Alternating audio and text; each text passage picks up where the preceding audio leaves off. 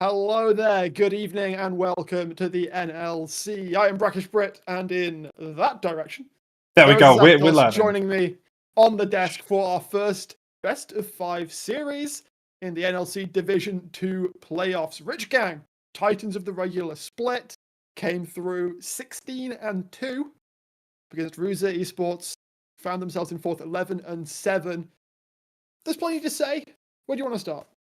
Well, it's really difficult to start off when we have such an exciting series with our hands today. Remember, this was very close to not happening. Of course, Ruza Esports only creeping themselves up to that fourth position in the last week or so. And remember that game against Guardian Gaming where Rich Gang were able to win? Because they actually won out there, that actually allowed Ruza Esports to even have the opportunity to face Rich Gang today. As I feel like they have to be heavy favourites here, but there still is a possibility for them to lose. Because yes, they're strong, but they have mostly been known for these unique picks, and maybe some people today have a few counters for it.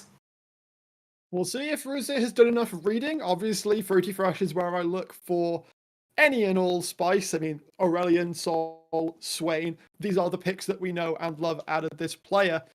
Ruza, they are the ones who are going to have to be reactionary, at least in this game one, because it has been decided by Rich Gang that they will start on the blue side of the. Yeah, they're going to be able to start on the blue side. I'm not sure what I'm expecting first pick coming out of them because they love to go for something aggressive. We know the mid laner of Asumi is who they like to play for. So again, a good matchup for him is going to be so crucial. As we have the picks and bans flying through, Senna, of course, instantly getting taken off the table, has 100% pick and ban rate over to the side of RG. That champion plus Smolder, they're just not fun to play against. As on the opposite side, getting away to Draven, getting away to Leah. These bans are mostly just saying, hey, we know how good you are on your champion. Let's just make sure you're in a little bit of discomfort so we can have an easier time against you.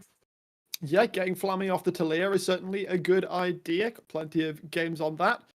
The Hui is going to be a very contested pick throughout the series. I kind of expect it to be banned full, just straight up, because Sumia has had great success on it. Ivok is 5-1 on it as well, so that's going to hit the bench. Also, I'm wondering to see if Ruza look towards another more targeted ban.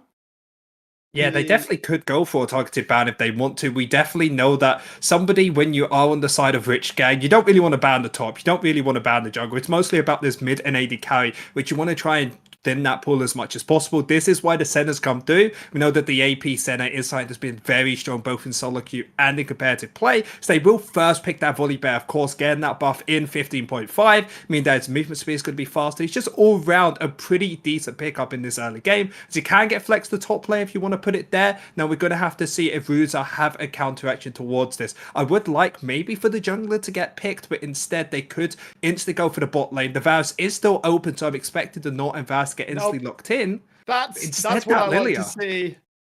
Flammy's second most played champion, 3-0 in the regular season, and Lilia has a pretty good time, actually, better than I'd say most into the Volibear, because she's even faster than he is.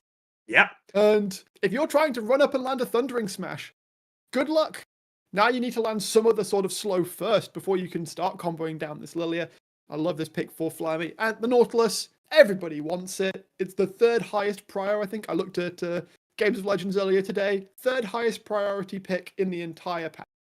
Yeah, point and click, simple as can be, because we talked about Volibear and that movement speed to get on top of you.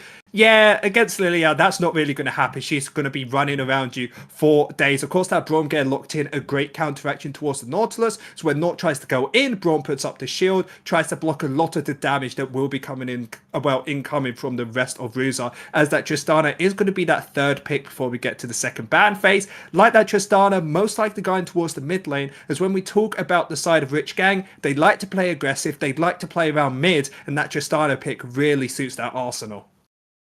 But it does. It does mean that the Zeri will be left open, is going to be claimed by the side of Ruza, so a bit of late game inevitability for them to go alongside the already very strong late game pick of the Lilia. Going to the second stage of bans, there's quite a few things still up. I mean, Varus didn't hit the ban table. Of course, we do see the Tristana here, but it's not necessarily guaranteed to go mid lane, although, of course, Fruity is known for the Fruitier, the AP picks towards the bottom side. And Varus, there we go. It kind of has to get taken away. I mean, the thing is, you take the Varus away, their side we haven't seen Rich Gang playing that much, so maybe they could have left it open and think, hey, if you have played this, you're probably not comfortable on it, so we can play something around it. But of course, banning that away still leaves quite a few AD carries from the side of Fruity Fresh, because there isn't that much AP on the side of Rich Gang, so he still has his Swain, still has his famous ASAR if he wants to pick that up, so plenty of opportunities compared to the side of Rich Gang, where they need to ban away quite a few of these mid laners, as there's a lot of threats still on towards the backline. They want to have an AP mage to try and defend them there. That is why the Ari has been taken away, and yep, the ASOL. I felt like you just have to do it. I mean, you talk about late game inevitability. I don't think there is anything more inevitable than the Aurelion Sol. You could maybe say the Vigar, but so that's not exactly en vogue at the moment in the meta. This is very much fruity comfort, so knock him off of that. Meanwhile, Ivok going to get a couple more picks thrown against him. Ari's gone, Syndra taken away as well. Now, Rizzy, I want to see where the priority is, because we still need to see... Thanks, buddy. My cat is causing chaos behind me. Where this mid lane is going. Because we... presumably, you want to give Turtle a counter pick. Never mind. Aatrox is still up. How could I have thought otherwise? Yeah, this champion is open. Everybody and their mother plays it. Just lock that one in. Yeah, a very famous pick on the side of Ruze. His top lane is the biggest tank player you've ever seen. Plays the Yorn, plays the Sion, plays the Aatrox, and that's ever available. He just picks up there to allow them to play around that AD carry of Namek, somebody who's been around the scene for a pretty long time, somebody you can play around and feel stable, and they find their wins by giving him that power in the early games. The Nautilus, the Lilia, and the Aatrox are all there to try and support the Zeri in the late game, trying to find their big, strong buff. But how strong can you really get when you're against the Heimer in lane that's just going to perma push you in? That's I think that's Heimerdinger bot. Yep, no, 100% is. Just leave Fruity. Just let him chill. Turret's there. Nautilus is not going to ever be able to land a hook, because all you ever have to do is just leave a spare turret just in the pocket. As soon as you see that go down, you can pop the turret down. It's going to eat the hook for you. You're just chilling, and the rise for Stumpy, that is still something that can aggress into the Aatrox, or at least has that range advantage. Yeah, when I'm looking at every lane on the side of Rich Gang, they are prio, and prio. Top is going to be pushing through, bot's going to be pushing through, and even mid lane as well. Now, if that J scan locked in, it is going to be a very good matchup into the Tristana, mostly because it will have better wave clear and better damage into the Tristana. It just really depends on who gets that big lead, because if one person gets a big lead in the mid lane, they will just be able to take over this game. So that's going to be super excited to see.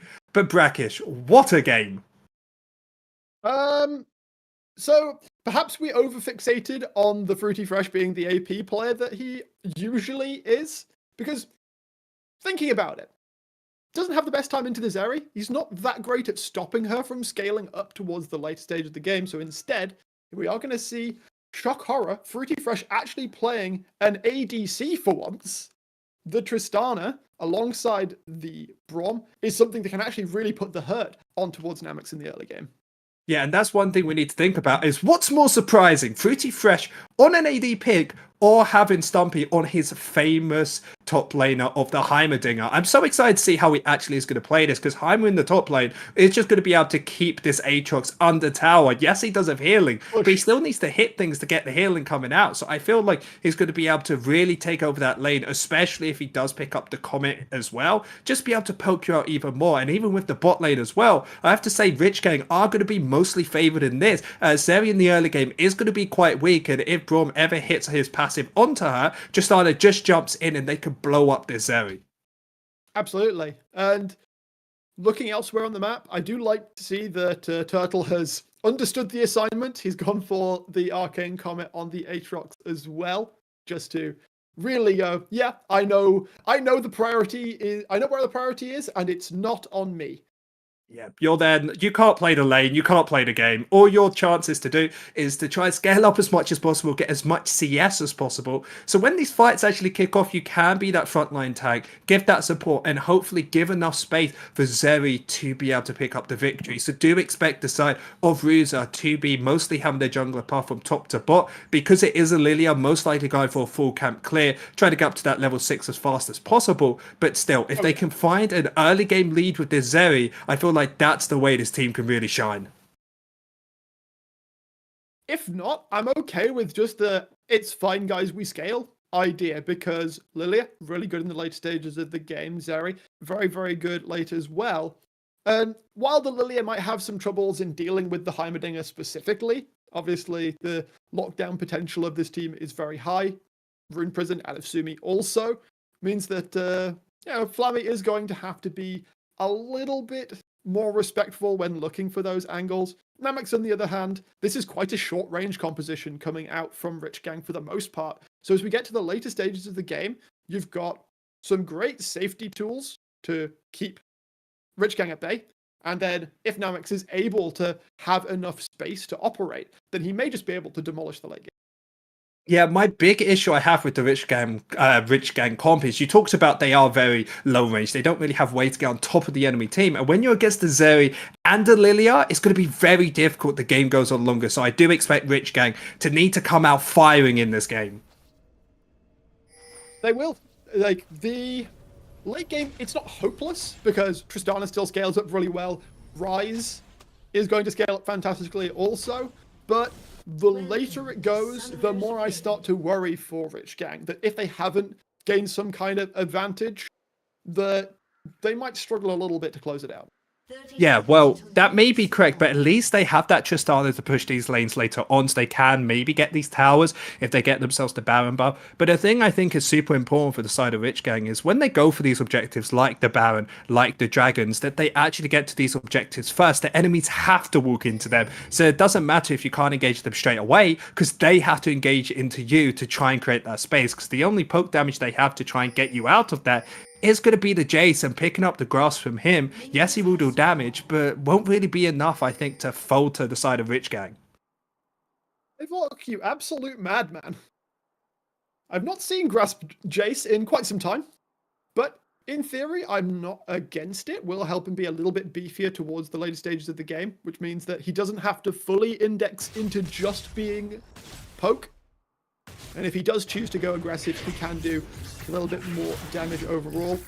And we'll see top laners helping out their respective junglers on their first buffs. Turtle, I understand it, because obviously he knows the assignment, and that is he is going to have to suffer. He's just going to have to do so gracefully. Whereas Stumpy doesn't want to get the shove going too soon, it seems. Instead, come to top lane around the same time. We see both junglers seemingly wanting to affect bot early. What a shot. Yeah, exactly. But Brackish, you say, why does he not go straight away to top? He's going to win that lane anyway. It doesn't matter if he helps or doesn't help. It won't have much factor to that. And given the support to your jungler to allow them to clear just a little bit faster to help out bot lane if there is going to be a trade to happen. Because remember, all of this is early about this bot lane. Who can find that early lead? Can Rich Gang find that passive onto Zeri and jump in afterwards? Or can it be where Lilia can keep this bot lane defensive enough to allow this Zeri to scale up to those three items where she can really start turning online? Ibot stepping out of mid lane very quickly will bot out Broda on his chickens. So good information gained by the side of Ruse. I don't know how Flammy's going to really be able to leverage it. I guess if you know where the Volibear is, you can kind of pick and choose whether or not you think you want to contest the bot scuttle. I would say right now, probably not, considering Greg and Fruity Fresh do have pretty much complete priority bot. Yeah, and I don't even think it's about trying to contest this bot lane scar. It's just mostly about slowing down this Volibear, because the Volibear is going to be the catalyst for Rich Gang to find these early game leads. So if Ivok with Prio in the mid lane can slow him down a little bit, allow this jungler that he has to be able to farm up to that level 6 mark and finally turn online, they're going to be very happy. So everything's about trying to slow down Broda.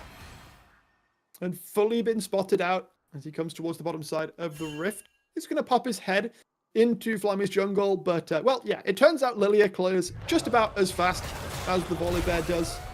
It will be that first scuttle trade. Nothing too interesting happening in terms of objective takes, although I think that turret from Stumpy, oh no, it doesn't give vision when it's inactive, so they don't know specifically where Flammy is. Could potentially look to make something happen top after that scuttle. Yeah, I think there's actually a big win coming out from Ruzer as bot lane's able to stop this dive, making sure that top lane can get push out as well, meaning Stumpy, even though he's kept him under pressure this whole time, still has that flash available, still has that teleport as well, so after pushing this out, they don't really lose much on Turtle here. I don't know about that. Takes a chunk of damage. Also, we see that he took the nullifying orb. Very good to deal with even more of that Heimerdinger poke. Thankfully, of course, Flammy coming up, assisting with pushing in that wave means that Turtle does have the freedom to take a reset. We'll get a nice and early null magic. Yep, that's pretty much going to be the story of the early lane. Just survive as best you can, catch your waves. You're going to fall down in CS a bit, but that's to be expected. Wait, one thing I'm curious about is actually this top lane wave, because we said they actually got to push it in, but they didn't. Fortunately now, with Turtle TPing straight away up to top lane, he is going to be safe there, but there's actually an opportunity for Stumpy to set up a freeze here and make sure that Turtle isn't able to play the game, and I feel like Turtle knows that, so he's going to go for a reset maybe if he wants to. And it's just a difficult time, because Stumpy, how are you ever meant to push into him with a Lilia and with a top lane Aatrox before level 6 as his turrets are just going to 2v1 you? Yeah, and setting up a freeze, as I was saying, a little bit more difficult. Ibok has to flash immediately. Rune Prison will be used. The chase down will come through. Broda taking a good chunk of turret damage, does not want to over-aggress, but that is summoners expended by both of the mid laners. Nothing to be gained from it as of yet. Yeah, remember the teleport was actually used before this, so he will miss a whole wave here, and it actually leaves bot lane. Namex immediately having to cleanse, but gets stunned up after the fact. There is a flash as well, but the Sky Splitter will drop its first blood for Fruity. Grissom trying to get back underneath the turret will be able to survive, but Rich Gang, they continue to fish until they find their prey. Yeah, Broda, they wanted to get him behind, but they just didn't have an effective way of doing it. So now, getting mid lane ahead by a wave, now getting a kill bot lane onto Fruity Fresh, and we said bot lane's the place to do it, and that's exactly where they got their first kill.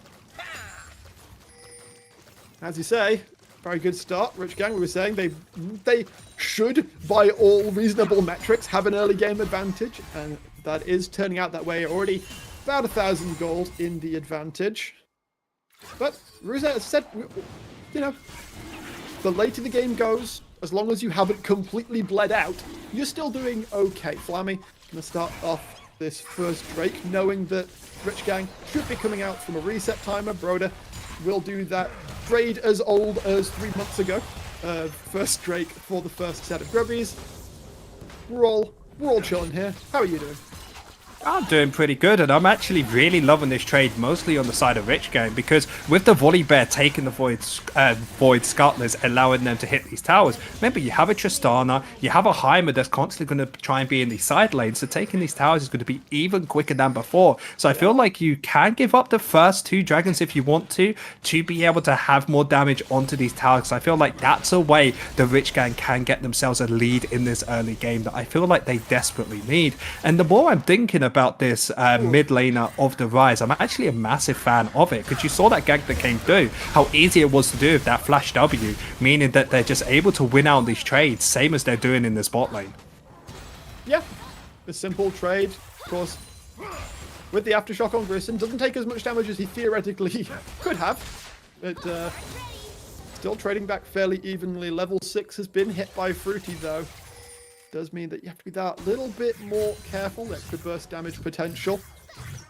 Flammy also showing his face towards top side, but Stumpy, more than respectful enough, knows that when you're in a situation like he is currently, if you're shoving waves eternally, you're always going to draw a little bit of jungle pressure.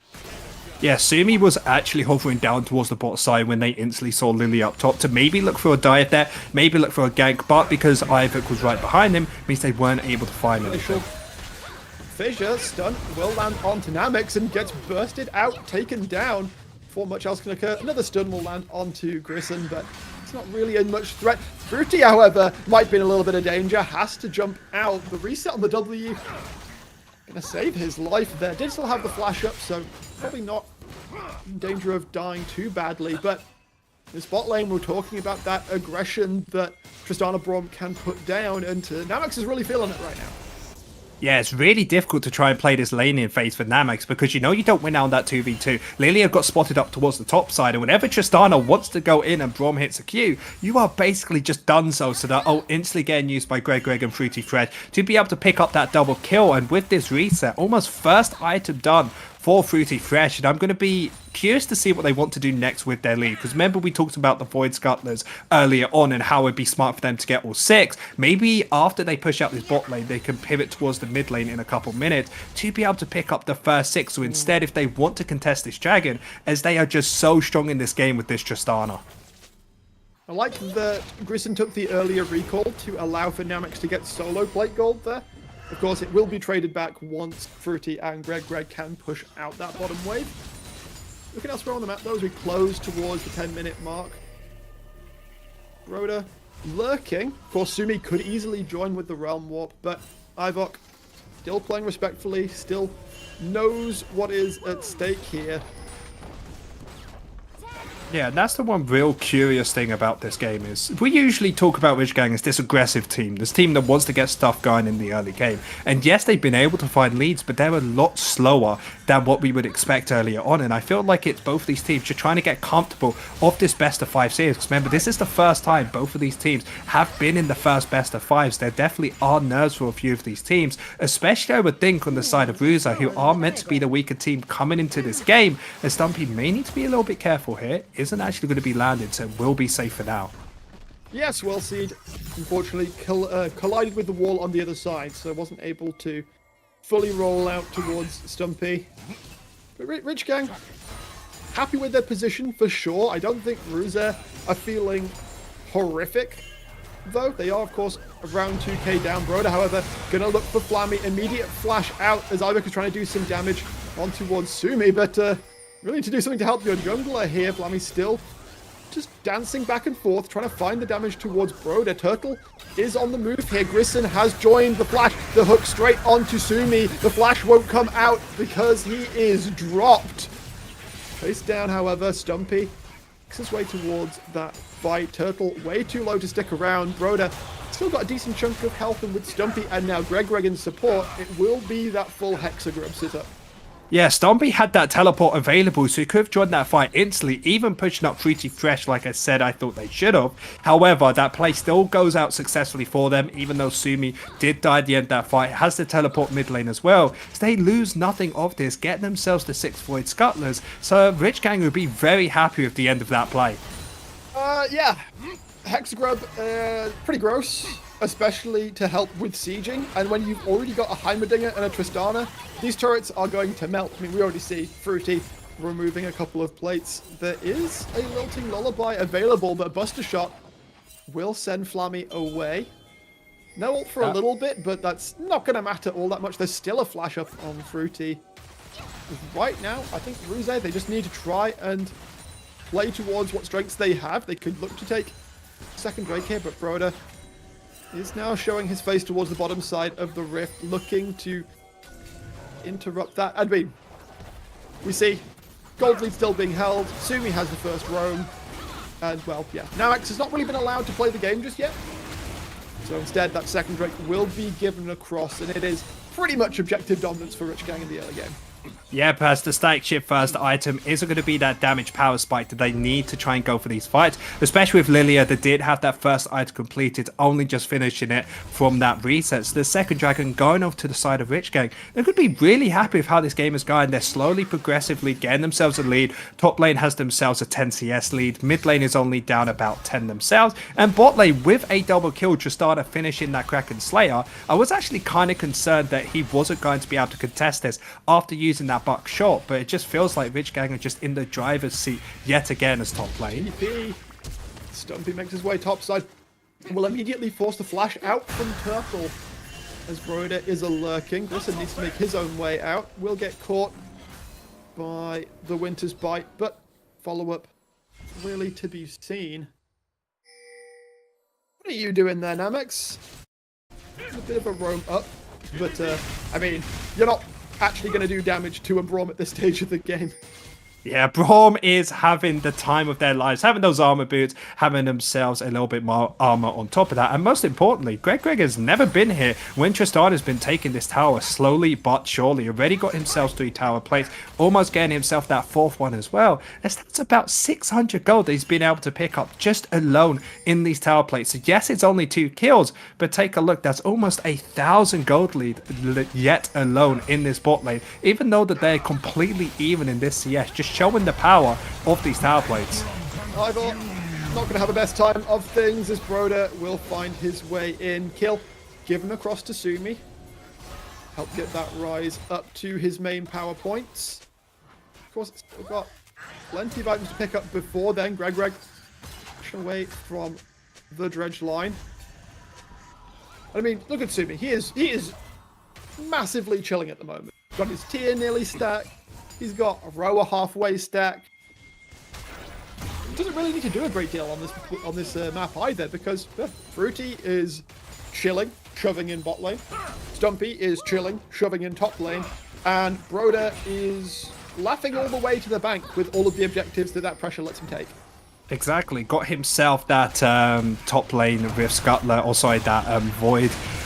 Rift Herald, there we go. They just had too much stuff up there. You know, it's the Baron, it's the Rift Scuttlers, it's the Void Grubs, it's everything all above. But that objective will be going over towards them. 2.5 minutes till the dragon is available. Maybe actually holding onto it until the next dragon coming up, as it just feels like Rich Gang are just constantly in the driver's seat. As yes, it's good for Ruza to be scaling. Yes, it's good for Namex to have that first item. But I feel like they definitely could have done more in this early game, especially with Flammy being level 6 now. Grissom, of course, being a Nautilus, so they can find engage if they want to. But they just really need to find something if they can when the side of Rich Gang finds Ike House on the opposite side of the map. Absolutely. For now, Ruza, they are just, again, having to lose gracefully, as we like to call it. They are very much behind, and they are very much aware of that fact, I'd like to think. But as long as they don't fall too far behind, it's not the worst, as we see a lot of damage being dropped onto Namex and Grissom. They may well have to give up this turret. Of course, they have already taken the bot lane tier 1, and so it will just be a trade of objectives in the long run. But it's still going to be a victory for Rich Gang at the end of this because it was 1.5 minutes before this next dragon. It does actually give themselves a possibility where this Nautilus ultimate may not be up yet again, and pushing out this bot lane allows the Tristana to come towards mid lane. And there is actually a possibility to pick up this mid lane tower if they want to. It is going to get boasted by Grissom and Ivor, but with that, Rift Tower right over the wall though. Rich Gang, a little bit split up, however. Fruity now going to join the play, but Namex does have the freedom to fire. Broder is going to look to have him there as Turtle chasing down. Namex still trying to find the damage. Zeri flashed forwards to try and get the kill, is not able to do it. As Rich Gang Resurgent, they give up Greg, but I don't think it's a cost that they are really worried about paying when 4 members of Ruza hit the dirt. Yeah, Ruza were thinking, okay, they've overextended, they've used a ton of abilities to kill one person. Let's turn this, but they just don't have the damage yet. They're just too far ahead. 3-0 on the Tristana now, 2-1 onto this mid laner of Sumi. Rich Gang are just in such a dominant position. 16 seconds till the second dragon over to them as well. It just feels like Rich Gang are just not even getting contested yet.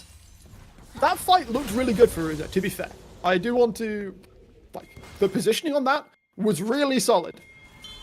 I think Namex got a little bit too hyphy by flashing forwards there. In a situation like this, we know that the Zeri needs to keep her distance to be most effective. And so, yeah, flashing the Volibear. Not the smartest idea. That they might like as Flammy taking a chunk, meeting up with Stumpy, and all of these turrets on the bottom side of the Rift. Sumi gonna get slept up here, gonna take a chunk of damage as Grissom will find him also. This needs to be a kill given across to Namex, and that's a shutdown as well. The Zeri will be able to catch up quite nicely with that. Stumpy, however, gonna be a little bit annoying, gonna try and land that damage, is gonna give up his own life for it though. Flash down. Ivok trying to find it. Namex though, no wall will save you from the Zeri. Meanwhile though, Rich Gang taking advantage of all of those members towards the other side of the Rift, and they can start hitting on an inhibitor turret. It's only 18.5 minutes. Yeah, I don't think they're going to be able to finish off the inhibitor themselves, but Ruza should be really happy with this play. Get yourself 2 towers, get yourselves a kill, 450 gold shutdown onto your Zeri, and I expect with this base, the second item to be coming through for them, and that's going to be so huge as we need the Zeri to start coming online. That Rune and Hurricane just completed for him, and it puts them right back into this game. Now there is only a 2,000 gold lead between both of these teams, and both AD carries, when we thought Tristana was so far ahead, now completely the same amount of items. They've done well to stay even for the most part, but we are closing on that 20-minute mark, Zathos. And, well, when Baron comes up, that's going to be the true reckoning for Ruza here, because if Rich Gang do their due diligence and set up properly, how are you walking into them? It's not even walking into them. How are you going to deal with them when they could just burn this Baron as well? See me with those 2 items onto Tristana as well. 2 people you know very much for taking these objectives super fast. As you can see them pushing out the top wave, pushing out bot lane as well. And I expect for them to go into the enemy jungle, do their due diligence of pushing out these wards and making it where Ruza have to face check them again. We talked about beforehand, how are they ever going to walk into this? It'll be very difficult. Right now, Fruity Fresh, uncontested towards the top side of the rift. It's all Ivok can do to try and just clear the wave against him. And the amount of structures outside of the base is starting to run rather thin for the side of Ruza. We've got a tier 2 in top, got a tier 2 in bot. Of course, there is an open inhibitor in mid lane. It's all about trying to choke out the enemy, though, Brackish. It's all about trying to make sure that they have less and less to try and take. They're always going to have waves to take, but if you could start making sure they can't have the jungle camps, then Lilia's not going to get fed, needs to start taking someone else's camp, and it just becomes more and more awkward for the enemy team to do. So that's one thing that we have seen Rich Gang being very good at, is this side lane pressure of being able to make sure that Ruza aren't really able to do much as Stumpy.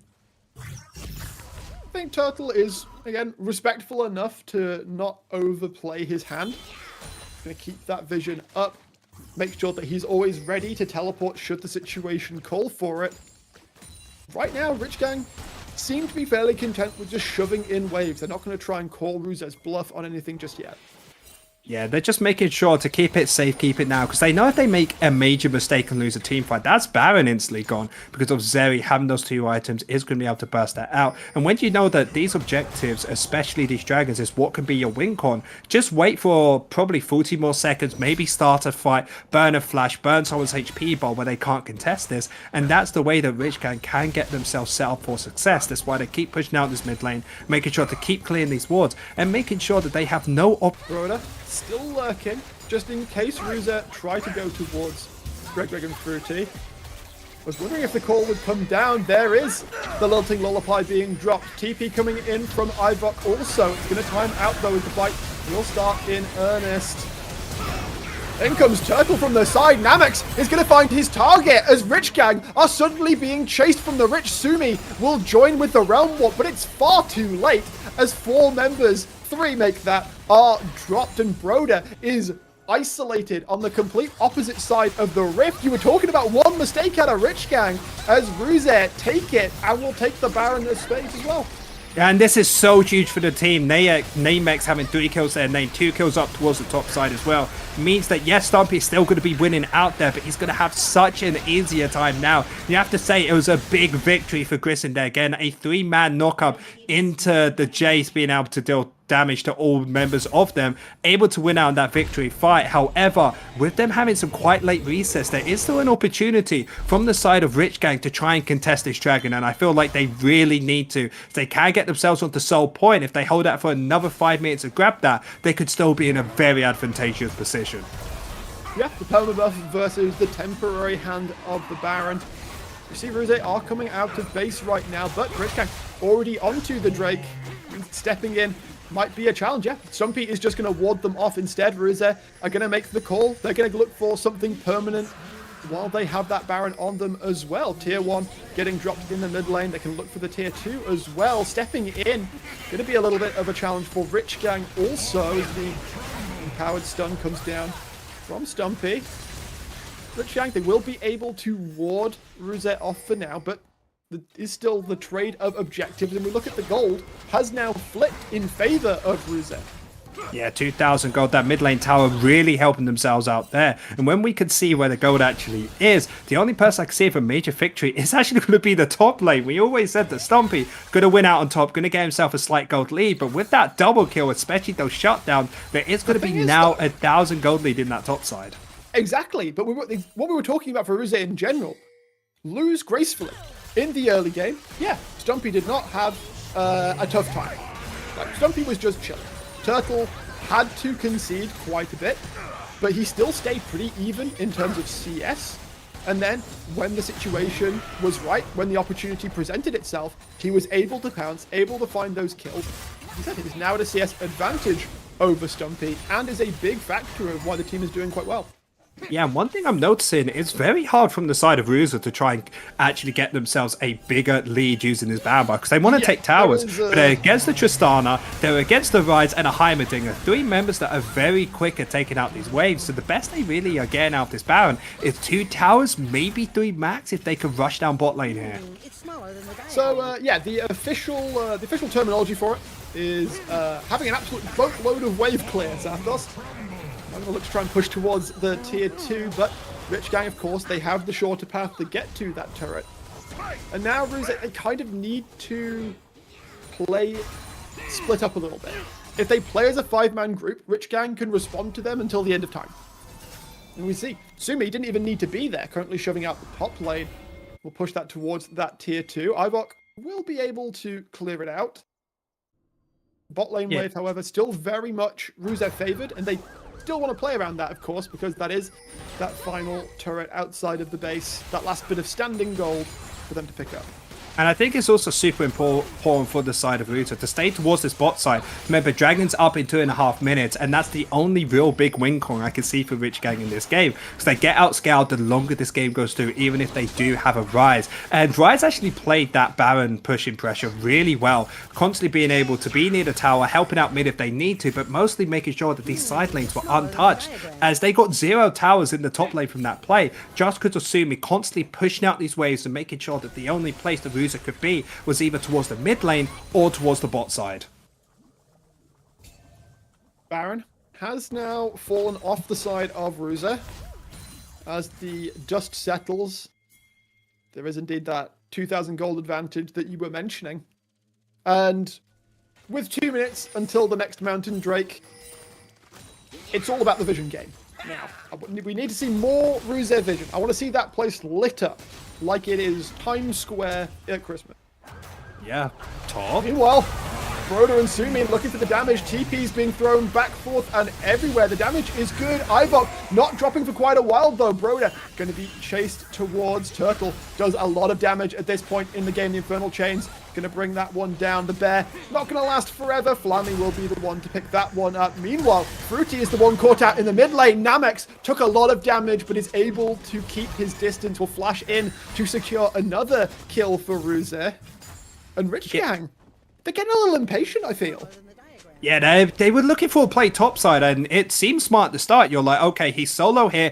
Ivok, let's get onto our flash and volley bag. Great decision. But they instantly got collapsed on. The team wasn't there to follow them, so of course, Ruza went out on that play. Fruity Fresh is nowhere near them, gets caught out himself. And we say, like, they should be setting up this vision. They should be getting themselves in a position to get ready for this dragon. Now it's a minute and a half before that, so that kill wouldn't have even mattered or getting themselves a big lead. And Ruza now, having the tempo advantage from those kills, can just straight push this mid lane, set up that vision, and make it where Rich Gang can walk into them. And we know they have such bad engage. The only possibilities they have is what you saw on the top side, Sumi ulted Broder into the back line, and even that's going to be difficult against the Lily and a Zeri, especially when both of them have got to those 3 item power spikes, where Namex can really start carrying this game. Does need to be careful, though. He's going to be kind of the linchpin of these upcoming fights, has the lion's share of Ruze's kills. But as long as the rest of the team can keep him safe, like we said, the fights become a whole lot easier. As the next Drake will join us on the rift. Turtle currently behind the pit. looking for an angle to flank here, but Sumi is looking to be there as a check to that. More damage already dropping onto Greg Flamy. Great use of the lilting lullaby. We'll find it onto 4 as the rest of Rich Gang are having to flee. Sumi is the one left behind, and Ruze, resurgent, running rampant in the red side jungle. Double kill for Namex as Broda will drop. The dragon stacking will be denied. They can push towards a Baron as well. There's 35 seconds on the jungler. And it just feels like they're just getting outscaled at this point because they want to get onto the Zeri, they want to get onto Lilia. But you see straight away, the flash wilting lullaby gets 3 members down. We saw the flank from Turtle as well, meaning the Fruity Fresh had to keep running back. So Namex is able to free fire this whole fight without having a single care in the world, getting himself a double kill, getting themselves that dragon. So they have another 5 minutes to scale up and even their second Baron. And it should be a lot easier to push it out now, especially with the Zeri having those items to be able to instantly clear these waves. Zathos, are we talking about scaling anymore? When you're now up 3k, we've got a Baron to just pick up, so that's 4.5k gold advantage. This recall, we should be seeing another completed item for Namex. There it is, LDR picked up. This front line no longer is all that threatening. And the biggest issue I'm just seeing is we're seeing the cracks forming into Rich Gang's comp because it was all about finding leads early, giving people comfortability, and we'll just work it out from there. We're far enough ahead, we can finish this game, but because of that mistake we saw earlier that left over to the first Baron, and then the play topside, and now this play, everything's just started slowly falling further and further behind. And my biggest issue is Tristana can't really do anything against the enemy team comp because they try to jump in, instant CC, instantly burst out. You try and play front to back, of course Zeri's going to be outplaying you there. And the only opportunity I feel like to carry this team is maybe this Rise, maybe play around Sumi, see if he can pump out enough damage if you keep letting him scale. But of course he went for that Frozen Heart, so he's more of this tankier variant. So it's just so difficult. So they have to defend these next 5 minutes, try and go for this dragon yet again, and try to find a pick. And Ruza on the other side, they're so comfortable right now.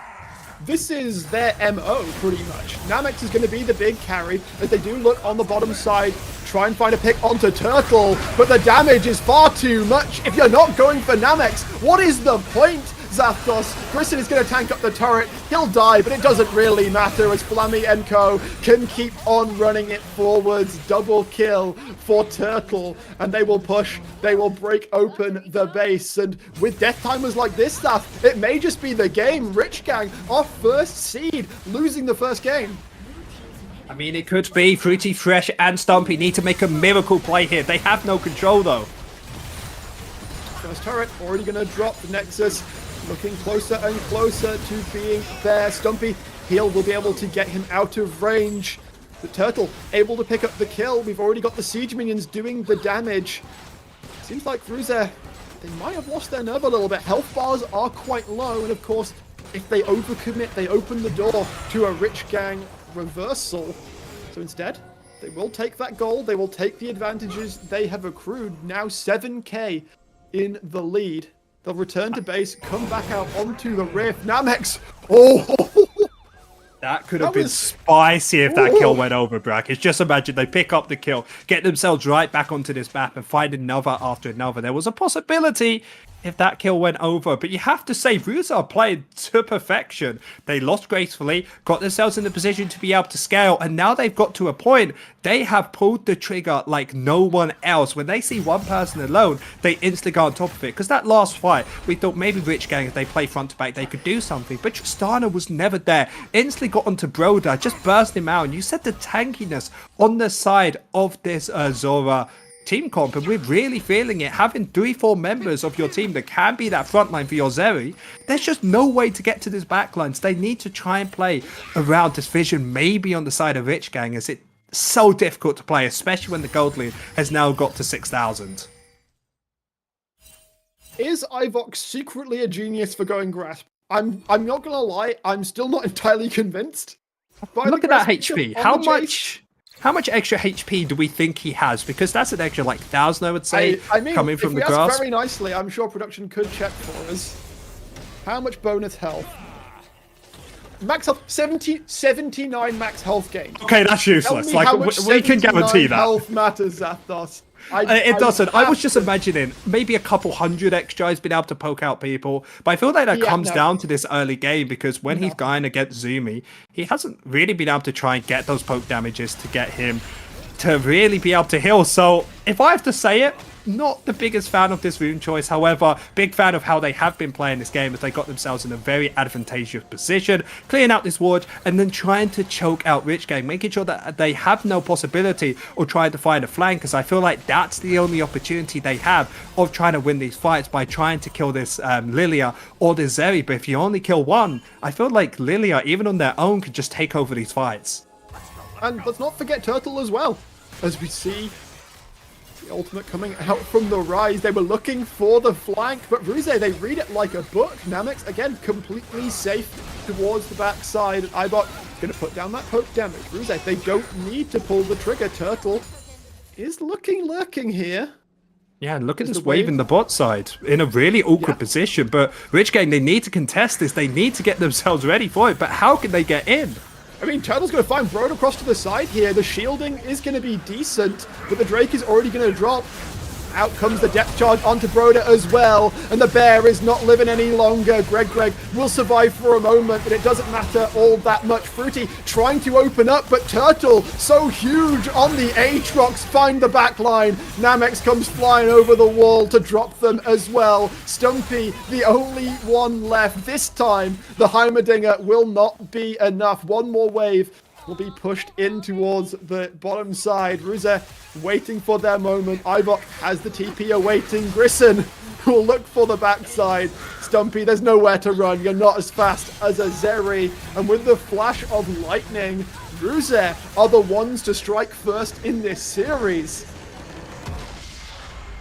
And what a way to do it, Brackage. Really well played coming out from the side of Ruza. As it was looking all Rich Gang at the start. Remember, we said they were meant to be the ones to win when 16-2 in the regular split compared to the side of Ruza that went, 11-7. And they looked very dominant after 20 minutes into the game. One mistake from Rich Gang, Ruza instantly pounced onto them. So in the next game, I would absolutely love Rich Gang had a bit more of an aggressive tone to themselves. Give themselves a champion that can instantly go in. Like that Nautilus we saw in the bot lane. Imagine that on the opposite team. I feel like this game could have been completely different. However, we'll just have to see, right? Temper your expectations, folks, because our number one seed take an L in game number one. And back to the drawing board, perhaps, a little bit for the side of Rich Gang. We will find out how they bounce back after a little break, though. Plenty of more games to come. Don't go anywhere.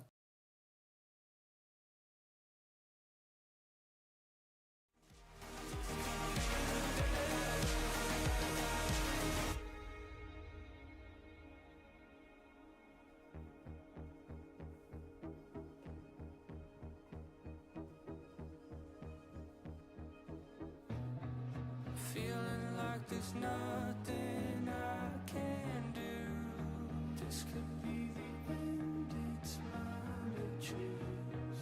It's taken me my lifetime just to prove. This could be the day I die for you.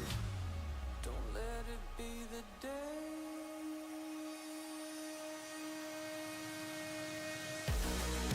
What do you see before it's over? Blinded flashes getting closer. Sacrificing everything I know.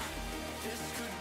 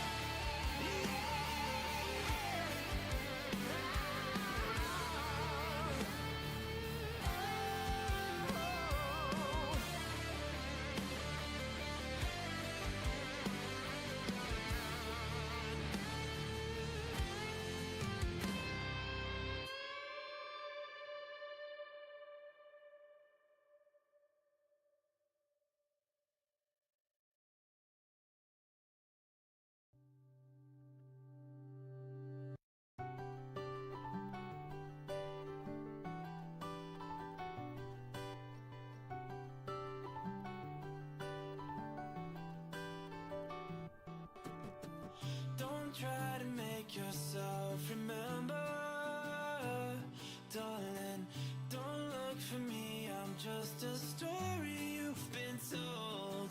So let's pretend a little longer.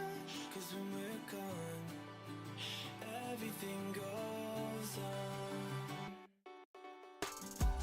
You were staring at the window, and I said, I wanna take you to the sea. And when I'm better, we'll do everything. I gotta stop making promises I can't keep. But if I was gone tomorrow, won't the waves crash on? Is it selfish that I'm happy as we pass the setting sun?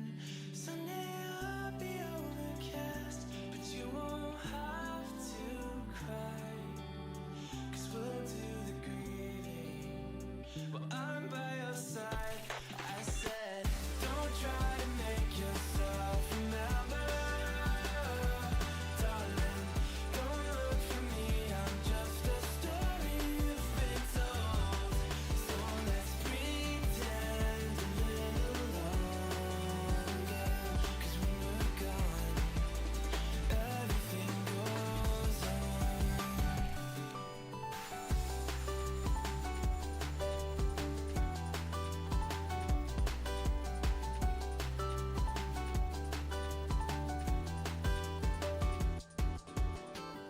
And I'm so scared of getting used to this.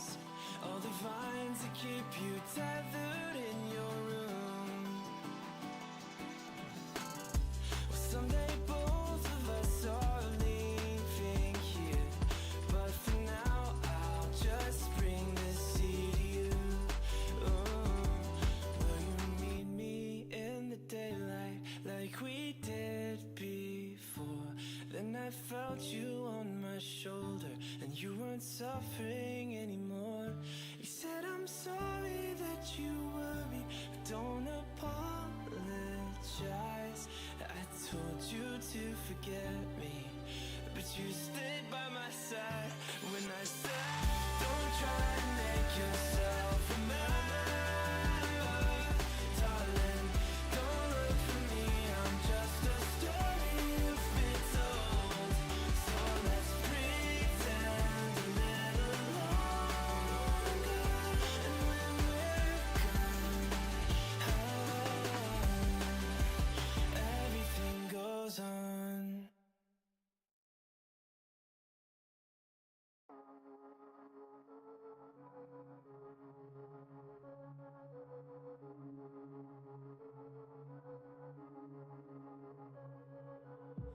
I lied awake for days, counting all the ways I died. Everything I couldn't save, buried down, still half alive. It's got me crawling in my skin, but no one's coming out to hold me close. Pouring out the gasoline, yeah, I've been making friends with all these girls, and I got nothing left to lose. Fight to the future.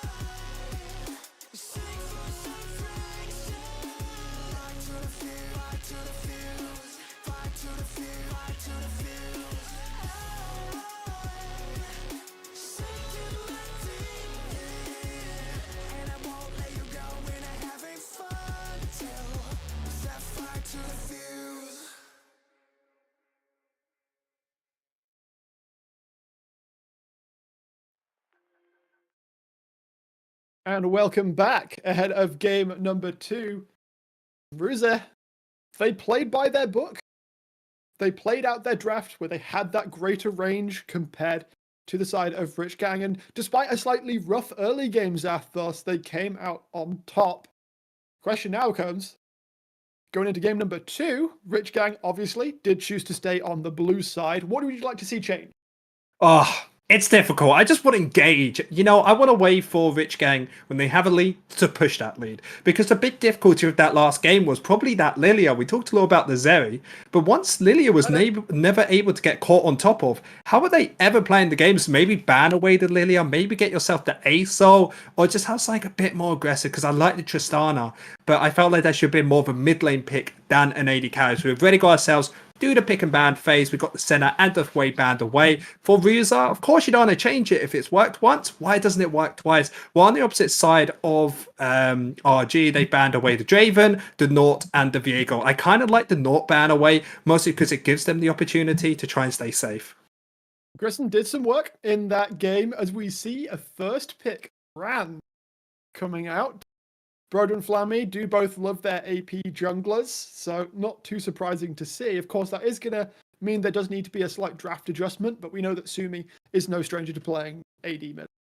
Yeah, remember, Yone is going to be his most popular AD mid variant if he wants to go down that route. And I absolutely love this brand pickup. Has a lot more damage than he did play in the last game. It gives him more versatility to become the carry of the team. So it felt like they had damage early and it kind of fell off. But now with that brand, they can have damage all the way through. As the Talia will get locked in with that Tristana, it is going to be change the dynamics. Talia can go either towards the jungle or the mid lane position, save the Tristana with mid and bot lane. It's a Flammy special, though. He's already played 5 games of it in the regular season, so I'd expect it to go into the jungle. Also like to see the Tristana taken away. Namek's no stranger to the champion, and Ivok has got a good few games of it as well. Being able to mix out the mid-jungle damage types, of course, is conventionally a good draft as well. Now, Brackish, one thing I'm noticing about the way Rich Gang are drafting, they're going for simplicity. They know how to play these champs, going for comfort over anything. Maokai is going to get locked in. Interestingly enough, that brand, like you said, going to go towards the jungle most likely, as the jungler doesn't really play Maokai. It's more of a top lane pick, or the support can pick it up if that matchup is absolutely horrendous. We're going to have to see how they're going to round out the first 3 picks. I think that tells us pretty clearly, Zathos, considering we see Gragas locked in.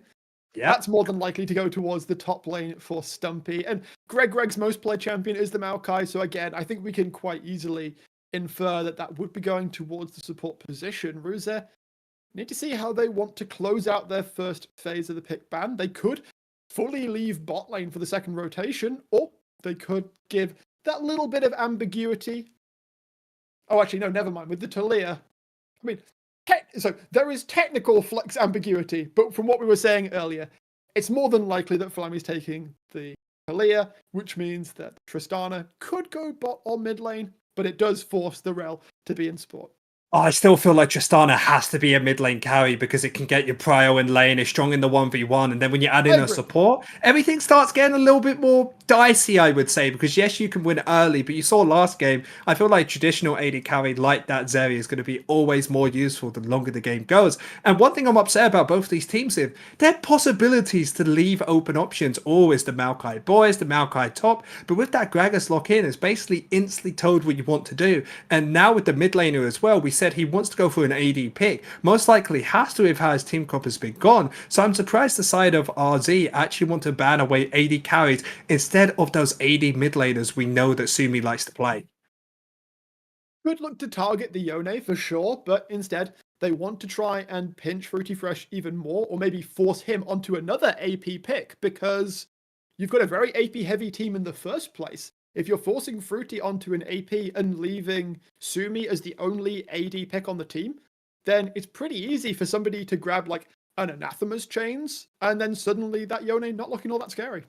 Especially when you're playing like a Rel against a Maokai, you know you're going to be safe there, going to become super tanky the longer the game goes, and when you're against the Yone, still a bad matchup into that Tristana. So I'm really liking the way that Ruza have kind of drafted to make sure that whatever Rich can throw at them, they have a counteraction too. But now we're going to have to see what the side of Rich Gang want to try and counteract towards. Do they want to go for an AD carry side that we know that Fruity Fresh can play but is more comfortable on the AP side?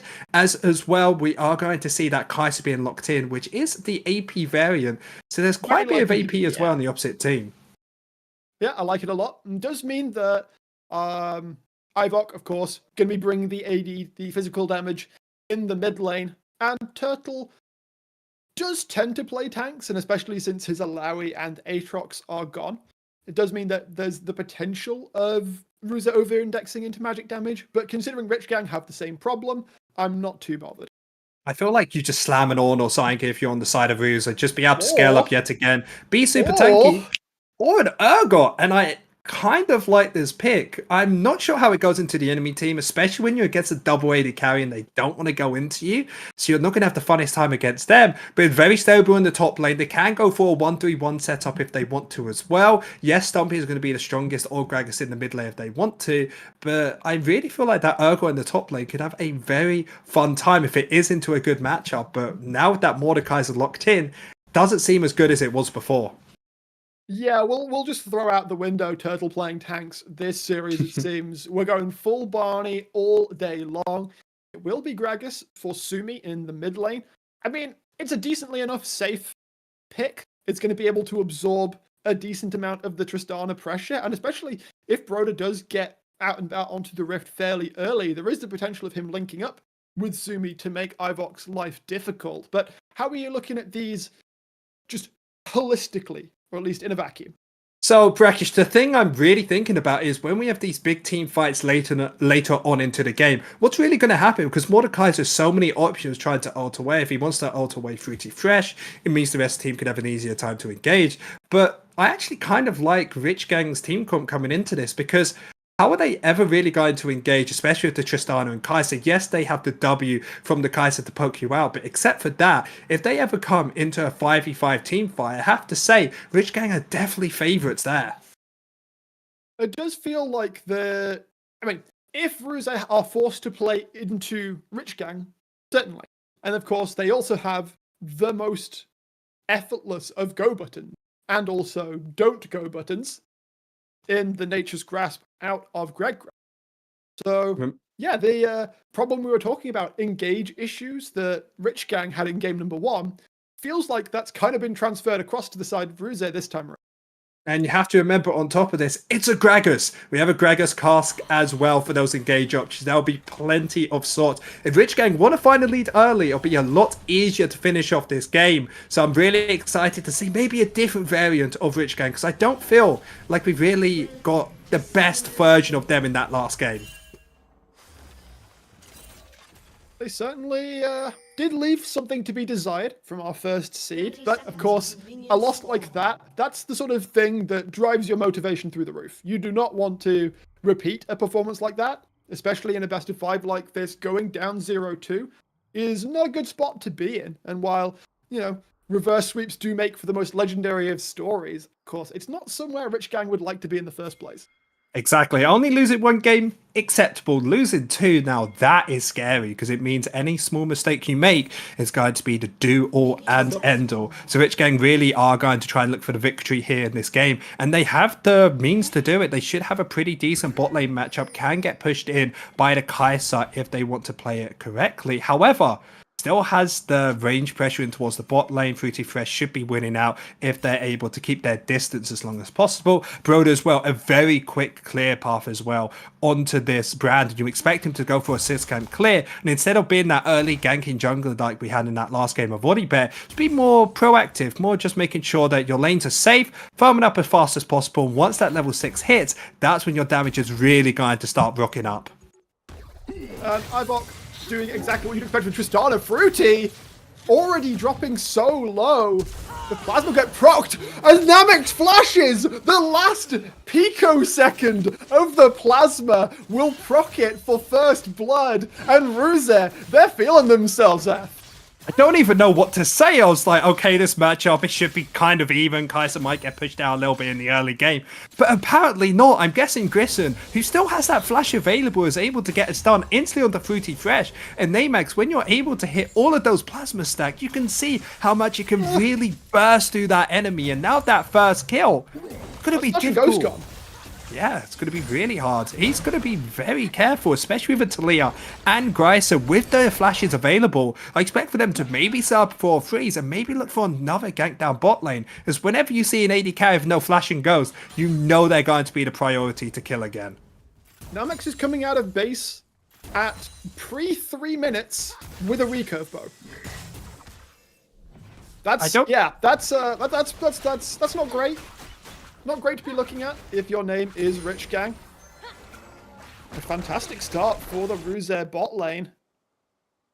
If Namex can repeat the performance he had in game number 1, of course, that Zeri did do very well. Apart from a slightly hyphy flash that we will keep an eye on, make sure he doesn't do something similar this time around. He doesn't have the flash available, so how can he make that play if it isn't even up? So I feel like Namex for the next 3.5 minutes, probably the best AD carry we've seen.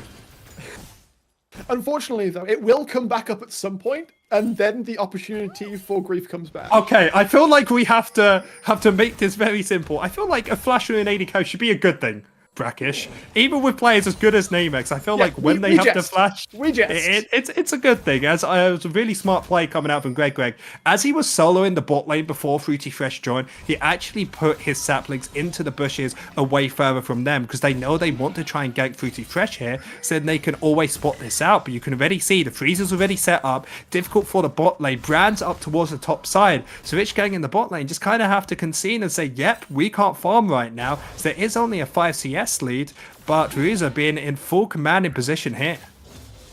Yeah, and Flammy didn't give up anything by being towards the bottom side of the rift, so forcing Fruity Fresh to lose CS while just sort of twiddling his fingers, waiting for his camps to respawn. In a pretty good position indeed. One benefit on the side of Broda is he will be up in only a little bit of CS, mostly because we saw Flammy go towards the bot side looking for that gank. Yes, it did work out and it allowed his bot lane to find a bigger lead, but it did give the opportunity for Broda to be winning out in that trade. Turtle offering the trade. Flammy now going to join the play. There should be a flash force, and that it will. Does give Turtle the opportunity to get a nice reset off as well. Flammy does fall a little bit behind in CS as a result, as you were saying, but still been far more present on the Rift in this early stage of the game. Yeah, definitely going to be able to be happy that it has calmed down a little bit. Flash is going to be available pretty soon. Same with that Ghost, so Flammy will be stealing away one of those Void Scuttlers there, as Brand is now finally down towards the bot side, so they can stop this freeze if they want to, and maybe even with that pressure start up this Dragon. My only concern is, though, Tristana does have first move, and there is a possibility for a 3 versus 3, as you can see Sumi instantly coming in to try and stop this. I must say, I wouldn't like your position there, though. Ivok takes a chunk from Sumi. Instead, though, the play is going to be coming towards the bottom lane. Namex has Cleanse available, will now burn it, but the chase down is there. Broda is the one to take the kill, though. Really would have liked to see Fruity be given that one, but that being said, Brand is very much going to hurt the later the game goes, so may end up working out well for them. Yeah, with everything after that, there's only around about a 200 gold lead in towards this bot lane over towards Namex. And this is all because they got the pressure help from Flammy, but they're never able to push out that wave. So then as it was slow pushing away from them, they had to try and go for that fight. Of course, get caught out. So now Ruzer, with a big lead they had in towards the bot side, not really going to be able to accumulate too much. However, they should be able to pick up this first Dragon without any contest. Yeah, the call was made, of course, by the side of Broda, just to look for that play. They are able to take down Namex, but it does mean they're a little bit slow getting back out onto the rift. And we'll look for the trade back of the Grubbies. It's going to be a little bit sad to see that there's only 2 of them there after Flammy took that one away earlier. First Drake will indeed be secured by the side of Ruzer. It's a Chemtech, which is probably the one you are least happy to see in Okay, extra singles. tankiness, extra healing. There's always going to be a use for it. Of course, it is going to be as good as what you would want maybe from a Hextech Soul, especially with a Tristana and a Kaiser, that extra bit of attack speed and being able to clear those waves a lot quicker. It's definitely going to be more useful. Still, one Dragon going to go over towards the side of Ruza. Now, I'd actually really like for them to try and stack up these Drakes into the game, especially when Turtle in towards the top side is going to do completely fine into Stumpy, maybe allow him to TP. As the longer this game goes, like we said beforehand, I have to say it's completely flipped from the first game. And I feel like Rich Gang are in a great position, especially with their engage tool of Summy and with Broder that have come off cooldown now. Nick can look for the angles. Now Fruity gonna try and shove some damage into the turret. Not gonna be enough to take a plate here, but he has managed to even back up a little bit in terms of CS towards Namex. He's also on his way to the level 6, of course. They make fighting a little bit easier. Ivok step out of mid lane. They don't know where Broder is right now. Actually, no, right now they do know, as he will be spotted out passing over that pixel brush ward. Yeah, the ward's going to be very helpful, making sure that they can spot him out. They don't actually know Talia's towards the top side, so they aren't going in towards the enemy jungle just yet. But now that level 6 Barn is going to be up pretty shortly for Namex and Grids, and I actually expect for them to maybe look for trades like this. The damage. Yeah, good damage, because now when the level 6 is available, if they find a W onto Greg, there is definitely a possibility of Namex just instantly blowing him up, as that's the power of the Kaiser with those plasma stacks to try and burst through someone. Sumi on the roam, though, did get spotted by that little ward there. Meanwhile, towards the top side, Turtle able to find the solo kill into Stumpy, and the Mordekaiser really, really difficult to 1v1. Take a look at the first item coming out from Stampy. That's how you know it isn't a good matchup. When you build Quicksilver Sash to say, please, no. I don't want to play this laning phase, it's just not looking good for you. And because he brought that first item, yes, he has magic resist, but has no damage. So Turtle instantly winning out on that. Misses a whole nother wave, so we'll be up 10 CS with about 400 gold in total. I think the wave is just being kept outside of turret range, so Stumpy may be able to catch at least some of it. Right now, Flammy, level 7, looking to get something done on the bottom side of the rift. I don't know if they know where Broder is right now, but the dive is something they could look to do. I actually like this dive they want to go for it, as Ivik does have the W available, still going to be safe in the mid lane, but crucially spotted out Broder. So if they wanted to make that play, they would have known that he wasn't there. But instead, looking towards the mid lane, maybe thinking if Sumi stayed, they could find the kill. Noticing that he did go for that reset and teleport means that nothing is really going to come out of this play. As yes, I said maybe the dive could be useful. Still very difficult though. Yeah, Fruity Fresh with ultimate, has the red gun, plenty of healing coming out from him, and as well Greg W ultimate. Tons of CC, especially with that aftershock as well, where maybe it was a little bit too risky for Ruza to do, especially how they know, like last game, where if they just wait, maybe there's a chance where Rich Gang just make another mistake yet again like last game. Quite possibly. Just waiting for a single mistake to come out. Nature's Grasp, Fruity Fresh will be able to flash over the wall. Greg does also have his flash. Seismic Shove does a good chunk of damage, but he isn't going to drop here. Fruity has used the Moonlight Vigil, is trying to chase Broder, coming in from the far side as well. Flammy going to get rooted up, and there's no way out for the Talia. Broder looking for the damage. Pyroclasm is up and available. The burn. Ivok has got the ability to jump forward, but no mana to do it, as Namex gonna get caught out by the numbers. Greg nearly dropping, but one more auto would be needed to finish it off. Rich Gang, they strike in the bottom lane, but again, doesn't matter all that much because top lane is looking very, very sad for Stumpy.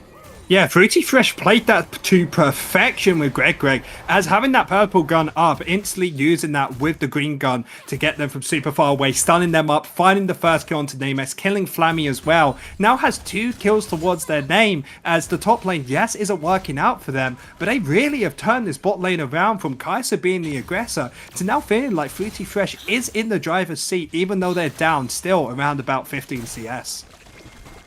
Well, the bot lane has been basically evened up. As you said, we were talking about the CS advantage. But I'm now starting to turn my eyes top lane. Because let's not forget, Turtle had a really good game 1 on that Aatrox. He didn't have the best time in lane, of course. You're not going to into a Heimerdinger. But, as I said, he lost gracefully. he was able to play it out very well and ended up being a huge part of Ruse's victory. This time, has a Riftmaker completed already on the Mordekaiser, is really putting the boot into Stumpy. And it seems that Rich Gang are really not interested in helping him. I mean, why would you when you can get a lead through bot lane? You know that Fruity Fresh has got himself back into the game. Instead, just look for these dragons, look for these objectives, and make sure that Stumpy tries his best to make sure Turtle doesn't join. With the flank angle here, Ivok might get dropped before he can do anything, though. But Broda is the one taking all the damage as Turtle on the TP. He's got a Death Realm, and there's no cleanse for Fruity. Run as fast as you can, Aphelios. You're going to take a whole bunch of bursts to the face. He comes out of the Death Realm. Ivok is awaiting. And with 5 members towards the bot side, Sumi not going to be able to do anything as a second Drake is secured by the side of Ruse. And onto the Infernal Rift we go. 2 more Drakes, and it's bye-bye to everybody. Yeah, Greg thought he was safe to go for that play. Thought we win this 4 versus 4 if they don't instantly engage me. Of course, he gets blown up. Stumpy not being able to stop Turtle. Instantly ulted the Fruity Fresh. And crucially, he didn't actually pick up the kill at the end of that. Gave it over towards the Tristana, which means that this mid lane, Gragas has been kind of surviving, being able to keep up with the Tristana. But now that first item, that static shift, will constantly be able to push out these waves and start roaming around the map even more. And just gives pressure all around the map over to the side of Rusa. So a huge victory for them here. The roam is also terrifying from the side of Rusa. You've got a Weaver's Wall out of wherever Flammy feels like, effectively. If Ivok is able to have as much wave clear as you state, then he's going to be able to follow Flammy basically wherever he wants to go. It means that Rich Gang are constantly going to have to be on notice. They can't be as risky or as greedy with some of the plays they might like to be.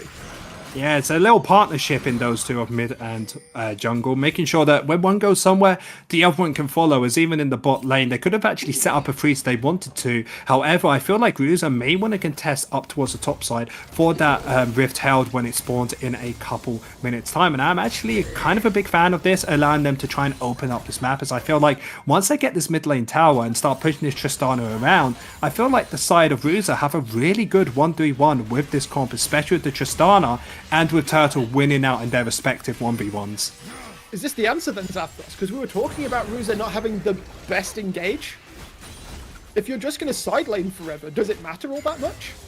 I mean, that's the important part, because why do you actually need to make a team fight? It's usually when you have to grab these dragons, grab these major objectives, but already picking up the first 2, they don't have to team fight for the next 20 minutes if they really don't want to. They can just try and take these outer side towers, and it feels like this is exactly what they're doing. As they pushed out bot, allowed Gryson to come up, make sure that they can pick up this rift held uncontested, as Broda might be in some trouble, doing a good chunk of damage to Flammy. He will be able to dodge away from the seismic shiv as well, but Pyroclasm not going to quite do enough damage as Turtle looking to run down the brand. Flammy, keep an eye on that Talia.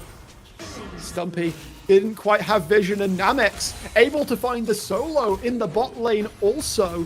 Completed first item. Yeah, it turns out static shiv can't really Barney when it's up against the Kraken Slayer and the BF. Yeah, Rusa's just getting, well, ripping apart Rich Gang, of course. Kaiser winning out in the 1v1 bot lane because Fruity Fresh wasn't even able to finish that first item. Now with the Rift held in their pocket as well, they can crack open any base they want to as bot lane. Namex good. He's going to have to flash away. Greg, though, flash the Twisted Advance should be a pretty easy pickup. Sumi will be able to secure the shutdown. That is a kill back to Rich Gang. Yeah, small trade, small win. First turret mid. Yeah, I would say that's still pretty good from the side of Rich Gang, getting themselves a kill onto that Gragas, because there is still a possibility for Sumi, if he wants to go this AP variant of Gragas, where he can one-shot Namex and Ivok into one of these fights if he wants to. However, he needs to be careful here. They are not respecting as they jump onto Grissom, but the rest of Ruser are collapsing. Sumi going to try and be chased down. Ivok decides against going for it. Greg will drop. So it will be a kill traded back for the side of Ruser. But what I have to see, I love to see this out of Ruser. They have clearly done their homework. They clearly know exactly who it is they're up against, because they seem to, for the most part, be able to read a decent chunk of what Rich Gang have been trying to do in the early stages of the game. And that's completely correct. Cheeky. That is a little bit spicy coming out from Broda, able to steal that away, and could even look for I have Tristana in no the bot sympathy. lane. I have Yeah, no but- sympathy for Flammy though. He had Smite up. Okay, but if you use Smite there, you've got Dragon up in about 30 seconds. It may not be up for then. So I'm just going to give him the benefit of the doubt, be like jungle diff at that point. But all jokes aside though, Ruza are in a pretty good point, and they've really learned throughout this season. They've been a very versatile team, being able to play mostly around bot lane. We always thought coming into this that Namex was going to be the main carry. They play around him, have a defensive support lane as well that knows a lot as bot. You're not going to have a good time, my friend, trying to flash, but there's 4 members of Rich Gang here. As the rest of Ruze, they're trying to just congregate ready for the dragon. The mid laner is already down. Ruze have to concede this objective. Can look to trade it for the tier 2 in mid. They are going to put down Shelly and let her do her work solo, it seems. Flammy, they need to try and get in here, but Nature's Grasp coming through. Grisson's going to take a majority of the damage. They're looking for the angle, but the Magnet Storm is fantastic. Namex able to find the backline. Fruity, one more auto will take it down, and Greg, you're not going to do enough. You're just a tree. And Sumi, locked in the Death Realm. You may be doing pretty well for yourself, but Turtle is doing oh so much better. Rich Gang, they try to turn off of the dragon. And they get taken to church for it. Yeah, what a great engage coming out from Grissom. First of all, tanking up that ultimate for Greg, so then it allows his AD carry to stay safe. Then finds the re-engage, allowing Ivok to jump into that backline. Sorry, Namex jumping into that backline, picking up that kill, and getting themselves the victory in that fight. They can also get a top lane tower afterwards towards this Tristana, and it just feels like everything is going the way of Ruza from bot lane to top lane to mid. Every single lane seems to just be winning out in isolation, even without their jungler helping. The setup from that was so good. As you say, Grissom catches the Nature's Grasp, which enables Namex to use the Killer Instinct right onto Fruity Fresh. There isn't enough support nearby. He gets dropped, and the rest of the fight is taken by the side of Ruze. And now, 18 minutes on the board. 5k gold in the lead. 3 dragons to none. Sure, you got a 5 grub on the side of Rich Gang, which is going to help you take towers, but how are you taking towers, Zapdos, when you just don't have pressure on them?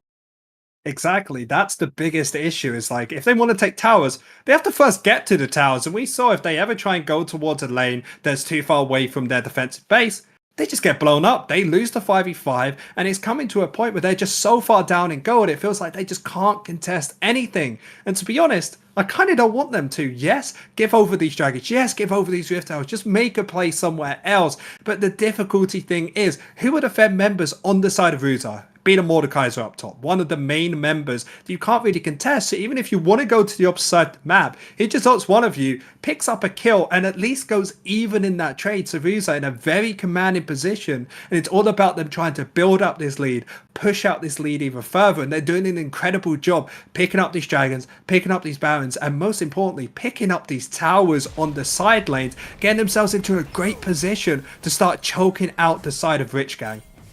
It's glorious to see the development out of this Ruze lineup. Now though, Ivok might be in a little bit of trouble here. Stumpy is trying to find the damage. We'll be able to get the slowed down. Broda is looking to try and zone around. The harpoon might just find its mark, jumps away. Broda still coming in. It has timed out, actually. The damage will eventually be enough, but Flammy is joining in from the side. Tries to do something. Will force out the TP of Sumi. But Ivok stays just a little bit too long to the top side. Rich Gang will be able to find him. Yeah, picks up a double kill. Oh, well, twice they've actually killed Ivok on the side lane. Starting to be able to pick him off quite a few times. Still, pretty alright for Ruza. They still get a tower in the mid lane to get to push out bot lane, steal away camps as well. So even though they give over a kill, I actually think they've gained gold from that play overall. And to give the gold over to Namex and towards the top laner of Turtle, you have to say, they're in a pretty solid position, especially for a team that is centered around Namex being the main carry for this team. And he's been playing it out fantastically thus far. Already got the Terminus for the second item as well. So diving onto this Kai'Sa becomes a slightly awkward proposition if she gets a few autos worth of setup at the start of the fight. Exactly. Somebody who is known for being consistent, is known to not really make many mistakes, and we're clearly seeing that here as the Baron is going to be scurrying under the rift, getting itself ready to almost get popped instantly from the side of Ruzas. I feel like they could even start it up right now if they wanted to. They are that far ahead, as the pings will be coming through, and I do expect it. That's the power of the double ADC comp, as you said in draft. They have just immense objective pressure, and we see Rich Gang, they are slowly looking to maybe step in towards the play, but their vision is so lacking. They have to face observe this as Grissom hex flashing out of the brush. Ruzet, they're still considering the play. They actually pull off of it, which means that it is actually ending up being somewhat negative to the side of Ruzet, because Rich Gang are able to find that tower towards the bot side. However, Greg tried to find Namex. He goes too far and is not going to be able to do all that much. Rich Gang now sent scurrying back towards their tower. Sumi looking for an angle on towards Ivok. The explosive cask doesn't do all that much, and half of his health is just gone. Ruzet continuing to push forwards. They will zone away Rich Gang. Turtle going to be at the front right now. Needs to be careful. Isn't the tankiest. If he gets properly caught out before being able to drag someone to the death run, he could easily get taken down. Broda looking to step forwards. Grissom looking for the backline. Magnet Storm will be able to find the stun. Sumi dropping low. Stumpy has been able to find Flammy on the backside though. This Urgot might have just done exactly what was needed. Went with the damage. Namex is burning down towards the side. Also, Fruity will drop its support and jungler versus support and top laner. Turtle trying to survive, but he burns down as Broda will get him. Triple kill for the brand. Grissom trying to get away, but it will not be enough as Broda burns them down with the Quadra, and Rich Gang stay alive in the game.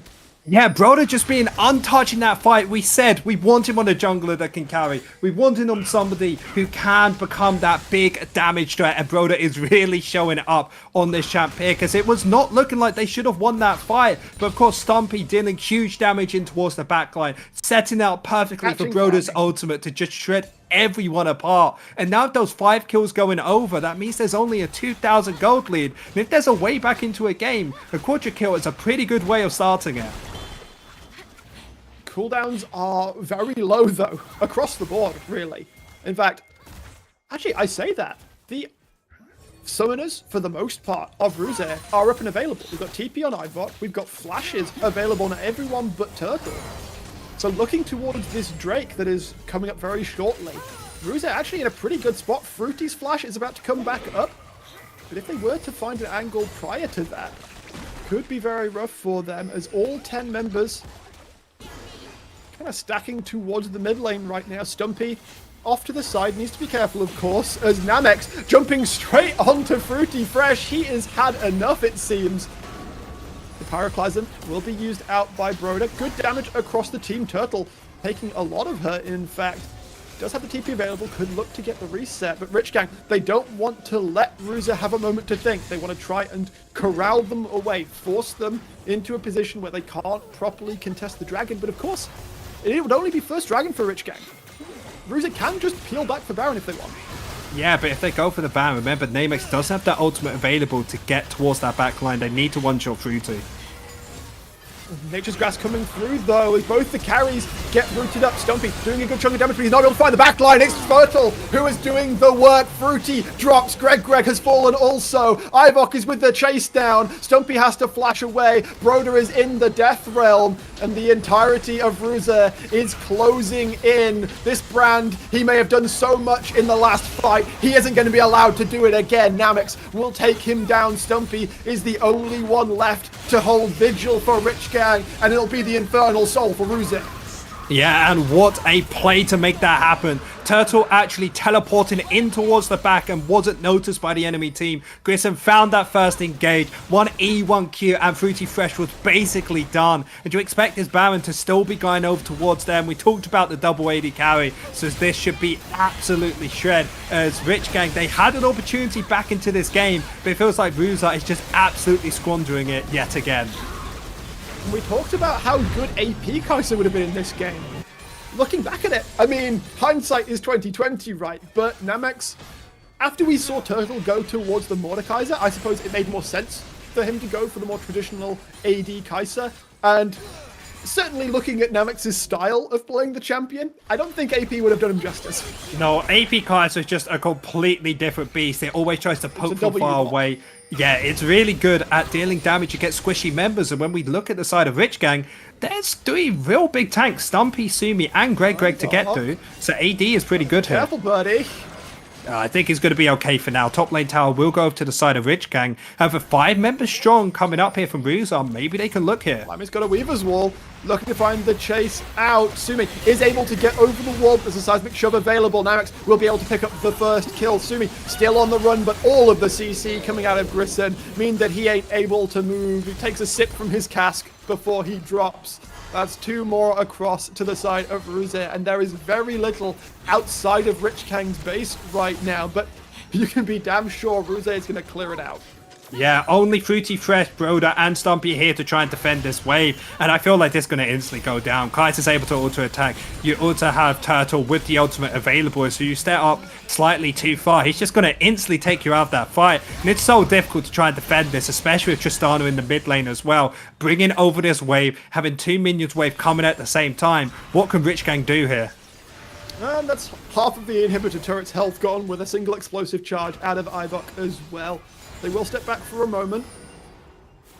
The last thing outside of the Rich Gang base is that tier 2 in bottom lane. There was a bit of a jitter there for a second, that we can say Zapdos, but Ruze, they have taken back control fantastically. They now sit 7,000 gold in the lead. The question is, do they actually want this game to go towards Elder? I feel like that's just an angle that Rich Gang could come back with. Yeah, you really don't want to contest or get the enemy team to contest your Elder. Because if you lose that, you lose another 5 minutes of basically all aggression over towards the opposite side. Lose the game. Yeah, exactly. As Ruzo will be looking bot lane here. Sumi does have to E away and will be safe. But that bot lane tower is most likely going to fall yet again with the last embers of this Baron available. As Rich Gang, what can they really do? They need to try and find a perfect fight with Fruity Fresh is untapped on these in towards the backline. Broad is able to hit everybody with his ultimate. But that is so difficult, so perfect on the side of Rich Gang to try and do this. And Sumi trying to hold the waves for as long as possible. Nature's Grasp now coming through. Ivok going to be able to bounce away, but Rich Gang are looking for the damage. Pyroclasm coming across. The damage is coming through. Namex gets burned down by the combination with the Moonlight Vigil, but it will be too much. Grissom still on the chase. Ivok doesn't have the mana to jump forwards. Will be able to escape for now as Turtle still there shoving out the top lane. The wave, thankfully, will not last long enough as the Baron has dropped off. Rich Gang, they continue to persist, but the gold lead continues to mount. The pressure continues to mount as Ruze will push another wave in. This time, not much Broda can do about it. The base has been broken open. Yeah, give Tristana only a few seconds on that tower with the bomb and it's just going to get taken out. Remember, that was a 4 versus 4. And the biggest carry, except for this Kaiser, is going to be Turtles. That was a good opportunity to take that fight. But it's just clearly showing how far behind they are. It's almost 10,000 gold that they are down in the gutter. They still have an Aphelios. They still have a Brand if they get towards this late game. But you can just even see a 5,000 gold differential in just the 80 carries alone. It's really difficult to play this game. And it's been a really difficult series, you have to say, for Rich Gang. As going only from the best of 1s to now a best of 5, there's such a huge difference there. As it feels like Rich Gang have always been about their pocket pits, about finding this one pick that the enemy team doesn't know how to deal with. But now that Ruze have done their research, understand what the enemy team wants to play, it just feels like everything Rich Gang have tried to do has always just turned up flat. Yeah, it's all falling into place for Ruze, it feels at least. And I do want to shout out Stumpy there, as we saw on the gold. The scoreline does not reflect how this player has been doing this game. He's actually pretty much even with Turtle in terms of gold, although, see how much that might matter, is able to get away, of course. The Void Seekers, especially when not upgraded, not going to do a great deal of damage. Yeah, and that's one big benefit of playing actual Psych like an Ogre, is you can farm up quite safely. But a big difficulty thing I have is, with this Elder coming up, this is the last chance I feel like for Rich Gang to try and contest this. They need to get into a good position. They have great disengage tools coming out from Greg and Sumi to help Fruity Fresh here, but they still need to one-shot Namex or Ivok to have a chance in this fight. As if both of them are alive, they are just going to get instantly shredded down. And I feel like Ruza, they don't necessarily even need to care all that much about Elder. It's going to take quite a while to take down. And there is always the threat of Ruza just going, all right, bet, we take your entire base. Turtle looking towards that side as well. The threat of the flank is always huge also as the Nature's Grasp coming forwards. Ivok needs to jump out. He hasn't been able to do so though. He's going to get absolutely detonated before the fight starts in earnest. Broda has been taken to the Death Realm, but Fruity not able to fire back. Turtle will take down Broda.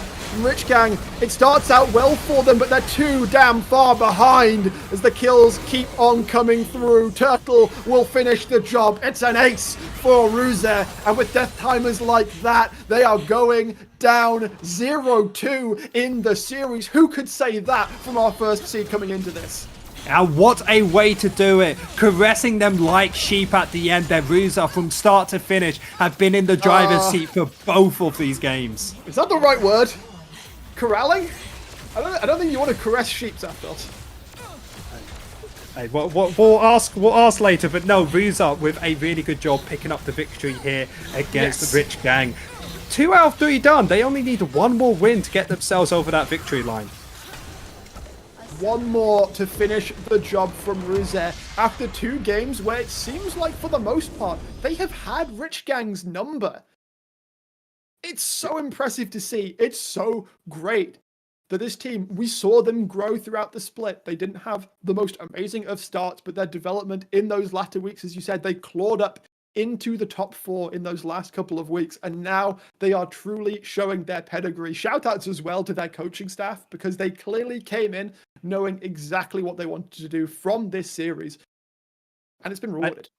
I really think game 1 was the perfect example of how good Ruza have been playing, because we thought they were losing. They weren't really making plays, being the aggressors, but they never had to be, because they understood, leave our carries, let them scale up, wait for the enemy team to make a mistake, and then pounce on it again. And when we're in the lead, just play these team fights to perfection. You have to say, I don't think Ruza have made any major mistakes in these team fights, especially in that last one where it looked like maybe they weren't actually putting them all into the position they wanted to, as they were the ones to get engaged on.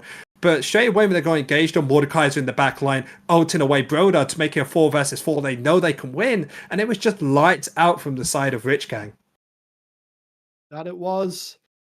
It's time for a reckoning for Rich Gang. 0-2. What are you made of? It's a best of 5. They are not out just yet. And even if they lose, they would be knocked down into the losers bracket. But of course, that's a safety net you don't want to lose, especially so early in the playoffs. We'll be back in a few more minutes to see if our first seed can pull it together. Ruza looking in fantastic shape to take this series. Will they be able to do it? We'll find out very shortly. Don't go anywhere. We'll be back in a moment.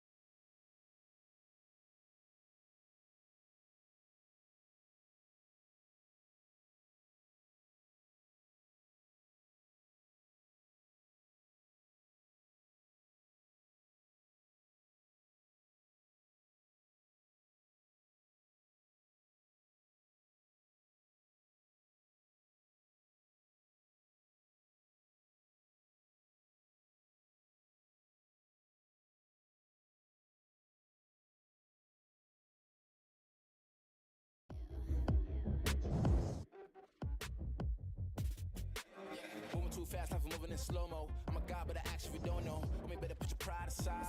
I'm a Benz, get more like a Volvo. Your best stuff looks like my words. Synapses, fire, and burst. Got the whole crew with me, about to do damage. You know we ain't average. I ain't gonna say this again, but it's in my time. Better look in my eyes. I'm Genius in the skies with my heart on my sleeve. And you force you oblige to a king in his prime. Everybody got a line, sit back with the stars in line. I finesse like my life on the nine, was a diamond in the rough, and now I shine. No one could stop us, they'll try, but they won't. Nada nos puede parar. Oh no, we're wide awake now. Our eyes are wide open. We're running this world. We're keeping it turning. We're living like giants. Yeah, giants. We're bigger than giants. We're giants. Oh, sleeping giants. Sleeping giants. Yeah. Shutting it down. Been in the ground and my people all up in this place.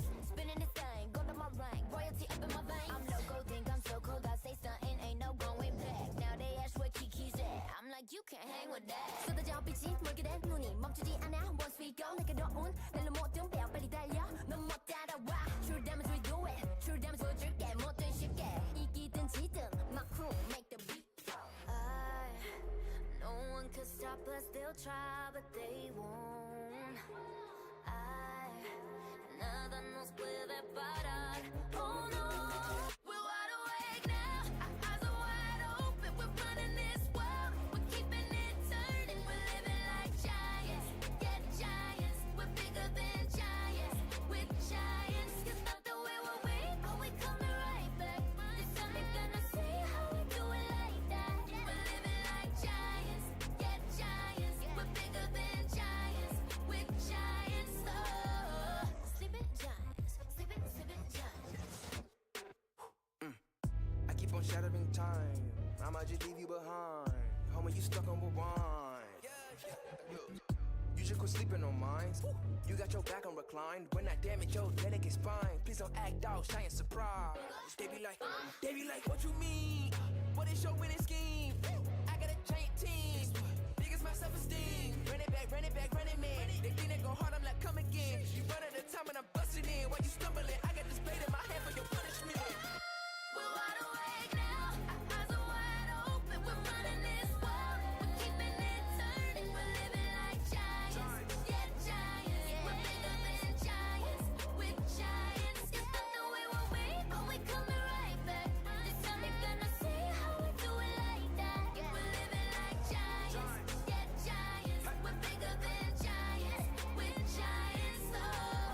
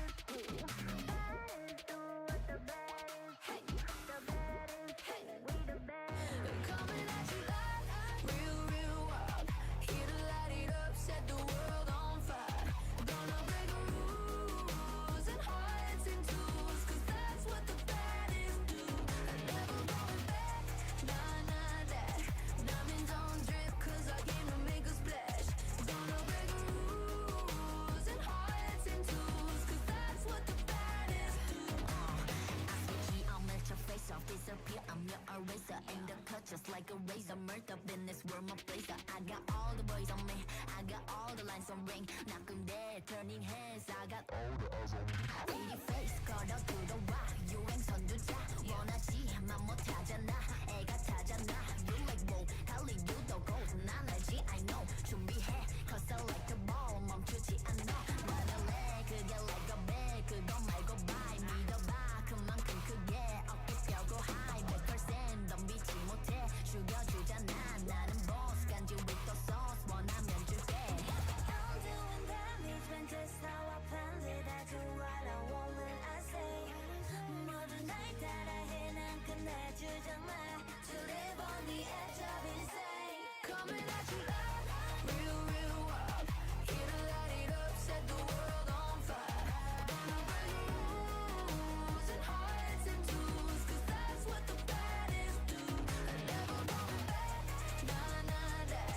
Diamonds on drip, cause I came to make a splash.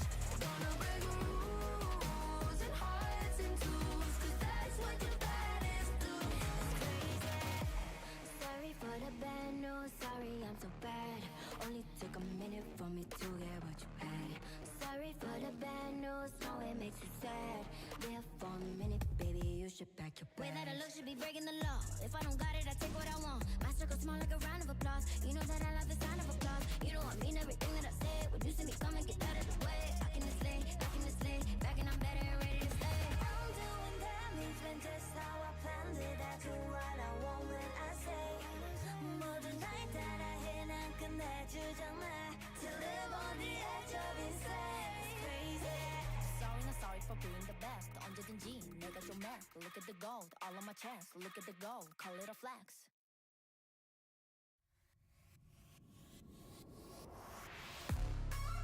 KDA, should we show 'em how we do it every day?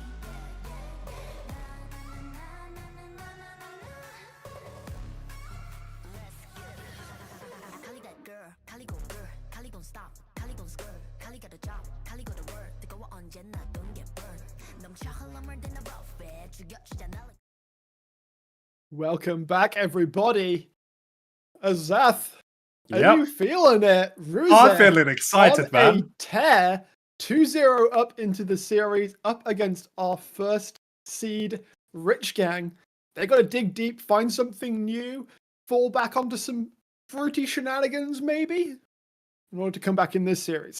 Rakesh, you talk about fruity shenanigans. We talk about Rich Gang being the spice connoisseurs. If you're in their position, you have two options. I know what option I'll pick. You have go for the meta, maybe pick a Nautilus, a Varus, or you can pick the second option, my favorite one. You get yourself Asol, get yourself the Heimer top as well, maybe the Brand Jungle. It might be a bit AP heavy, but you just go all the way to the depths of your pockets and you just have fun in this game, because I feel like they tried to play the meta. They tried to play normal League of Legends, but the way that Rich Gang got to the top seed, got to 16-2, was playing their way. So I want to have a team comp where I can truly just see every player on this team really giving it their all. We will find out. Rich Gang choosing to stay on the blue side for what could be the last game of the series. Draven taken away once again. Senna taken away once again. We're waiting for some evolutions in this draft. I mean, it's hard to say because these picks, these bans, they all kind of have to stay the same. You leave open the center as 100% presence for a reason. It's just so strong because we said before that the Zed was really strong to scale up against. You need to ban their way because that's even stronger than the center because it can heal your teammates and can just be so annoying to ban away. So of course the side of Ruse will be banning away the exact same. When you win 2 games, you keep everything the exact same, as it seems like Rich Gang are doing the same. First pick Brand again. So they did change up by banning the Tristana. I can't remember what they had in place of that in game 2. It does mean that it was the Nautilus. It was the Nautilus. And the Nautilus left open, so Naut Talia picked up by Rusev. It's good. I mean, you're feeling comfy, right? Yep, you're happy as hell if you ever get a Talia and a Nautilus, mostly because you just get the CC from Naut, Talia flips them back. At least they'll half HP towards them. And Rich Gang, maybe they're happy to give this over. We know that the support they have of Greg isn't that comfortable on Nautilus. Yes, can play it, but prefer something like the Maokai if they want to lock it in. Is still going to be able to be playing in the top side as well. So that will be coming through, as they seem to have changed nothing from these team comps. As yes, they have great engage from the Maokai, but I still feel like they need to have winning lanes. So it's actually quite smart for them to have the brand, not knowing where it's going just yet, most likely towards the jungle. Still gives them that There flexibility. we go. Not left to be banned in the second rotation. We finally see the Varus come out. It's the highest prio pick on 14.5 the world over for a very good reason, Zaf. Yep, it's absolutely busted in that bot lane. Of course, can go that lethality build. They want to try and poke out the enemies, and you have the AD variant. It's like the first being of that Kai'Sa, as you can go so many different options here. And talking about Kai'Sa, instantly locked in from the side of Ruza, and can you blame them? Absolutely going ham in that last game. Namex finding a solo kill or double kill onto Sumi down in the bot lane in the first couple minutes in that game, really showing the power of it. But now, this is where the interesting part comes out. You've got the brand, you've got your AD carry, and you've got maybe your top lane or support. Mid lane is still left open. We know they can go spicy, but I really want just a priority pick in the mid lane. So like to give them pressure, allow them to play the way the Rich Gang want to do if they want to get themselves back into this game. I'm interested by the Urgot ban. I feel like I did give credit to Stumpy for being able to stay relatively even throughout a good portion of the game compared to Turtle. But it seems that Ruza did have maybe have something specific in mind for the top lane. Obviously, they are going to have to show a little bit of their hand first, presumably picking their top laner and then leaving counterpick for Ivok. I mean, that would be the smartest decision, definitely, because with that Talia still being very flexible, you don't know if the mid laner has been picked up just yet for the team. And then if you want the counter pick, you have to leave it to last. So a super smart play coming out from the side of Ruza, banning that away as well, because the Mordekaiser could have been banned from the side of Rich Gang, and you wouldn't have had that counter pick that absolutely dominated in this last game. Now, most likely it is going to be that top laner. I still see Aatrox being up, and I don't see a reason not to pick it. Do the exact same as first game, pick up your safe top laner and get yourself in a position to get counter picking mid. We're going to have a mess around with it for a second, but I feel like Aatrox is what you come back around to. There it is. Turtle had a glorious performance on it in game number 1 into Stumpy's Heimerdinger. It is something they have the option of going back towards. It would give them a very good range composition that's got the sort of keep out from the Maokai, make it difficult for them to come towards you. So here's the thing that Rich Gang can do. They have two options what they want to do with their comp. They can first go in, have a big engaged comp, have the Maokai go in, the lethality from that Varus as well, as I believe they're going to do that with that Wukong locked in, most likely in towards that jungle, as this has been buffed in 15.5, getting a little bit of a bigger range on that empowered Q, deals a little bit of extra damage, but most importantly, has engaged, as Rich Gang feels like they haven't had engage for so long in these last two games. The extra Q range is actually, I would find, way more important for top lane, as it helps Wukong keep the trades going. And there's also some nice adjustments to his passive, only a maximum of 5 stacks. They don't drop off all at once if they time out. They gradually fall off over time instead. And it's actually been a big buff to top lane Wukong. We've seen it a couple of times in Div 2 thus far. I haven't been super impressed with it just yet, but put that alongside a little bit of Swain action, and maybe we're cooking now. And talking about cooking, did you see that last pick coming out from Ruza? They've taken away Sumi's signature pick of the Yone and said, hey, we know it's strong, let's just pick it instead. And when it's going into a champion, maybe like Stumpy in the mid lane, like that Wukong, or against a Varus, this is interesting now, because I need to think for a sec. So the way that I'm imagining this matchup goes is that Varus, of course, could have push in the early game. Range versus melee, that's, of course, could be the way. But after this level 6 mark, if Sumi ever misses that ultimate, I feel like Ivor just completely takes over, no? Quite possibly. Of course, Broder should be able to at least position to make it so Ivok has to choose his battles very carefully.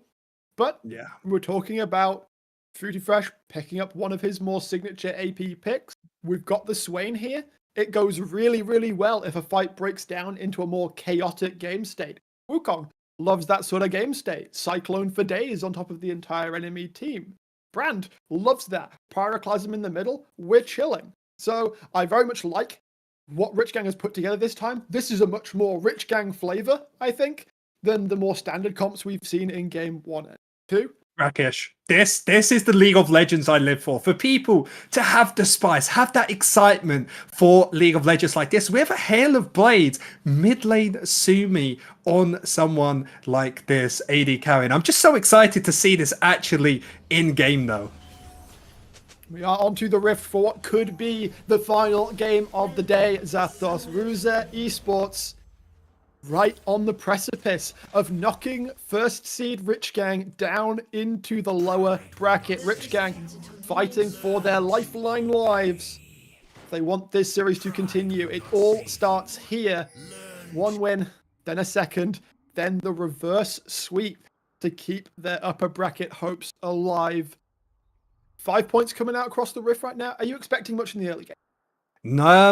It's difficult to say. When you have a Varus mid, when you have this amount of spice, you expect something. Most likely, I do expect a 6-camp clear coming out for both of these junglers. And the main thing that might actually come out is Talia finding an early gank in towards this mid lane. Assuming as an AD carry that's immobile, if you get his flash out, the second gank is almost going to be guaranteed into a kill. As Ruzu as well, actually going in towards the front bush, maybe looking to do what they did last time and get an early game kill. But one thing I actually am very interested on though is this top lane matchup of Stumpy versus Turtle, because we don't see Wukong played much in towards the top side or played much at all. So if that is going to go their way, he has plenty of dashes to get out there. Glad you say that, because in seasons past, I'm a bit of a Wukong top connoisseur.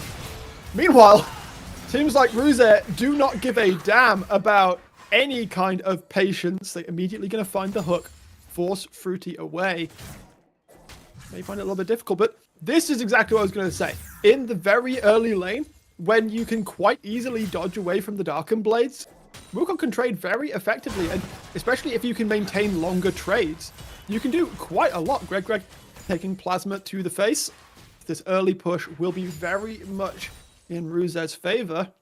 Look at those double HP pots already getting hit by Greg. He is going to be able to heal up mostly to full, but still in a pretty difficult situation. Should try and set up a freeze here, but the wave is just too big. Greg at half HP means that he's not going to have a fun time. But to go back to what you were saying towards the top side, you said that at some point he's going to be able to hit these marks, Turtle. I don't believe so. Stumpy has a dash in his E, dash in his W, Cyclone to slow him down as well. It just feels like a really good counter against Turtle, and you can see this with these early lanes. Imagine I was saying Stumpy is having a good time here. You can maintain your passive relatively easy as long as you can hit your Q. And you gain a whole bunch of passive armor and extra health regen for keeping your passive stacked. And of course, where's the magic damage? Where's the magic damage? You're facing an Aatrox. Exactly. You're going to be pretty comfortable in that lane. But one thing about... I tell a lie. Aatrox did get changed a little bit. I believe his W damage did get changed to being magical, as Ivok does. Takes what only can be described as a not great trade in the mid lane, will be forced back to base. We were talking, of course, about Sumi being advantaged, being the ranged champion in the matchup. It does have the Dormant Shield in the mid lane, so Ivok is still going to be survivable here, but really smartly is actually set up a freeze in towards this mid lane, meaning that that first gank coming out from Flammy is going to have a lot more difficult trying to get it set up, especially with Ivok not being that level 6 mark, not having those instant flash engages when they need to. Yeah, super smart here, making sure that Ivok can find that reset, has the teleport available, so isn't going to lose out much in this lane. However, top lane Broda may be thinking about having a dive here, especially because of this wave pushing towards him, but noticing the top lane will teleport back, isn't going to get much there instead, as both these teams just procking and prying and seeing if they can find something early on, but no one is really able to do much, as Rich Gang do have their wave pushing away from them, putting them in a bit of an awkward situation. It's really rough. If the wave pushing away, Fruity can't step up, because he takes a hook from Grissom, he's going to take a whole bunch of burst Flammy, also lurking towards the bottom side of the Rift. Namex nearly gets rooted up by the Never move there, but the wave big enough that it is going to crash off tower at some point. If Flammy wanted to stick around, it might have been a bit of a hard commit. A bit of a hard commit indeed. indeed. The wave into tower. Yeah, one thing they actually waited for was Flammy to reset, having Broder down towards the bot side as well. So if that actually was a contest, they would have been completely fine to actually go for that fight. As Grissom trying to turn that isn't going to be able to, as it just seems like a tale of two rifts, as Rich going on towards the top side has that pressure, same in towards the mid lane, but towards the bot side constantly getting pushed in, and that is the power of this Kai'Sa with the Akathio in the range, just being able to push out these waves so quickly. And Stumpy able to find some good trades into Turtle right now, and of course also holding the wave in a position that Flammy can't really help him out all that much. Flammy instead gonna look to prioritize picking up some early grubs. Yep, going to have Prio in towards the mid and towards the top side. So this should be zero contention coming out from the side of Ruza. And the big thing as well is Broder is towards the top side as well, thinking that he can go in time to try and contest this. But now he's too late for this. I would have actually really loved for him to stay towards the bot side, maybe help push out mid and look for that dragon instead. Sumi doesn't have enough mana, I think, for the Chain of Corruption, but there are plenty of bodies towards the mid lane. Avok will spot out Greg. I think he might have been at least sort of cerebrally aware that Broder might be lurking nearby also as he passes his level 6 mark. Yeah, All they'll wave quiet, at it. least in front for now. Yeah, everyone relaxing. This is a bit of a different look on both these games. Yes, they have been more quiet than what we expect in NLC Division 2, but this game especially, it feels like both these teams know if they won't make one major mistake, the enemy team can just fully take over because they are big team fighting comps, and especially if someone like this Kai'Sa or like Sumi in the mid lane picks up a big lead, they can really start taking over this game, especially when these team fights come through. And I'm going to be really excited to see who wants to start taking these first dragon objectives, as when you play team comps that want to try and fight all the time, once you have the dragon stacking in your name, it means the enemy team is always forced to face you. Right now, it feels like Ruze is going to be the one with that luxury as they going to have the push. Ruze, Grissom and Namex are up in XP, generally speaking. Sumi going to pop his head around the corner and do a little bit of damage to Flammy perhaps, but at the end of the day, unless Broder hard commits to the play here, Broder is actually level 6 if they wanted to find and engage. Namex got to be careful, gets double rooted up, will be able to step away to the side though. Greg will be the first casualty of war. First blood across to Ruzev. The fight still awaiting. Sumi, of course, Chain of Corruption is ready and waiting to be fired. They try and find the chase forward. Grissom not able to find his mark. Will be the dragon secured by Broder. Everybody falls back away. That was so risky on the side of Rich Gang, only having 3 members left, ultimate from Sumi giving themselves some semblance of safety, and when that wasn't available after, I expected Grissom just find Hurt Flammy flash in, get themselves into the team comp. You have to say, big win with that dragon, but still, first kill does go towards that Kai'Sa, as it is a little bit later compared to the first game, but this does mean that Greg having a bit of difficulty because he went for those Swifty boots, meaning yes, it'll be easier to find that engage, but now this Kai'Sa is really going to start shredding him apart after that first back comes through, and most importantly, when you have that first item, as this is going to be AD Kai'Sa, as it does seem to be the favorite of Namex. Yeah, and with a recall at this point, I think with that kill, that should pretty much be enough gold to secure that first item for the Kai'Sa also. Ivok going to take a chunk from a fully stacked piercing arrow. But, I mean, Sumi's got to be careful for a moment because the, why have I forgotten the name of Yone's ultimate? The ultimate that goes into Fate the Seal. enemy team and kills them. That's what I know it is. It's just the ADC killer at this point. Fate Sealed is up and available. Chain of Corruption is not. Sumi does have Flash though, so should be able to keep himself relatively safe. Gonna be okay. Still has that flash available, remember Sumi, so even if they try to engage onto him, can't just flash straight out of the Yone ultimate and get himself out to safety. But still, bot lane isn't going to be able to just finish off that first item. Was only probably about 200, 300 gold off his top. Stumpy taking it kind of personally. Turtle having to flash. Stumpy is having none of it. Will be able to take that kill down. And the early purchase of the Executioner's calling, paying off in the top lane. And what was I saying about the Wukong? I can see why Wukong top is starting to look a little bit better. For me as a support main, there was actually a time where Wukong was played in the support role back in the LCS, but that is for another day. As Wukong's done a very incredible job, like you said before, having that ultimate going straight in afterwards, knowing that he wins out in that 1v1, especially with the amount of dashes he has into the enemy team. It feels like Turtle, if he doesn't win out on the damage front, he isn't going to be getting away. Again, we saw a similar-ish situation in the first game, though. Ruze, or Turtle specifically, falling behind a little bit in the early game. Not panicking too much for him, although his wave state is kind of diabolical right now. Yeah, very difficult, because behind the scenes we're actually giving massive praise over towards Turtle, as before we came into this series the only things he played was the Aatrox, was the Scion, was just these really big beefy tanks. So it's good to see that in the first 2 games he could change play stuff like that Mordekaiser and really sharpen this game. But now Stumpy in this third one kind of turning the tides again, being like, no, I need to kind of show that what type of top laner I am. So I kind of could tell that player was in there because we had the one game of Alawi. And you know, you have to be a certain level of Chad to pick Alawi in an official. I mean, I don't think it's been picked in official for like how long in S tier leagues, so it's good to see that people in NLC Division 2 have this comfortability to pick these unique stuff, especially like this Varus mid we see in this game. And that's the one thing about these ERLs is, even if you don't win them, if you start learning, start improving as a player, you still have possibilities of getting up towards those higher leagues. Maybe one day getting yourself towards that LEC. It is. Right now, though, all of these players, LEC is a very far shot away. All that matters is this series. Rich Gang, they're holding themselves in a pretty good spot here. Namex gets his back cancelled, but I'm not going to be worried about that all that much. Gold, pretty much as even as we care to talk about. Both got 3 grubs. It might be even in that lane, but you have to think about the actual minion difference in both of these teams. There's around about a 15 CS lead up towards the top side.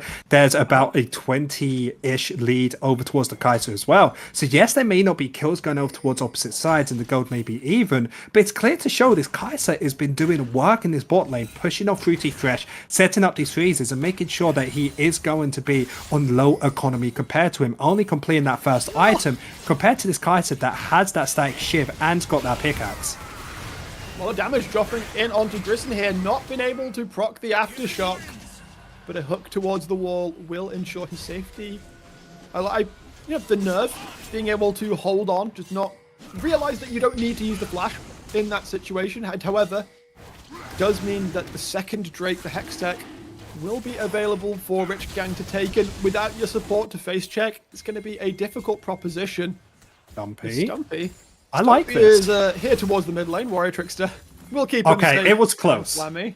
I saw the vision, went over that wall, used the Cyclone, damage from Sumi from the piercing arrow. Should have been a free kill, but massive play coming out from Ruza here. Loses nothing either mid or towards the top side.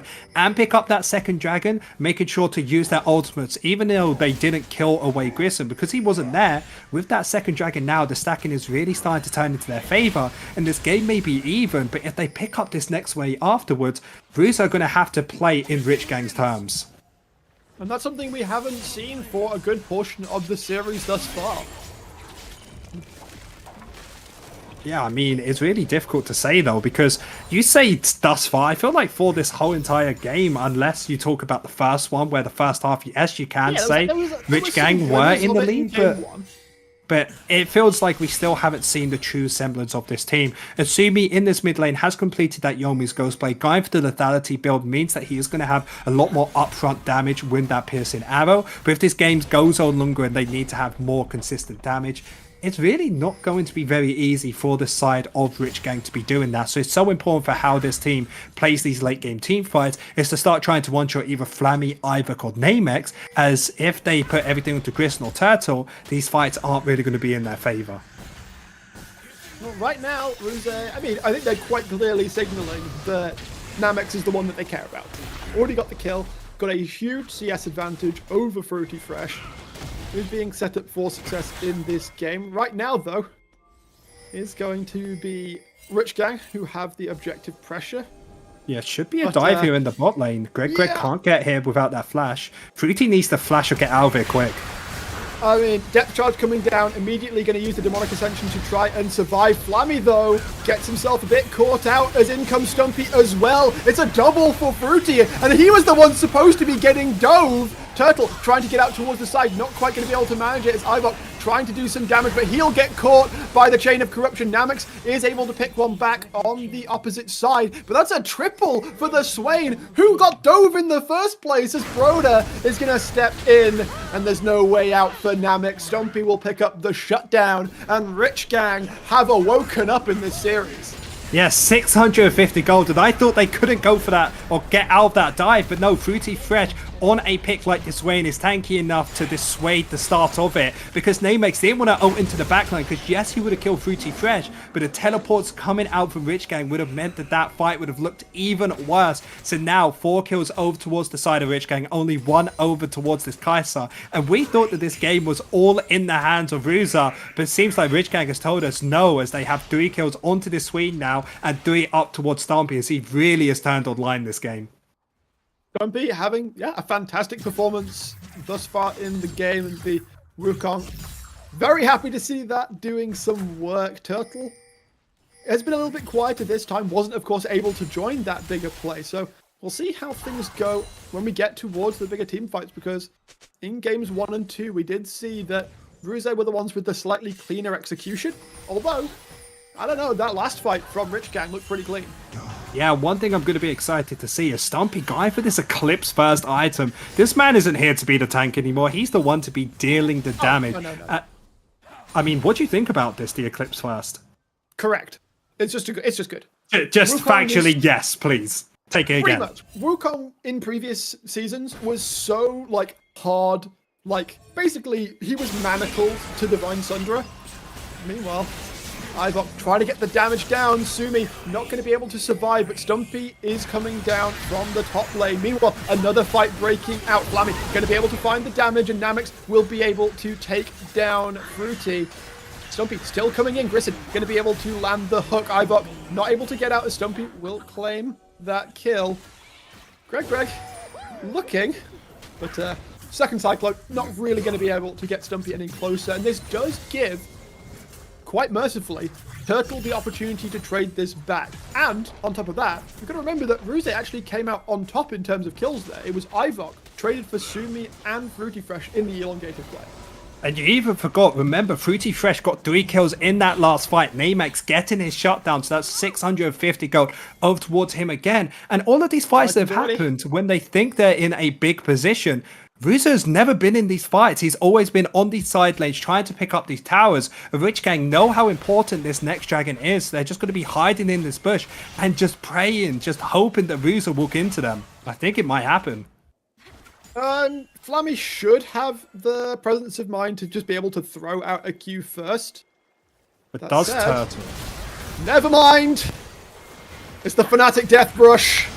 The kills coming through. Fruity able to find his targets as Turtle was trying to come down from the top side. He's going to find himself in a very rough situation as Sumi will take down Ivok as well.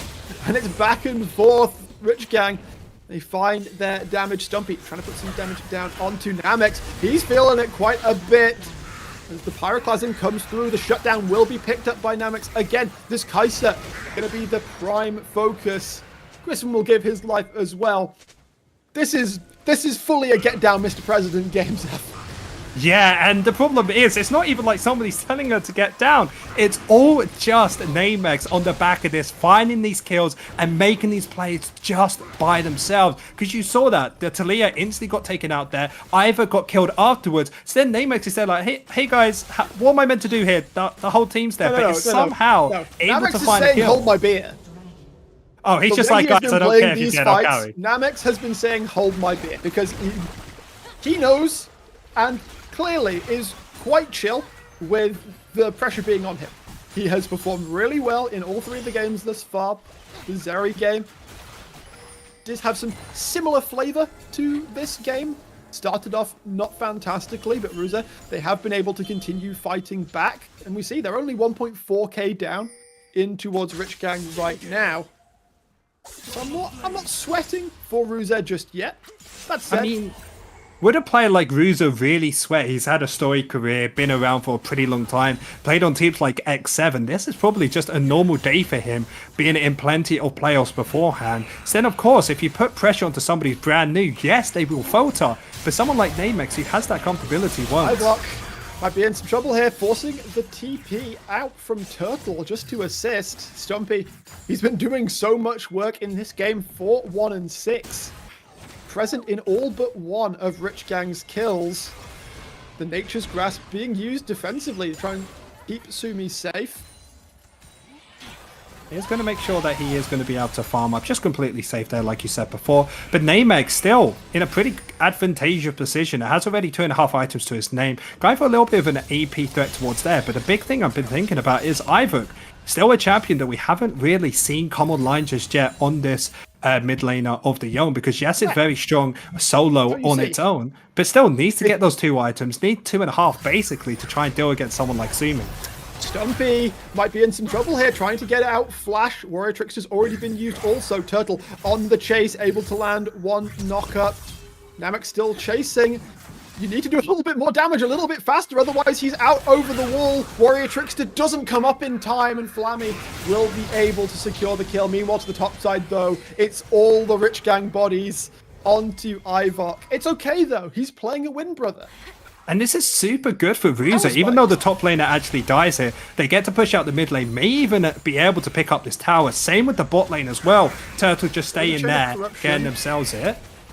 Sumi will burn that to try and defend himself. He will be able to defend the tower, I think. In fact, Namex will commit just a little bit of health to ensure that tower is secured. And Turtle towards the bot side, able to pick one up also. So even in this third game, Zathos. Yeah, double towers for both these teams. Yeah, both these. 2 minutes, 20 seconds. Potential soul, Ocean Soul, for Rich Gang. Now, that is the difficult thing, because Ruza need to actually contest his play. It's all about Namex if he can play in a defensive position. Is on very low HP here, does need to go for that reset, but it's really hard because Rich Gang, they have that instant pop engagement they need to finally this game compared to the Ras. Because yes, the Maokai engage, but it's super slow to get in. I feel like if Stompy can find a good flank in this fight, get straight onto Namex, that's the way the Rich Gang can pick up the victory here compared to the side of Rich Gang. They just need to set up this vision, get themselves to safety, and get ready for this. How do you feel about the different flavor of Kai'Sa build we're seeing here, by the way? This is fully the on-hit rather than the more crit-centric Kai'Sa we saw in game number 2. The Ginsu's static, and now the Nash's Tooth. So we do actually have Empowered W Kai'Sa online. Yeah, making it so they can poke out the enemy team just a little bit more than beforehand, because even if they were fully on hit, they're not as many tanks in the enemy team as last game. That's why we saw the more crit variant come out, because it allowed you to get through these tanks even quicker. But now, with Sumi, with Fruity Fresh and Broda being able to get popped by an on-hit version, it allows it to try and poke out with that W, still going to the backline if needed, and it just gives you more versatility, especially when you are the one main carry. Now that these Ws, with you being so far ahead, are still going to hit like a truck, like an AP version of Kai'Sa. Well, we say so far ahead, but Namex is actually down in levels against Fruity Fresh right now. Level 12 to Fruity's 13. Gold-wise, 1.5k advantage, but we've got to look elsewhere on the Rift right now. Stumpy is around 1.5k up. Broda is about 500 up. Sumi around a 1.5k advantage over Ivok as well. So all of this pressure, we were saying it before, is on Namex. If they can find him, that's Rich Gang. If they can find Namex and take him out, Ruza's team fate kind of fall apart. Yeah, it will fall apart indeed, as both teams are going to be getting set up for this. Remember, Dragon spawning in the next 10 seconds of Ruza, trying to get control over this river, but they are just getting bullied out, and they have to be the ones to be the aggressors here. Meanwhile, Stumpy's pushing the tier 2 turret top, so Rich Gang, they don't care all that much. They're the ones with fewer bodies here. Ruze will now actually commit them to ensuring that they have the way in. Flammy taking a bunch of burst damage though. Fruity trying to go forwards as the Nature's Grasp has been called. The TP of Stumpy coming in as well. Fruity going to be able to take down the kill onto Flammy. Not able to do a whole lot more for now though, as Namex left all alone towards the side. Not quite able to take down Greg, and it's Rich Gang who will be able to find that fight they've wanted for so long. Ace secured, picked up by Fruity, and it will be an Ocean Soul as well. Ruza, they were holding it together decently well for a time, but this is good, surely what it takes to break open the game. Exactly, 4,000 gold in the league, getting themselves that Ocean Soul as well, meaning it's going to be even harder to burst through. This Varus mid has been really doing the work here, as it's felt like Ivor hasn't been able to play the game whenever he goes in, Chains of Corruption instantly onto his face. Namex being the only main damage source, of course, having Flammy again engaged on straight away to start the fight. When they go in, it feels like all 5 members of Rich Gang already killed their opponents, and now it's just only that AD carry left, so now they will be setting up for the Baron, and will be trying to set up to maybe make a reverse sweep in this series.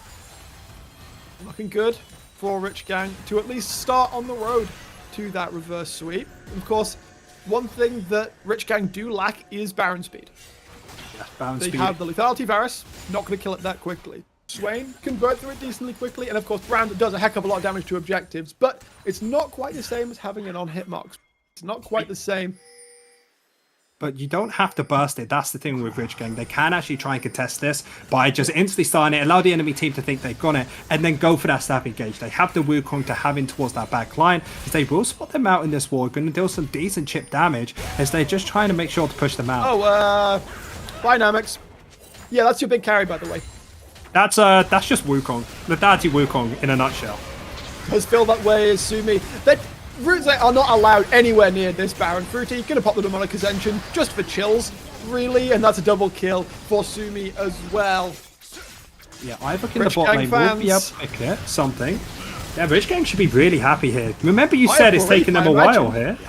Yeah, they should be pretty delighted because they can turn this around now, especially with this Baron going over it. It's super slow, but when there's no one there to contest it, doesn't really matter. Not really. As their gold lead builds up to around 6,000. They have a soul in pocket. They do need to continue to push their advantage though, because Elder, 4 minutes time, will be up and joining us on the Rift. And if Ruze, they play their cards correctly, they might just be able to take it away. Will it matter? Will it be enough? Will the game even go on that long? That's on Rich Gang. I feel like Elder will always matter, no matter what the game. If Ruza can find one good pick, one good fight in the next 3.5 minutes, maybe they can turn that into Elder. Maybe that's the way they can win this fight. But you have to say, Rich Gang fully in the driver's seat, going for a 4-1 formation, having Fruity Fresh in towards the mid lane, giving up the bound as much as possible, clearing out all this vision, and then just leave Stumpy on these side lanes to just do what he does best, being 6-2 here. Ibok tries to go in here. It looks like Ruze are going to try and find their engagement, but Sume doing all the damage. Turtle trying to come in from the side, find some damage, but his teammates are falling apart. Slows from the visions of Empire. Keep eyes on Turtle, but with all of the bodies from Ruze currently towards the mid lane, that means that Stumpy is utterly free to take bot lane, and they will push in 2 waves simultaneously. Nature's Grass coming out. Flammy gonna get caught. Pull back. Not quite there, not quite needed, as Stumpy will go forwards. Chain of Corruption doesn't find Namex. I don't think it's going to matter all that much though. Rich Gang, after 2 games that felt perhaps a little bit off, they have come back in dominant fashion. They have said, no, the series will not end like that. And they will push on into the base at 28 minutes, pick up themselves a win. Wow. Okay, bye Turtle. 07 in the chat, as the Nexus will be focused down. There may not even be a member of Ruze left alive to tell the tale. Grissom trying to get out, but he will get demolished also. And Rich Gang are alive and well. Fear not, fans, they're still here, and they are here to fight. I might have to try some Wukong top lane in my solo queue. I've been telling them! What? You haven't told It's me? Okay. I thought told we're you earlier friends this here. game! Okay, And you yes, weren't you told me believing. earlier. I can't play solo queue while I casting. hear your tone, my man. I Okay. can tell you were like, Yes, everyone would be skeptical of a new whatever. pick. Everyone's. It's I not love new new. picks. It's I been understand. around for years. Okay, it's Don't call new it a in this comeback. meta. How much have we seen Wukong top here? A little bit. Like that That's much, far and okay? away. That game is far and away the best Wukong performance we have seen in Div 2, though. And I'm so glad that we have seen it because I now feel validated and Oh, I can play perfect. Wukong top more often in my solo queue game. Well, Rakesh, you know what? I full belief that you are correct, but I have more belief of maybe we have a series on our hand. This closer than we first thought. We thought the Rich Gang were going to take it from the start. Now, of course, the side of Ruza have got gets side themselves selection. in a position where they can have, 2 wins to their name. And now in this next game, Ruza still have 2 opportunities to still pick up the victory here. You said before, side selection, and most likely, probably just take blue side, ban away that Wukong. Swain look kind of difficult. Just get yourselves another victory.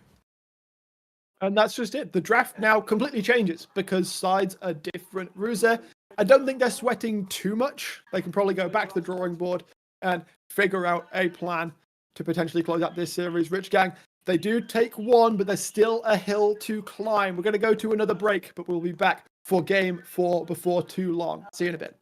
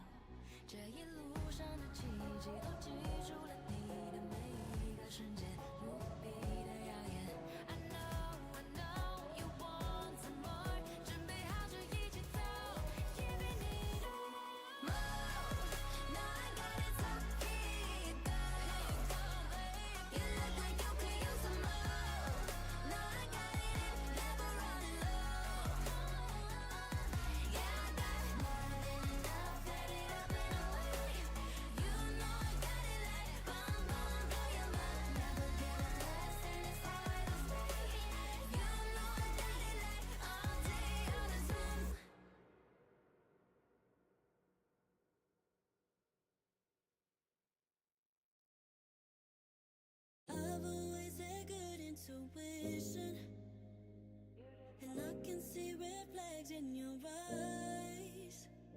So you can keep on talking, baby, all that you want, 'cause you're my only entertainment tonight. Empty conversation, endless irritation. You must think that I'm off my head and now you've taken over my mind. I'm losing my patience, got me so frustrated. You must be so confident thinking that I'm gonna give you my time and let you take all that you want from me. Try and leave me with nothing, don't faze me. What kind of girl you take me for? I don't need your petty company. Least I know you good for something, you entertain me. Go on and entertain me, boy. The stage is yours, so why don't you take it? I'm sure that you've rehearsed all your lines, but can you keep me guessing? I'll be so obvious and prove that I was wrong the whole time. Empty conversation, endless irritation. You must think that I'm off my head and that you've taken over my mind. I'm losing my patience, got me so frustrated. You must be so confident thinking that I'm gonna give you my time and let you take all that you want from me. Try and leave me with nothing, don't faze me. What kind of girl you take me for? I don't need your petty company. Least I know you good for something, you entertain me. Go on and entertain me, boy. Go on and entertain me, boy. I hear it all the time, pretty little lies, anything you'll try. I hear it all the time, pretty little lies, anything you'll try. But I won't let you take all that you want from me. Try and leave me with nothing, don't faze me. What kind of girl you take me for? I don't need your petty company. Least I know you good for something, you entertain me. Go on and entertain me, boy. Take all that you want from me.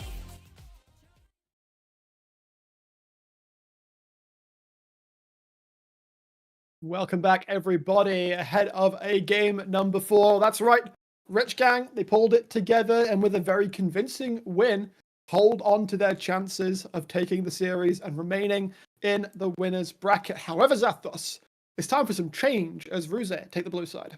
Yeah, take the blue side. But something else that changed, but might stay the same for next game, is this Wukong top. Prakesh, you seemed so excited before we went over to that break to talk about it. Come on. Tell me everything, man. Get me excited for how good this pick So- is. I don't want to overhype it. You can. I'll allow it. In the matchup against the Aatrox, I believe that Wukong has a very good time. And with that in mind, that's where you have to pick it in a way, you have to pick it in a matchup that has some sort of just general advantage. Like, if you blind pick the Wukong, you are begging to get counterpicked by something AP that you're just going to get shredded by, or something that just outvalues you later in the game, like an Ornn. Like, Wukong is not going to be able to hard bully something like an Ornn in the early game. So it's However, more like a into matchup counter like pick. the Yes. Yeah, it's just a And- counter pick to Aatrox, because one thing that we're thinking about Brackish is whenever you pick that Aatrox, you always think there is no counter, there is no way to really make it where this Oh, no, champ there doesn't is. have a fun time. But now with that Wukong in and with a few other champions, at least in the arsenal of Rich Gang, I feel like that Aatrox has really gone down in priority for the way that Ruza and how they want to play this. So of course, they are on blue side, they do have to get first pick. Senna is a champion that both of these teams always love to first pick. So I do expect the Rich Gang actually change their drafts to maybe ban that straight away, unless they've been cooking up a counter for it. Right now, it's gone unbanned. Ruse, it was their first ban in all 3 of the initial games. This time, being on blue side, they had the freedom to target bans. So get Broda off a brand, get that Varus out of the way, take the Hui again. That will be gone. Honestly, there was a potential angle to try and first pick that, but if you leave the center open, then of course, Rich Gang more than happy to take that for themselves. So that's currently what I would expect to see Ruzer first pick. We'll see Yeah, it if should. Rich Gang, there you have it in mind, and they will take the center away. So high priority picks. Oh, Flammy's just going to go Lilia. I mean, it worked really well in the last game. It means that this Volley Bear most likely isn't going to get picked up from the side of Rich Gang. And you saw when the movement started rolling up for Lilia, it just felt like nobody was able to get on top of him. So I'm expecting lockdown hard TC to be coming out from this Rich Gang side. Remember, Nautilus isn't something that this support plays out much. Vi could work as well. Naut or Vi, either of these two picks, they first pick up the Nautilus. Most likely going to get paired up with an AD carry next if they want to. Could maybe pick up the junglers. They know where the Lily is going to be. I'm still a bigger fan of the Vi than something like the Viego because yes, you have lockdown. Yes, you can maybe find a reset. But I feel like the way the Rich Gang have been playing, point and click CC, just go from there. Broda has been known to carry a game or two in his own time, though, so looking to potentially put the game a little bit more on his back, should the situation allow for it with the Viego. And it has a fine matchup into the Lilia. Of course, the Spectral Aura is great follow-up CC to if a hook lands out of the Nautilus.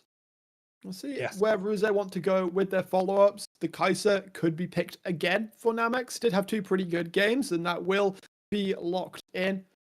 I mean, I'd like to see just a support to go with it. Maybe something like a Braum. That's something that Griston's a big fan of. I actually really love Braum in his situation, actually, Brackish, because when you think about Naut needs to go in, needs to get that reset for Viego, and Braum with his shield in front means that's going to be even more tricky to do. So having a defensive support can help out here. Gragas is also another possibility. It's going to be a bit more AP heavy, but instead picking up that rail, a good counteract towards that Nautilus, mostly because when he tries to go in, you just stun with the Q, gets away his shielded, and has a fun time as we do see the Sway instantly getting locked in, and I think this is pretty decent. Okay, into the Kaiser early game. Of course, a famous pickup for Fruity Fresh, his second best AP carry, if you don't count the Aurelion Soul. So both of these teams, I feel like this is the strongest person comps I've seen so far.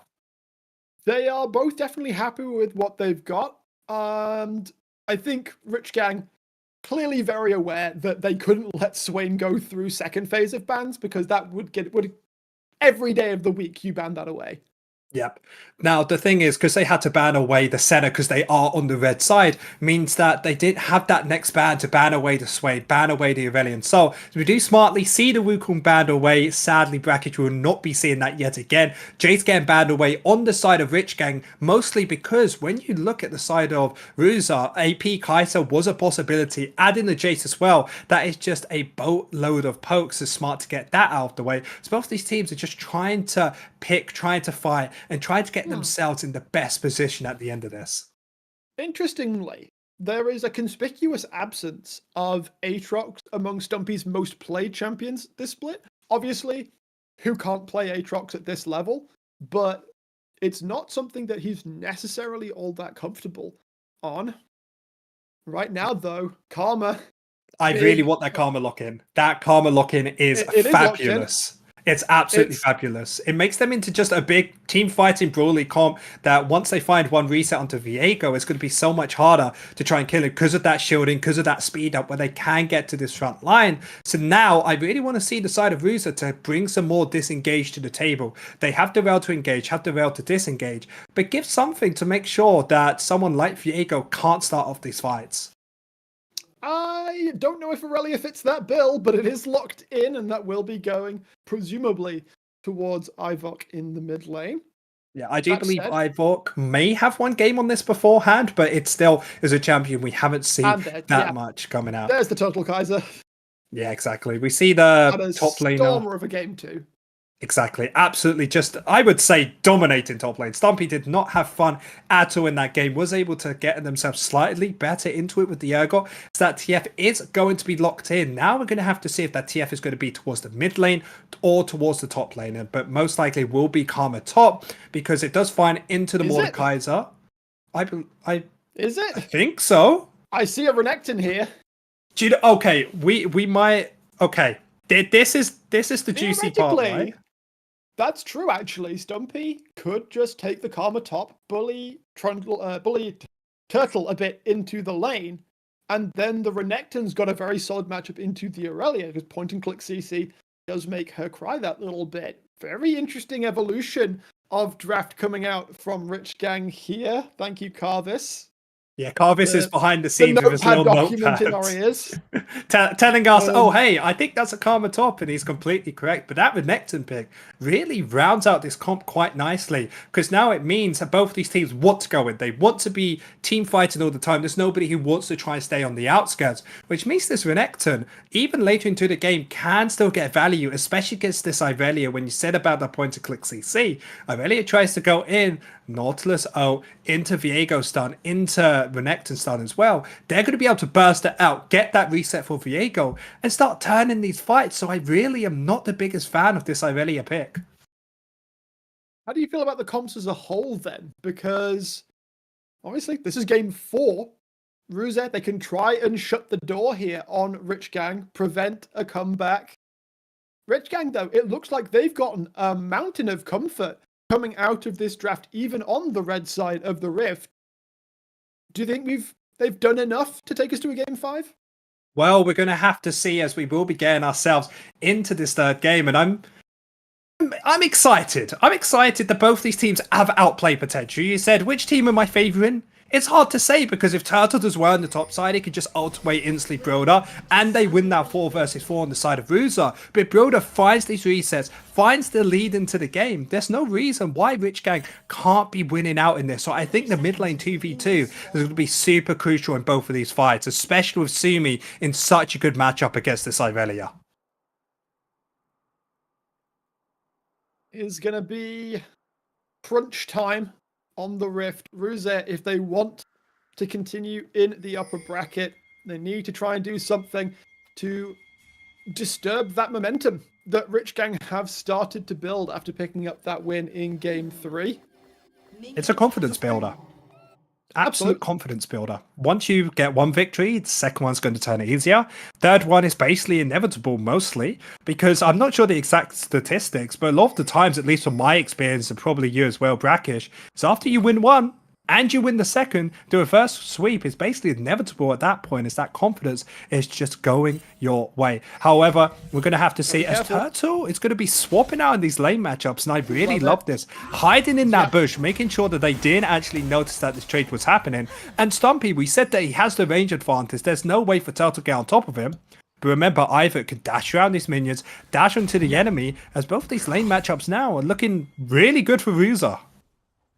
Exactly, yeah. Turtle was going to really struggle trying to match up against Stumpy towards the top side of the Rift here, as Broda walks in. Is going to spot out Flammy a little bit too late. Spectral Maw has already been leveled. The Lilia is opting to give up that Gromp camp. Brackish, I got scared there for a second. I was imagining... So did I, to be honest. I was imagining it was Flammy there. Yeah. But playing some like Five Nights at Freddy type stuff, being like, please don't see me, please just leave me to do my thing. But I really like this play coming out from Broda, because you want to make sure that Irelia isn't going to be able to find that big lead, or sorry, you want to make sure that she doesn't find that big lead. By splitting the map in this way, it means that Broda can actually make sure that he constantly gives priority to Stumpy, so he can stay safe in that lane and make sure to keep Ivok down. Ivok's currently the one with the push, and of course does mean that Broda will go on back, take his red buff. Quite delayed, though, so second respawns might take a while. Namex, though, you can't be playing like that. Caught by a hook, caught by a never move. That stun did not land. Around 40% health. Yeah, if that stun landed, I actually think Namex was going to die there. Still had the Ignite available. Would have been able to get extra CC from Greg with a flash available. And Flammy will be stealing away the camp, but is it worth Grisen's it? Taking all of the damage here. They need to do something special. Greg dropping low. Fruity Fresh not quite able to find the damage. The flash was not accessed by Flammy. Will end up getting taken down, but Namex was the one to pick up the first blood. Grisen will be given in tribute. The never move doesn't quite land. The kill will be given across, though. It's a double for Fruity Fresh. So bot laners rolling again in the very early game. Come on, when you have Namex on this class, you know he's going to get a kill early on, but this time, not the kill onto Fruity Fresh. Double kill, exactly, onto him. The reset should be coming through after he pushes out this bot lane. And now Namex in a bit of a difficult situation, because we've always thought that here the Prio. Meanwhile, Greg rocking on into mid lane. Turtle, no flash. And Sumi will pick up the 3rd kill for Rich Gang. Peace was never an option in this draft. Yeah, I don't think so. When you picked yourself Irelia, Renekton, and Viego, you know you're going to get some early game aggression out from both of these teams. And one thing is, both of these teams have already played 3 games. They're on to their 4th. They are comfortable, not really feeling as much stress as beforehand. And this is why we're seeing so many more outplays than we saw in that first game, where people thought, yes, I could outplay. However, I'm in a bit of a difficult situation if I lose this. Sumi will put a little bit of damage down onto Flammy, but this Lilia is going to continue to, respond in kind to that Gromp steal that Broder was able to pull off earlier in the game. However, working alongside Greg to make something happen on the bot side of the Rift, perhaps, actually. Red buff on Flammy's still up. So that will be taken, donated across to the Bank of Viego. I mean, it's just bodies in arms. Look at them, just hanging out together, making sure that their Viego is able to scale up. Remember, Viego at that level 6 mark is going to look very strong. Again, though, he's got no flash.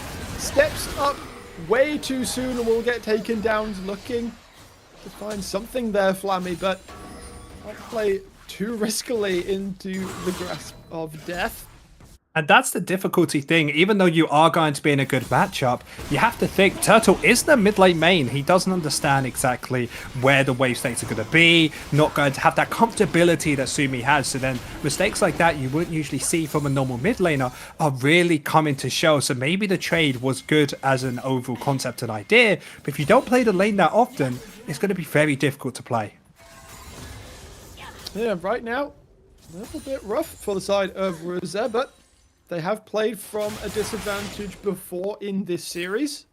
But Turtle. You say from a disadvantage, but they were still the ones that outscaled the enemy team. And I'm not sure if they do that this game. See if that does remain to be the case. I mean, Fruity has already shown to be a complete monster if given resources. He's already got 2 kills. He's already got a blasting wand. And Greg has been able to completely abandon Fruity towards the bottom side of the map and has been making plays elsewhere. Yeah, this is the most roaming we've actually seen from Greg so far, as Broder will be actually contesting these Void Scuttlers. Flammy just stealing one away, making sure that he can get himself out to safety, as we will get support now. Still looking. Hooks charging up. Death Grabs will land onto Greg. This should be a pretty easy pickup, but Sumi has hit level 6. Greg does not fall. Broder instead looking to find the souls. The Viego dropping low. Turtle has taken him to the death realm. It will be taken down, but it's a double kill for Sumi. Stumpy doing a lot of damage. Ivok trying to find their way onto the backside as Turtle will be able to pick up another one. The run of Namex as well. The entire rift traveled by this Kaiser in one go. Yeah, Namex knew that play was going to happen. So then with this 4th center, he actually pushed out the bot wave, came running up as fast as possible. And he didn't exactly save the play, but he made it a lot easier to try and contest it afterwards. Not having that level 6 means he wasn't able to get a double kill there. But 1 kill over, still going to be helpful. But we said that the main carry is going to be Fruity Fresh. Now I can actually turn towards the mid lane. Take a look, Sumi, 3-0 on this Renekton.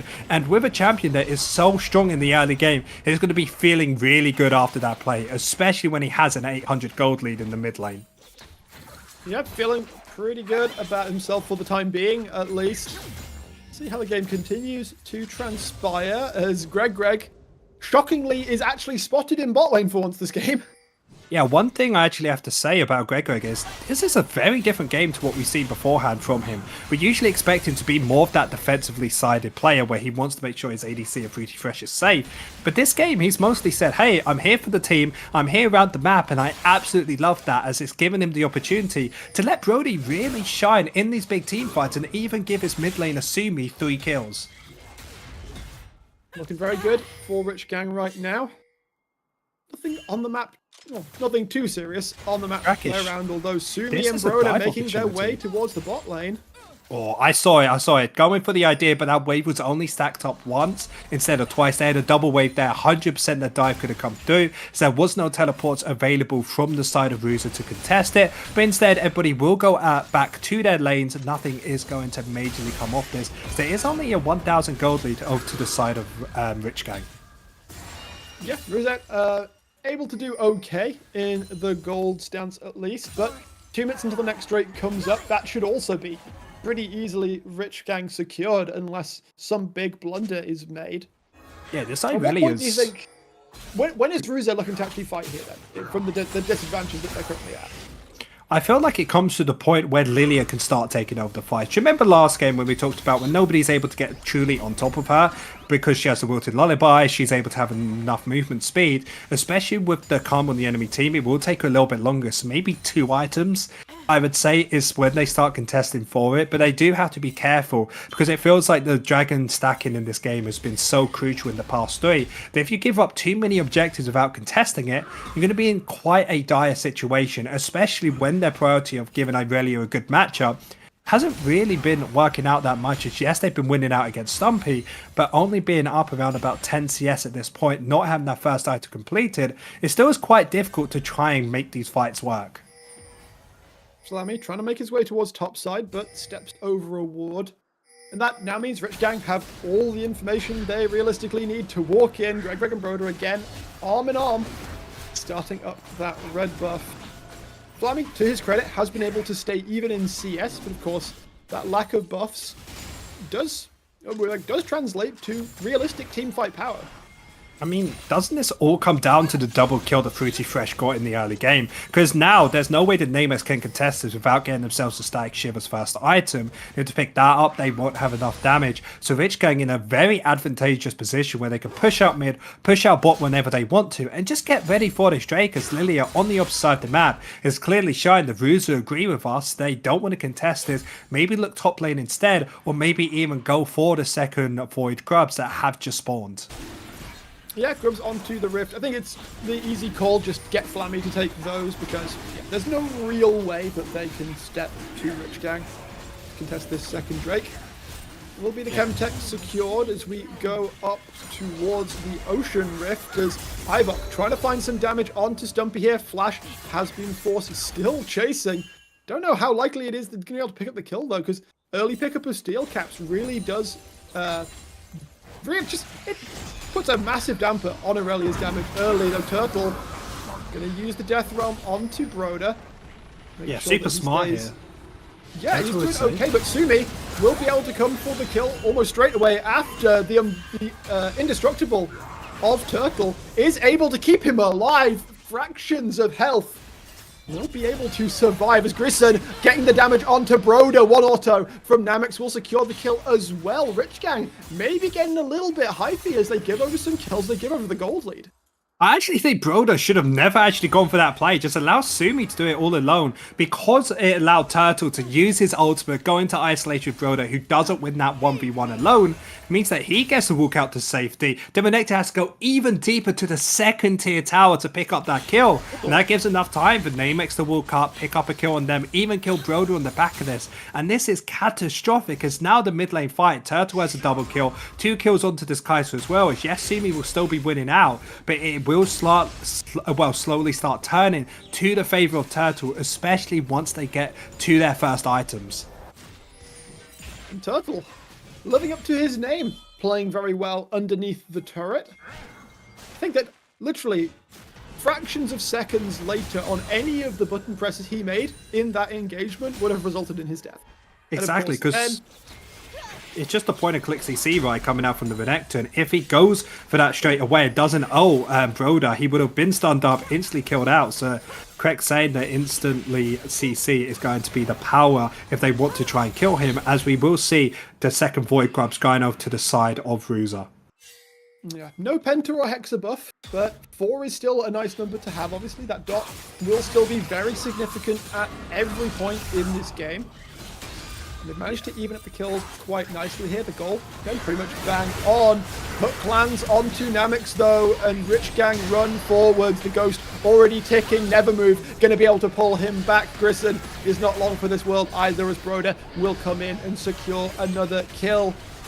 That feels like a Casticus. That feels like, okay, things are doing okay now for Ruze. Never mind. Yeah, but we always think it's going well for Ruzo's Rich Gang have just torn this bot lane apart, getting themselves the first tower into this game. As Ivok, though, is going to be in this top lane against Stumpy. I think they just have to dive this. Yeah, I mean, Flammy's certainly looking for it, but the wave is already dead. A lot of damage coming down. Ivok does have the flash. He'll need to use it. If the turret damage comes through, Stumpy will drop, but Sumi shows up perfectly and will be able to take down that kill. Turtle is also here. I don't think he's really going to want to take the fight right now, though. Sumi has the level advantage, has the completed Eclipse. Turtle, Just try to defend clear this out the wave. wave. Yeah, he'll be fine here. But no, that play was looking so good from the side of Ruza, but that Mantra Q coming out from Stumpy, instantly in that wave, made it go from good to really bad, as Flemmy and Ivan do die in that contest, even given a kill over towards the Renekton as well, as Namek should be able to pick a tower down here, as it feels like everything Ruza's been doing, Rich Gang have always got an answer for. They've been responding fantastically in this game so far, and we see Red Dragon Fruity going to push out the mid lane. I don't know if it's going to be enough to take the entire turret down, but they'll certainly be able to put a considerable amount of damage onto it. Zybok will come and Blade Surge all over that wave. Yeah, Right but now, Shelly goes across. Gold lead secured by Rich Gang. We're back to roughly where we were about 10 minutes ago.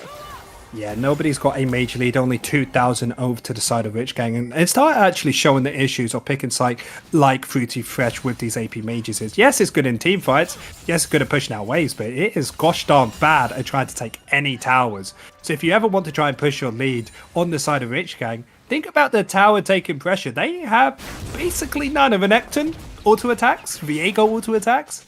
That's literally the best thing they do. So if Ruza do have a position to try and push out these waves with someone like Lily Irelia or someone like Kaiser to push out these waves, they can't get to these towers. It's going to be very hard for Rich Gang to take any of these major objectives. Still going to pull a little bit of damage down Grissom, threatening a potential crash down, but knows that it's not really necessary to press that button. And Yes. you have to assume that at least Greg is somewhere nearby.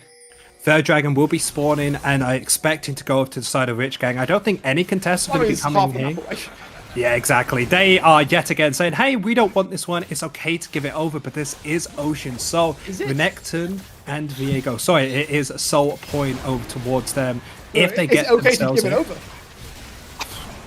I don't think so. I think this one is the most you can do because you only have one items on all your teammates. You know, double items completed onto Fruity Fresh. So that team fight is super difficult to do. But even in 5 minutes time, I don't think if it gets any easier, they have to just hope that they can get a few kills maybe before it, find a pick. So I feel like the next dragon is going to be the make or break point on if Ruza are able to scale up to their position of outplaying Rich Gang. First items have come through, as you say, but I mean, Fruity Fresh is already on 2 items. Yeah, it's With really the difficult. Rylai's completed, it's really hard to move around this fight in the way you would wish. Everybody recalling. Some more on vision than others. Yeah, there's actually vision littered through everywhere from the side of Rich Gang. You see like a control ward in the bot side red buff of Ruza, noticing wherever Lilia wants to go. And it's been so important for them whenever they've made a play around the side of the map or they know that Rich Gang are going for a play top side, they can always have enough time because of the vision being so deep in the enemy jungle that they can notice it out and play accordingly. Turtle is going to be able to catch this wave top lane. Broder going to try and shove the Herald on into the turret. Greg we see is nearby as well. Turtle going to opt to try and defend the turret any longer. Instead, we'll step back. And there's still another potential Herald charge to come, as I don't believe that died in the initial secure. As in fact, Broder going full Tokyo Drift mode down towards the mid lane. Try pick up that, but well, it turns out that the turret is already gone, but Shelly being there will slow the wave, and Namex has been caught, needs to flash, but there's so many flashes up and available for the side of Rich Gang. They're willing to spend them generously to pick up some kills. Sumi putting some damage down onto Turtle now, but Mordekaiser is reaching a decent point of power. Grissom has to flash away from the Never move. They survive for a little longer, but Namex seem to be a major carry in all of the games so far. Not having the best of time.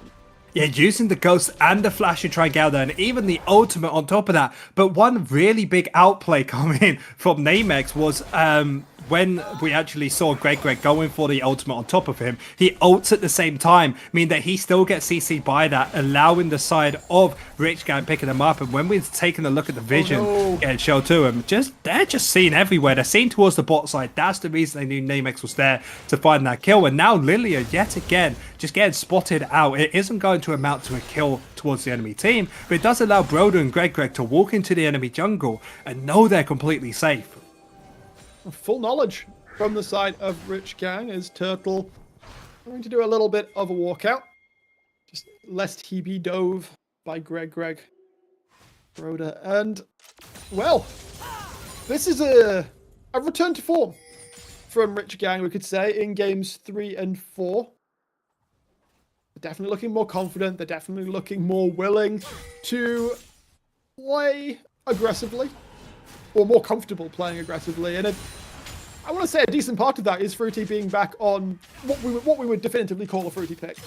Yeah, it's just comfortability of both of these teams with that Renekton last pick is really showing how powerful it is. It's because a lot of these early fights where maybe Ruza could have contested it, because they have that Renekton who's just able to cause so much chaos, so much mayhem, the Rich Gang just always could take any fight they wanted to. Fruity Fresh as well, getting that double kill on the bot lane. It feels like a complete different look because Namex has felt kind of washed out this game compared to his others, because yes, he's doing well, still has that double kill, 180 CS to him, 2 items to his name, but it hasn't felt like the Namex we saw in the first 2 games. Savage. You calling the dude washed? I mean, for one game, I think I'm allowed to say it. I mean, he played incredibly well in the first 2 games, but in this one, we still need to see him really show up in these team fights. But it's difficult to do when you have that point-and-click CC of Nautilus on top of you. You have a Renekton to be scared of. Every single member... a Rylai's Ghost Swain.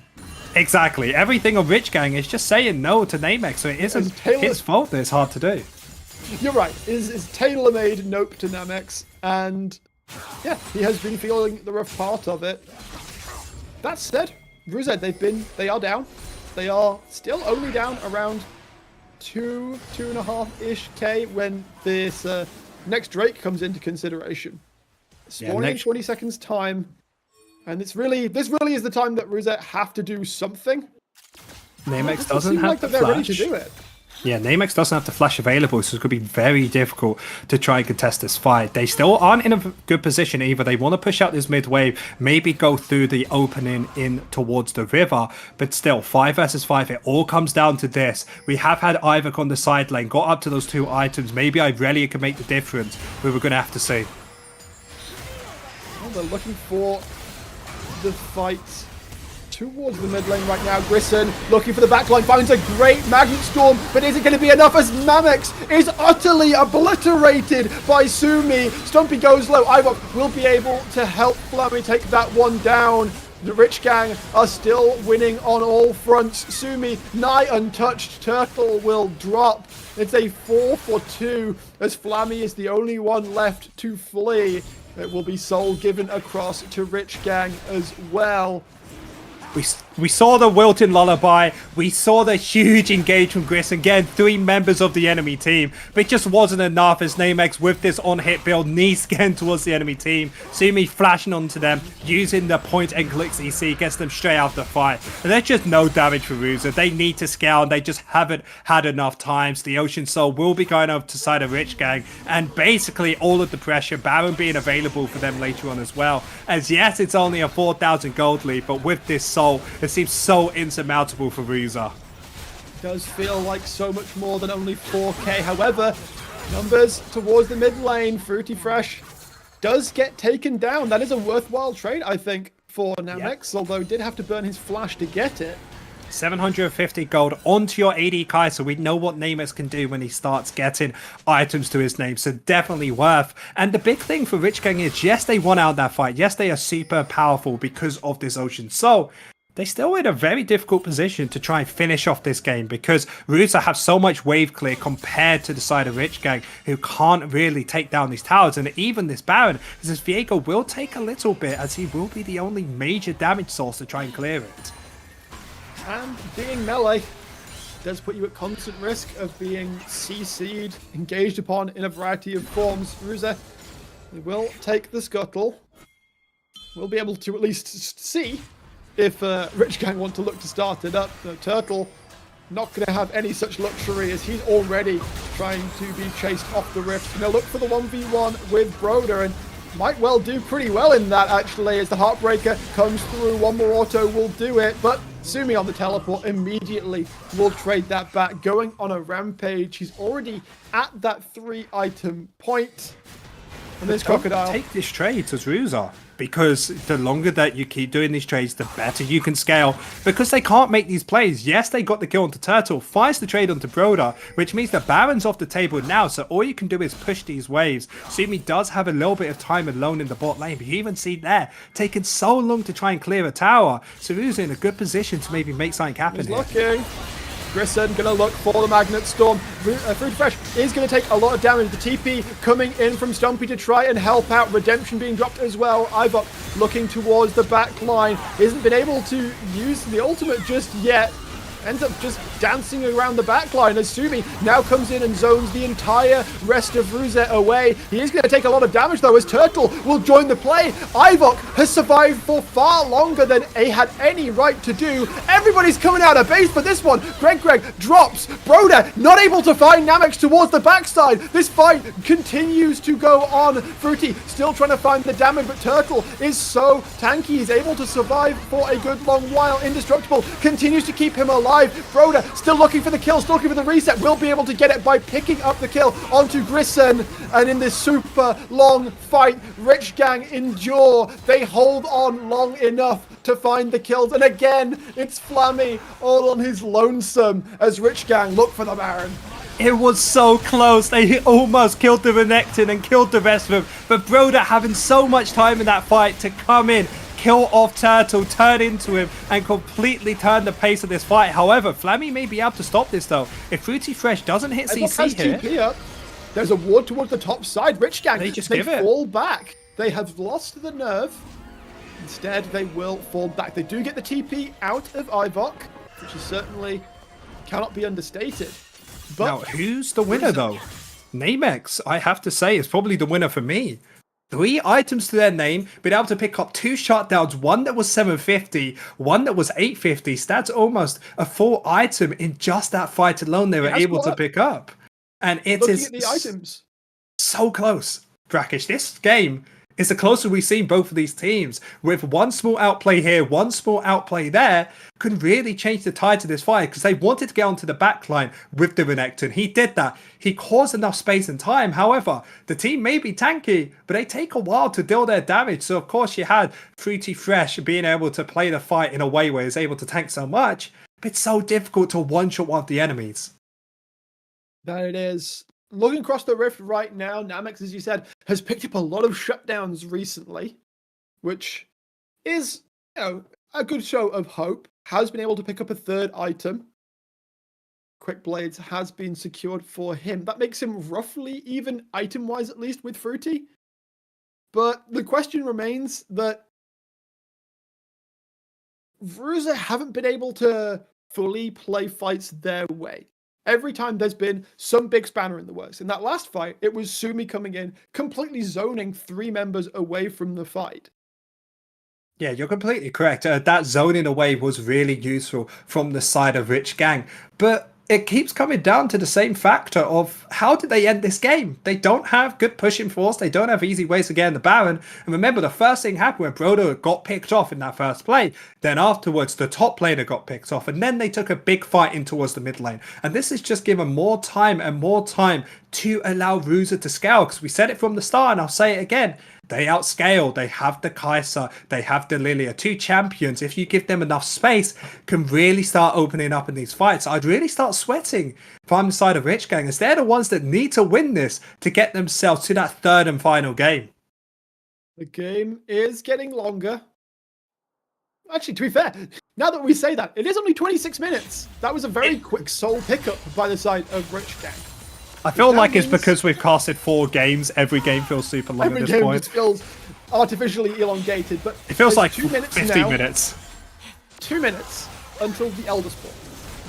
And I'm still not sure if Ruze are in a position to fight that Elder in 2 minutes' time. One crucial thing I want to talk about now before the fight is Seeker's arm guard is completed for Flammy. which means that he's able to play a lot more aggressively than you've seen him in these last fights. Because a lot of the times you haven't been able to see Flammy go into the enemy team, so he's just going to get CC'd up and died, right? But now, with that Seeker's arm guard finish, maybe able to finish off that Zhonya's before that fight even starts, means that he can go straight flash into the enemy line, wilting Lullaby them, and then just go straight into stasis, giving that space open to Namex, because it feels like Ruza are in a position where, yes, they can start taking these fights, but they need to play it to perfection, because the amount of CC on Rich Gang, and if one bit lands onto either Namex or Flammy, is going to be lights out for Ruza. So for a second I said that items was sort of evening out between the bot laners. I was lying. I take it back. It's a Frozen Heart. Fruity Fresh also gets a Frozen Heart, which is that's a big note to both Namex and Ivok. Now Ivok obviously hasn't really had that much opportunity to play the game. Currently 0-3. Is being able to make a good amount of space for his team though, which isn't nothing. I mean, you say that, but who's Ivok really killing these fights? Do you want to get onto Karma? She just dashes away. The other 4 members are too tanky for you. It just feels like a really bad time to play Irelia in this comp. So I actually would have liked a more tanky variant coming out for Irelia, where you maybe get Asterix, Gauge, second items. You can take a little bit more to create that space for your team, but we will have to see as we have the Elder Dragon spawn in the next 20 seconds. Both teams pushing out the mid wave, making sure that there aren't any shenanigans with that. But we're going to have to see if the CC will land onto Namex or onto Flammy. Both have the flashes. It's completely dark for the side of Ruzed though. They are walking in basically blind. Grissom is able to put a control ward down. They're still looking for their angles here. But there's Namex being hit with the depth charge. Sumi looking for the backline. Turtle is able to take him to the death realm, but Fruity is opening up towards the backside. Lilting Lullaby is going to come down. Sumi's dropping low. Namex has been able to survive very well, as Ivok able to get out as well. Turtle is the only one traded. Flammy doesn't have a flash though. And the Fawn will fall. Rich Gang, they can walk on back. They lost Sumi, so what? Sumi, we still got an Elder to take. And the big issue for them was they were just in such a little crater, allowing Fruity Fresh to hit all enemy members, CC going onto everyone. And Namax so luckily didn't die there, as this should be the Elder Soul over to them. He's still looking for the fight though. Namex putting a lot of damage onto Fruity. Ivok will drop here. The damage coming through. Namex making use of the stealth very well. Stumpy dropping low but isn't quite going to fall thanks to the focused resolve. With Broder coming back. It's going to be another ace. Elder on the cards. Flammy not up for another 5 seconds. And that's another mega buff across to the side of Rich Gang. Baron is back up if they think they need it. And if there's one way to try and push a lead without the Baron, the Elder buff is really going to help. Try to find picks with that Nautilus. Should allow them to crack open the base minimum on the side of Ruza. And the only reason that fight went well on the second hand side was Namex. They wanted to go for this outplay, but a flash was still available for Broder. Flashes over that wall, stops that Elder Dragon to turn that fight, kills off Namex, and now puts them in a position where they can easily take this Baron, as Ruza just shouldn't contest this, especially with that Elder Soul for the next 3 minutes. Not really much that can be contested, as Rich Gang will look to take away the blue buff also. And the spiraling down, it has been going for quite a while in this game. Rich Gang, able to collect all of the objectives. Ruza have only been able to claim a single turret in this game. From game 1, game 2, where they looked in control, they looked the ones collected, knew what they wanted, and they got it. Now they are on the back foot, and now is where we really need to see their character as a team. Because Ruza might be able to get this bot lane tower if they want to, but character is probably the best way to say it, because they won the first game, won the second game, lost the third, and now in a desperate position where they need to try and defend this for the next 3 minutes. I feel like it's fine to give up a top lane tower, give up the mid lane inhibitor if you have to as well, and just try to hold on until this Elder is done, especially when you have a Lilia who doesn't have that Zhonya's available, still needs to wait for the gold to come out. Namex is in a good position to fight, but it just feels like your team is so far behind on gold, being 10,000 behind, there's nothing you could do in these team fights. there's still half an Elder buff up as well. It feels like all Rich Gang have to do is choose their target and pull the trigger for this game to end. They can walk in uncontested, take down the top inhibitor turret, and they will be the next target as the hook narrowly misses Ibot.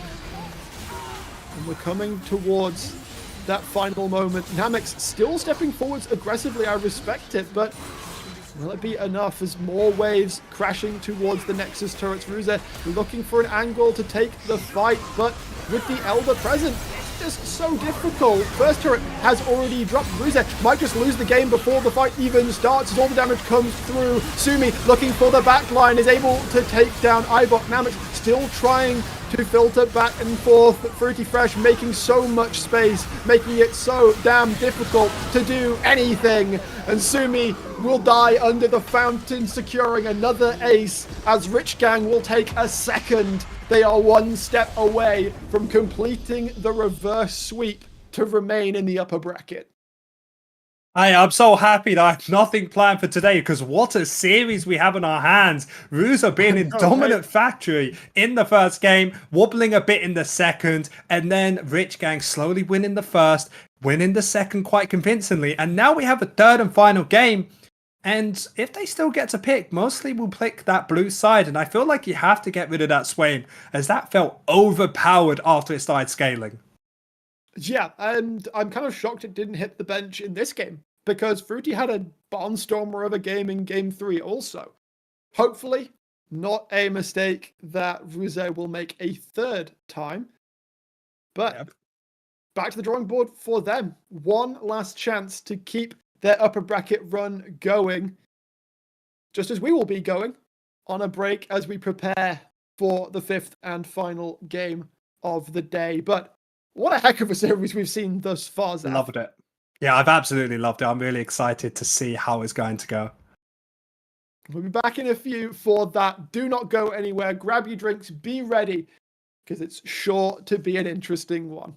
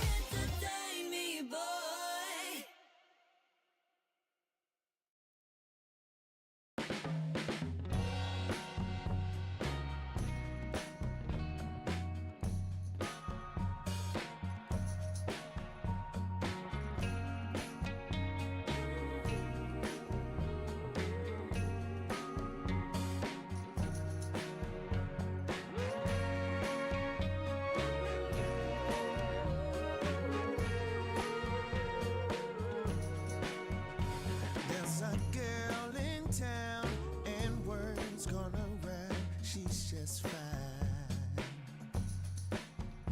So I don't worry my head, 'cause I know her heart is tied to mine.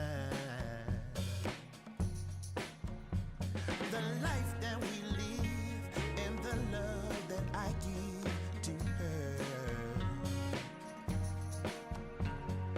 Each day grows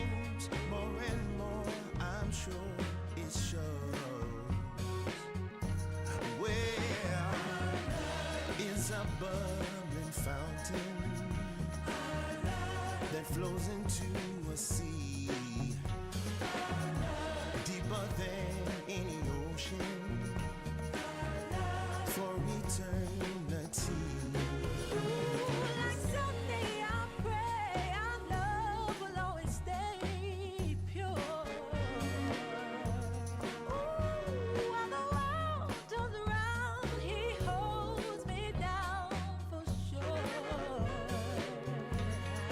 Oh, our love is a bubbling fountain, ooh, that flows into any sea. Ooh, deeper than any ocean, for eternity.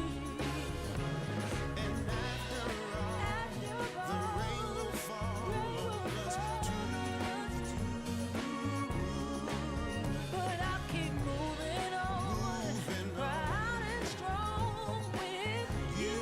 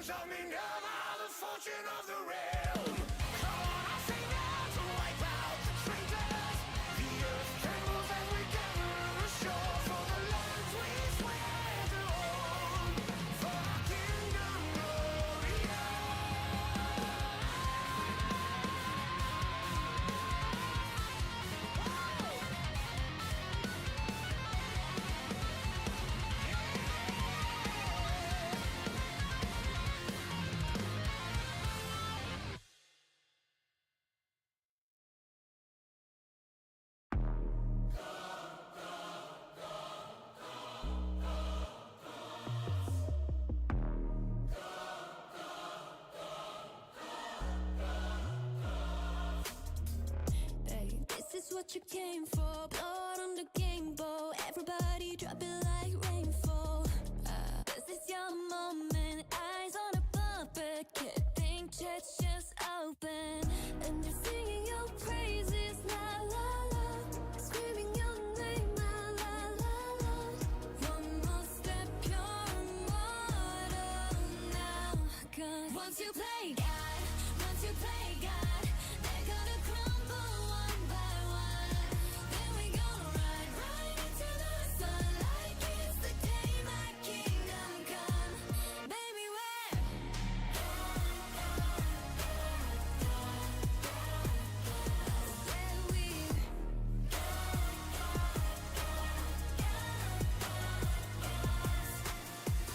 Hey, welcome to the big show. Next on the ladder is your name in the rafters. Breathe, breathe, breathe. Moment of silence. Bad guy woke up and chose violence.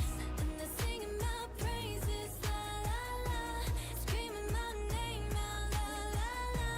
This is why we're immortal now. 'Cause once you play God, once you play God, they're gonna crumble one by one. Then we gonna ride right into the sun like it's the day my kingdom come. Baby, we're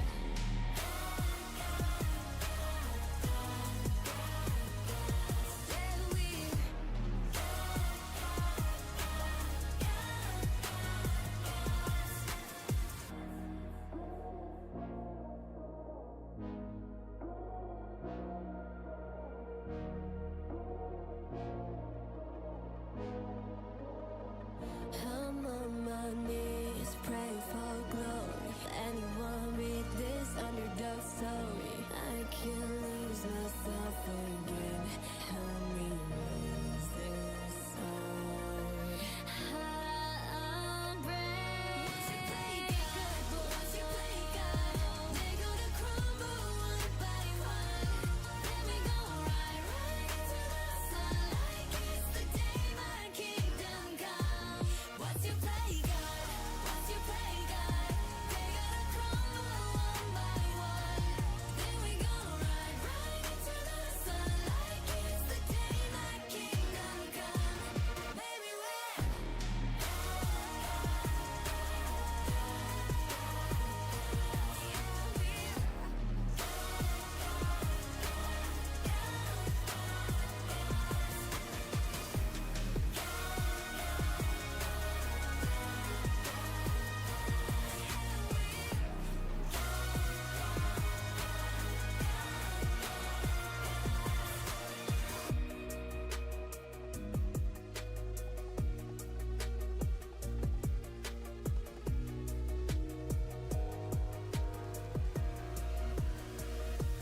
once you play.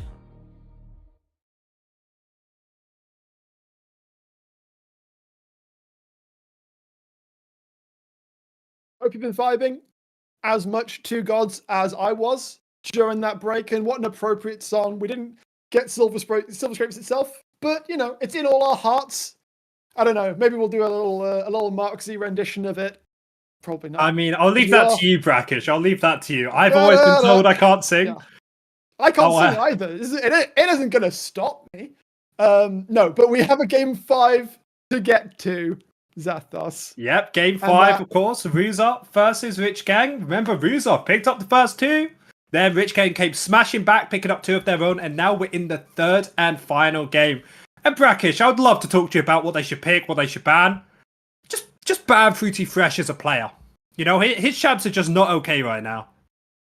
I'm not entirely against it. I feel like Swain needs to hit the board here, but perhaps Ruza have a solution to it. Brand going to get taken away. Very familiar face to see hit the ban bench along with the Hui. Yeah, did actually pick up that blue side first of all, making sure that they can have the first pick if they want to go for something spicy here. But I'm expecting the way to get banned and the brand, like we said before. Now There they we have a decision. go. Do they want to ban away? Yeah, that's not even a question. Ban We've that got jump ourselves away. a game 5. Yeah, And Sen again Varus- banned away yet again. Varus has made it through the bans. Like Could be first pick. We've had some Kaiser, but I mean, I feel like that's just a never mind. Grissom, prioritizing his Nautilus, did do a lot of work in game number 1. Yeah, but don't you just pick Rel here as a counteraction? Maybe not straight away, but later into the game, because you have the Varus still available if you want to pick that up straight away. You also have different AD carries that you could pick up, except for the Kai'Sa. It depends what Rich Gang actually enjoy. Remember, we've seen Fruity Fresh mostly onto those AP carries instead. So maybe they just want to run back what they did in that in that fourth game, pick up that Maokai, pick up that Viego, and just make a team comp built around being this big meatball that can just walk into your face and win out in these fights. We need to see what it is supported with, though, because we got Greg's Nautilus matched up with Broder's Viego that certainly did a fair chunk of work in that game number 4. Varus still conspicuously awaiting being picked. I feel like it should be a no-brainer, right? But it's Namex and Kai'Sa's open, so you would expect for him to go for that Kai'Sa bit because he's played it ready 3 or 4 games out of a row. But remember, we have seen Ivok play Varus mid. That is a possibility as well, Brackish. It's possible. I wouldn't like to see it, though. I'd rather just have this on Namex. He's got plenty of Varus games to his name this split. In fact, Kai'Sa wasn't even on his list of most played champions in the regular season. Varus was his most played champion. So we are going to see him do a full return to comfort. As we've got a Ziggs for Fruity Fresh. Yeah, I was about to say, we could try and guess where this is going, but of course this is going to be in the 80k row. And Brackish, you seem so excited for this pick. It gives you defensive capabilities in bot lane. I wish I had my prop. When I went to MSI, I had a sign that said buff Ziggs on it. Yeah. And they did. So I'm going to say, you're welcome, fellow Ziggs players, but I'm hyped to see it. It's going to be an awkward lane for Varus to play. You can farm with Hail of Arrows, Piercing Arrows, but just bouncing bombs for days, wave clear forever. It's always so awkward to try and push and try and siege into a Ziggs because your waves aren't going to last unless you've got Baron. Yeah, Brackish, you also have to remember on top of that, he's actually very good at helping burst someone out because you have Maokai find that engage, allow the Viego get on top of that, and then with his ultimate, even on top of that, Bombardment kills someone on top, and then Viego gets to find his reset and has a ton of fun in this game. As the second bad phase will be coming through, we're going to have the Jace and the Yone get banned away. I'm still very surprised that Rich Gang banned away the Yone when I don't feel like it had much pressure in the game beforehand, but it was still in a very bad matchup, so maybe we do better here. And then we have the Zed banned away. I'm guessing they think the Rich Gang is going to go for more of an aggressive style, especially when this is their last game. And we know Rich Gang for being this we play how we want and we pick the champs. Even if they're off meta, if they suit us, we'll play it. Karma makes it through the bans once again, and that will get picked up most likely. I don't see a reason not to give it back to Stumpy, and of course that would allow Sumi to go for something a little bit more aggressive again, potentially even the Renekton if they feel that way inclined. It's on Ruse now to show us what the rest of their dish looks like, what they've been cooking up. That's a Draven. The Draven coming out. It has been banned for a vast majority of the series. In game number 5, the Namex special Draven gets I feel like everyone in NLC Div 2 or anywhere in the ELVs, there's always one Draven player. It feels like every AD carry in Div has 2, their there thing. are plenty. There are several. Exactly. But Namex is one of the best ones at it. So, of course, it is going to get paired off the Nautilus bot lane. And when we want to have early game aggression, you bring a Naut, you bring a Draven, and you get down and dirty. Remember, Ruse have lost the last 2 games. If they want to get something kicked off, this is the team comp. This is the Ruse we know. That does mean that Ivok will be likely to pilot the Varus hit into the mid lane. And we do need something for Sumi. We know he likes his AD mid laners, and the Kiana will round out this Rich Gang composition. Good luck standing near the walls later in the game. Good luck being an AD carry in this game. You have a Viego running straight down it's okay. you. They've got 2 of them. Okay, so one dies, the other one's probably going to get one shot 2 seconds after. Very difficult game to be an AD carry. Definitely on the side of Ruser, but still, we have a Draven. I'm excited. I want to have some early game aggression, and I think they want to. But it's very different where both these teams are actually positioning where they want to play for. Because when I'm looking at the comp coming out from Rich Gang, it's mostly going to be about the jungler having a good time, getting paired up with the mid lane and trying to make these scrappy 2 versus 2 fights with the Maokai roaming up, compared to the opposite side where Ruza, it's all about the bot lane, all about roaming down, maybe with Flammy after the ultimate of the Weaver's Wall. Make sure to keep ganking and get to a point where this Draven is so fed that he could just one-shot anyone on the enemy team. And even if he doesn't, as long as he doesn't die, then of course you have the lingering doubt, or the whirling doubt in this case, that suddenly Whirling Death flies the entire length of the map, picks up a single kill because the execute threshold, of course, gets increased by the number of adoration stacks, and then Namex gets rolling with like an 1,000 gold cash in anyway. Exactly. It's all about that first kill if Draven can pick it up. But it's still going to be difficult. Fruity Fresh, somebody who is comfortable at playing defensive, playing safe. But one thing about every single game they've had in common is there's always a first blood in bot lane. Doesn't matter, could be on either side, but there's always a kill. It feels to me like it's more likely, at least, that that kill would be picked up by the side of Ruza. Ziggs, usually a very oppressive poke-heavy laner. His all-in is not actually that terrifying unless you can get a lot of poke down first.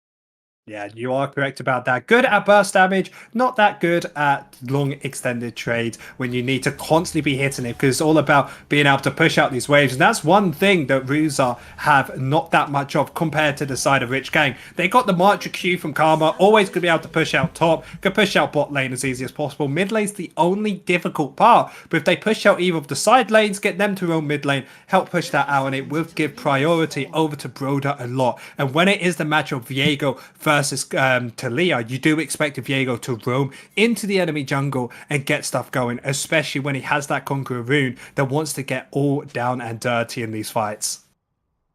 Yeah, and the onus, therefore, will be on Flammy to either just avoid Broda for the most part, which I think is a perfectly reasonable strategy, by the way, or to potentially try and put the hurt onto him in the early stages of the game. That ward will quite nicely potentially spot out if Broda wants to do anything in those early levels. Yep, Broda going to be spotted out up towards the top side. So they will know if he will either go for a full 6 camp clear down towards the bot side, or instead try and split the map up and stay near towards the top side. But I don't expect that to be happening, as Rich Gang going for an interesting play of Ruza. So this is basically just some free stat. Every time you catch a whirling axe, or spinning axe rather, that is going to be a stack for the Draven. I love this. Now they are going to walk out behind the Ziggs, land a couple of autos. The Ignite being burned by Greg as well at this very early stage. Yeah, Draven having healing as well. He should be completely fine to just take this up. But Ruza still in a pretty decent position, have control over this wave as well. And that Hail of Blades, good damage early. Hook immediately coming out. Double spinning axes have already been set into motion by Namex. And Fruity Fresh and Greg gonna have a kind of rough time until they can get this wave out from underneath their turret. Yeah, mid lane, Ivor doing a very good job of being able to crash these waves as well. Make sure that Kiana doesn't have a fun time. It's a bit like when we saw Ivor play this against the Yone, where it's very difficult early on, but after that level 6 comes through, or if they're able to pick up a kill earlier than that, it can completely switch over to Sumi, as both junglers are just running towards the enemy jungle, trying to make sure that they can contest it. But Flammy actually going towards the enemy blue buff, knowing he has priority down bot lane, where they can either look for a dive or try to kill Broda onto his Gromp. I think Griston's already making his way out, and Broda spotted the seismic shove, not going to land, but Broda forced to respect the pressure that Ruza is able to put out. Grissom, though, might now be in some trouble as the damage comes out. Does still have a flash available. One more hit would do it, though, as Fruity Fresh picks up the first blood. I was talking about Ruza being the one most likely to do it, and Sumi comes out of the mid lane, will take down Flammy as well, and it's disaster in the early game for Ruza as they try to set up a play, and it goes horribly awry. Everything about that play seemed good on paper, but then because Grisser walked in slightly earlier and Flammy thinking that he wasn't spotted out on the ward, doesn't actually get their seismic shoves, they don't get enough damage onto Broda, then Grissom is caught out, Namex dies on the back of that, meaning all the adoration Really? stacks are just gone. Ivok will be able to find the solo kill though, punishing back. Gotta be a little bit careful though, Grissom coming in. Broda is lacking a flash right now, but will be able with the harrowed path movement speed to get out and away. At least Ruse onto the board with that kill picked up by Ivok. And one interesting thing is we actually have a press of the attack in the mid lane for Ivok, which is making me more think instead of it going for a more lethality build, we may actually have an AD variant of it in towards the mid lane. It's quite difficult for Sumi until they reach the point where they can heftily combo to actually match up here. And Turtle going to do a good chunk of damage to Stumpy. Doesn't have the mana to threaten a kill, but is maintaining even in CS. And as opposed to this last game where Stumpy kind of nullified the more aggressive Mordekaiser pick, or more to the point, Ivok's Aurelia pick, this time we've got a Scion. Scion is Bing chilling until the late game if he just gets to farm up and gain 3 max HP. You say he's been chilling till the late game. He's been chilling right now. He's having a good time. He has that grasp. He won't get too many stacks off that against someone like Stumpy who can stack it a lot easier. But still, be able to farm up as much as possible, be in a safe situation. And like I called beforehand, there was an early kill towards the bot side. And it did go over to the side of Rich Gang. And this is so important for them, as it has mean that the Draven stacks have completely gone down back again. He has got himself that Dirk Fast item. But they're going to have to get a kill into this Draven pretty early on if they want him to be that major damage source in this early game that they want. He didn't lose any stacks, thankfully. Wasn't the one to die in that play. Still sat at around 100 stacks at this point into the game. Of course, talked about it before, Whirling Death can get him going really, really quickly. Mid lane right now, we see Sumi's not going to have a great time because Ivok has rushed tier 2 boots. Yeah, but those armor boots as well is the most important part, which means that 12% of your damage from your auto attacks or physical abilities are going to be reduced. So it's going to be really useful for Ivok to stop getting one-shotted by these pesky lethality mid laners. As yes, Draven not getting killed at that first fight is going to be definitely useful for him. Fruity Fresh already has got that tier available, meaning that his wave clear is basically nigh unstoppable, as he's never going to run out of mana now. Yeah, and he'll be picking up a lost chapter before too long as well on his way to completing the Archangel Staff. Right now, though, Ruse are going to make use of that early priority they have. First time in 3 games that they have been able to get in and secure the first strike for themselves. Yeah, Flavmy will be able to pick this up without any contestation from the enemy team. Surprisingly, Rich Gang up towards the top side, getting themselves to 3 avoid Scutlards. No contestations yet again, as level 6 will be very close with both of these junglers, and that's the part I want to look at. Assuming now in the mid lane, still going to be bullied out a lot more, but now with that level 6 has a possibility of maybe making a fight happen. But I want to see some more plays around this bot side, especially with this Viego turning over to level 6. Right now, things looking a little bit quiet. I say that as Fruity Fresh is able to pick up a turret plate for himself. Namex will be able to catch the wave, however, is still holding a slight CS advantage, of course, but that first blood secured by Fruity is going to maintain a slight little gold buffer for the Ziggs into this matchup. Yeah, 500 gold, not really much of this. As top lane, this is the most fun gameplay I've seen. Just no damage to anyone. Like, Turtle is not really under any threat of dying, as Grissom is going to be able to land the hook onto Fruity Fresh. Stand aside is also able to put some real hurt onto Fruity, and Greg felt the need to burn the flash there. Of course, has the heck flash, it's not too bad for his engage, but now he is much more susceptible to dying. And one thing I've actually noticed about Rich Gang's bot lane is it's not that bad into the Draven later into these fights. And the main reason for that is Draven wants to always have his, having his axes up. And the way that you actually stop him is by having CC in a way where you can't actually pick up those axes. And a Q from Greg, a W, or maybe a satchel charge with Fruity Fresh can actually stop him from picking up his stacks or picking up his axes, to make his damage a lot less than it actually could be. So there is actually a bit of counterplay for Rich Gang if they do want to go for longer fights. That there is. Right now, though, again, Longer fights are apparently a far cry away of the teams.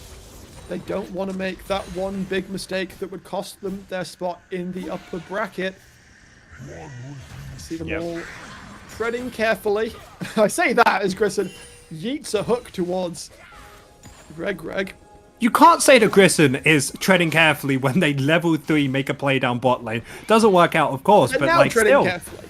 it's the They're now confidence treading that you like. carefully for the most part, because they know what's at stake. As Ivok, for a second thought, might be in some trouble, but Flammy and Grissom are near enough that Broda not feeling like he wants to mess with that.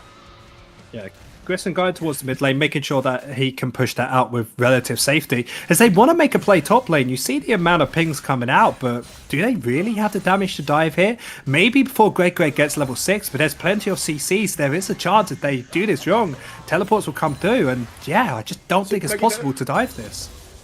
Mega Inferno bomb out of Fruity Fresh. I almost confused it for the Jinx ult. We'll be able to clear the wave pretty damn nicely, so that dive attempt gets diffused basically the instant it was in the conception phase. Everyone, again, right back to stock standard, and I just want to take this opportunity to have to remind everyone that this is the 4th place team up against the 1st place team, Asumi, forced to flash by the chain of corruption out of Ivok. Yeah, and Rich Gang have shown the confidence in these last 2 games to bring this back to 2-2. But before this, Ruzo, the people we weren't expecting to get anything going have really put up a fight that no one was expecting for them. Because the dream for everybody is to get those major damages. As yes, we do see the graph stacks up towards the top side, especially after that last game when we had that mid laner of Game one. Yes, Ivok game playing 1. the Jace with Grasp. Less than 100 stacking health there with over 30 Like minutes of 20 gameplay. minutes. By the way, Sumi looking potentially for the players. Flammy coming in with the Weaver's Wall. The immediate jump out from Broda. Gonna leave Grissom to die. Greg to die. As Flammy picks up his first kill of the game. Ruzo are looking a lot different though, now that they actually have a major source of engage. So I felt like that was the biggest issue with Rich Gang in those first 2 games, was what's the way for them to get in? Of course, with that Maokai they have in this game, with the Karma, it makes it a lot easier. But even on the opposite side of Ruzo, in the past too, it felt like they didn't have that Nautilus to really get things going. But now they have it on their side. It feels like they can make these plays and can get these leads when they need to. Now they will pick up their 3 Void Scuttlers. Draven's going to be safe in the bot lane. So a small win over to the side of Ruza, but these small things can really start stacking up. And Broda has been doing a great job of building a CS advantage for himself. Nearly 20 CS up over Flammy in this early stage of the game. In fact, I'm kind of surprised to see that Turtle is out CSing Stumpy. Conventional wisdom and all that says that the ranged champion in that matchup, as we see mid lane, is the one that has the advantage. I would completely agree with you, but when you're someone like Turtle who is so tanky in this laning phase, it does not matter what the Karma can do to you. If she wants to Magic Q you for 10 times, you are taking half your HP at maximum, allowing you to just full Q the wave, make sure that you hit every single one, as Stumpy needs to, play a little bit more cautiously, get more auto attacks off, and there is actually more outplay potential there, making it where Turtle has an easier time to CS. Why does... What? Ivok has Tiamat. Wave clear. Okay, what does There's Tiamat a build tunneler into? there as well, though. This is like Titanic Hydra. Oh, I love it. I love tech like this. I'm just trying to think. Titanic... Varus? Okay, think logically into the enemy team. We You're were against the talking about Kiana, reverse. you're against the Yeah. Viego. They want to burst you out. If you get yourself something that I allows you to understand it. tank Doesn't mean I have to like it. Okay, I understand. It's the 5th game and they bring this out. I think that Ivok may have tried this a few times, and I cannot wait to see it because, the W is still going to be keep hitting people. You're going to have the empowered Q as well. There's tons of possibilities here. Depth charge being used out by Grissom there, as Greg will be forced to burn the flash yet again. In fact, you see Greg, he's playing very respectfully, to the point where he has opted not to go for the Lucidity Boots this game. He has just instead opted to go for the Plated Steel Caps right now, though. Ruza looking for a potential dive angle. Nature's Grasp comes through. Flammy You gotta be careful. Thankfully, Fruity Fresh is lucky. Oh, they think. Okay. Okay, never mind. Ivok coming down from the mid lane, though. Greg gonna burn down. Grissom not going to drop. I did not expect for Flammy to die there, but the Ignite plus the damage of Fruity Fresh ticks down. Broda is here towards the bottom side. Sumi waiting in the wings for a potential engage. Ruse, they will opt to fall back. Plate in pocket along with those kills. They are slowly, quietly building themselves up a gold lead. Yeah, and the most important thing is Draven didn't actually get a kill in that place. There still was 300 adoration stacked up in that fight. And you take a joke about this tier map, but it allowed him to push out this mid lane quicker, getting him to move down bot lane, getting themselves that double kills. That tier map, in that one small circumstance, is actually a really good buy. And there we have it, a Titanic Hydra in the mid lane. And I just got to have to see how this is going to work.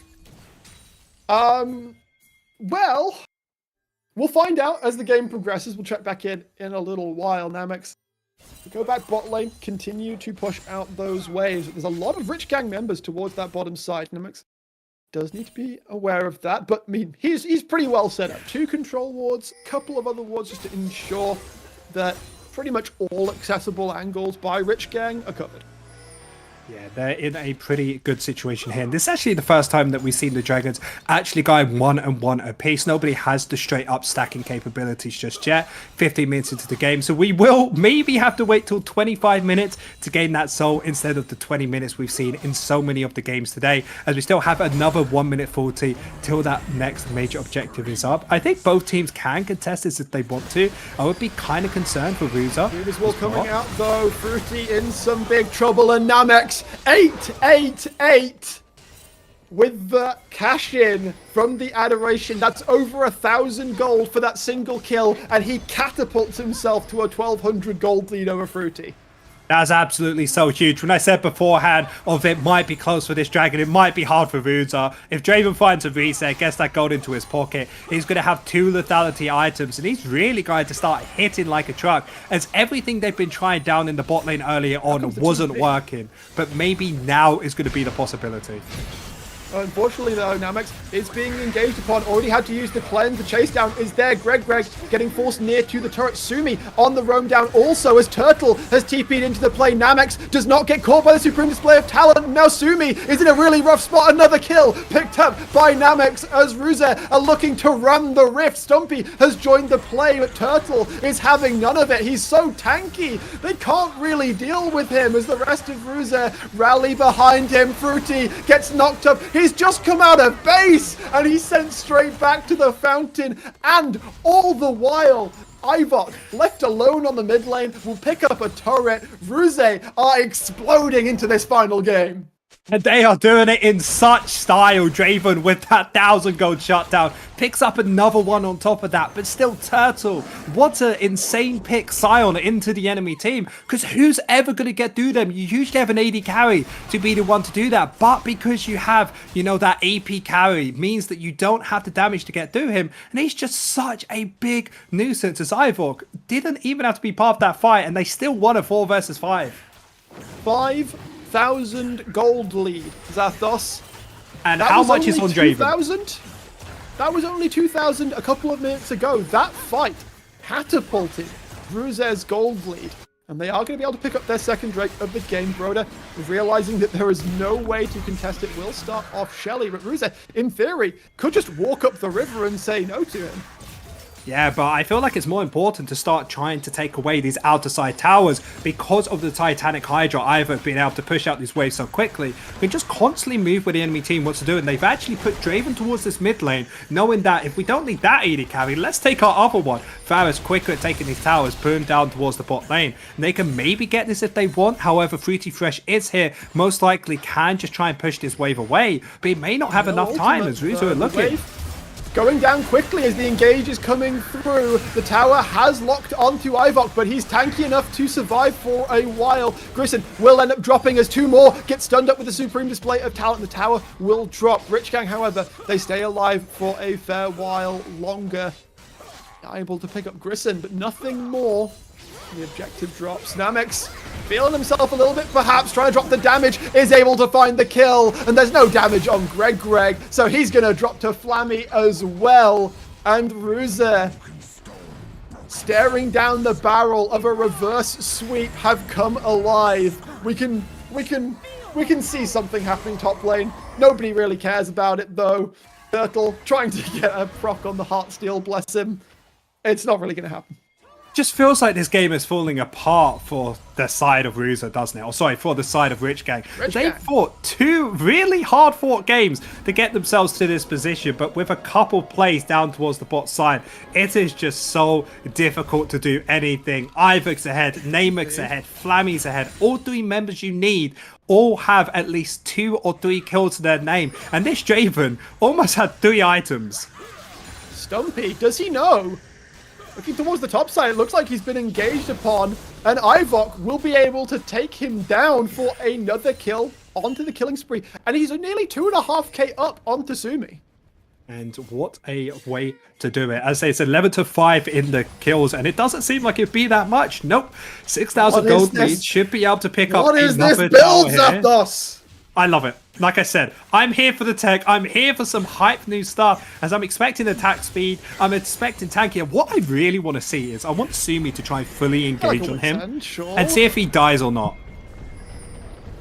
Shelly, can he get put down towards the bottom side of the rift? Rich Gang able to secure their first turret of the game. Fruity already being engaged upon. Will have to use the Mega Inferno bomb just to try and clear out the wave as best he can.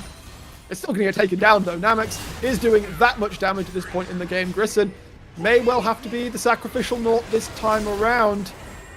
Flammy does get caught up as well. Stumpy is trying to get the damage down, but Ivok is here, and that is a Varus you do not want to mess with. The shielding is good, but the TP out of Turtle straight on through. Namex gonna take it away with the whirling death, and Ivok, Knives the one who finds himself in a rough situation, will get taken down. Turtle on the run, using the ghost, but he's not able to get away right now. It's Broda occupying the body. Will be able to do enough damage. However, he has become the Scion, looking for the damage towards Flammy. Can he continue the running? He gets his triple kill. Rich Gang, they are able to respond in the play. They're still a good chunk behind, but that Viego, big sign of hope. And most importantly, they're showing some fight. They're showing some willingness that this series is not over. Because even in the cast, we're like, maybe it's done. Maybe Ruse are just too far ahead when they can make plays like this. Sumi needs to get out swiftly. Will be able to. The stealth off of that brush Q will be able to get him away. Also, take a look at Broda. 2 items completed. After that, picking up 3 kills. Is now fully into the game. There is no difference between the junglers unless you want to count 3 Dark Seal stacks on the side of Flammy. And if they want to get back into this game, they need to really do some one-shotting in these team fights. They need either Sumi or Broda, hopefully together, to try and tap Namax or Ivok out of the game, turn into them, and then get the role reversal. Because the big thing about Viego is, if you're against a fed enemy and you kill them, you turn into them with their items. There is definitely a possibility for the side of Rich Gang to get themselves back into this, but still very difficult, especially with how tanky Turtle has become. Jack Show! Ivok has built Jack Show. I don't see the issue. It has 50 armor, 50 magic resist, 300 HP, and you gain movement speed. He's a Varus! Okay, he has wave clear, he has damage, and he has everything he needs to do. It's He's about to so carry I this can't fight. really complain in the grand scheme. The dragon has spawned. Sumi looking for the flank angle here. Flammy has to be careful. Supreme display of talent doesn't find its target though.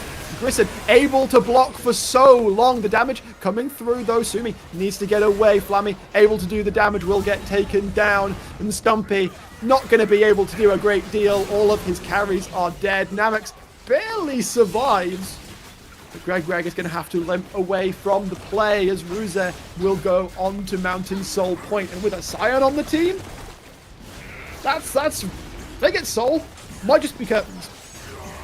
I think it might even be Curtis at this point. We see how far ahead Ruza is. It doesn't matter if you have a good build, doesn't matter if you have a bad or even a wacky one. Ruza is so far ahead. You can see Rich Gang in a normal 5v5 can't contest this. And with this Baron being up with a double AD carry comp, it's going to get completely obliterated. bursted if they want to. Yeah, remember, Sumi and Broder are meant to be the ones one-shotting when it's completely the opposite, especially with Namex. Having 3 items to his name, having that Defiant Sundry to give him a little bit more HP and damage and healing, it just feels like the way that Ruza have built themselves is just to make you mad. Actually, I kind of like the Sundered Sky on Draven. Okay, so you hate the Jack show, you hate the Titanic Hydra, but you're fine with that. Yes. Is it completely arbitrary? Am I a hypocrite? Absolutely, but let's not get into that.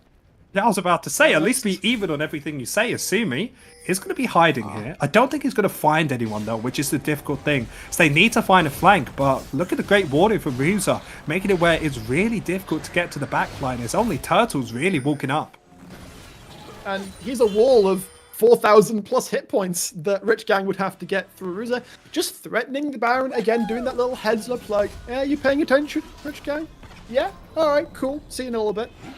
We'll go back to mid lane, continue to shove it out. Right now, I mean, the Baron is the only thing they need to worry about. It's 3.5 minutes until the next Drake comes up.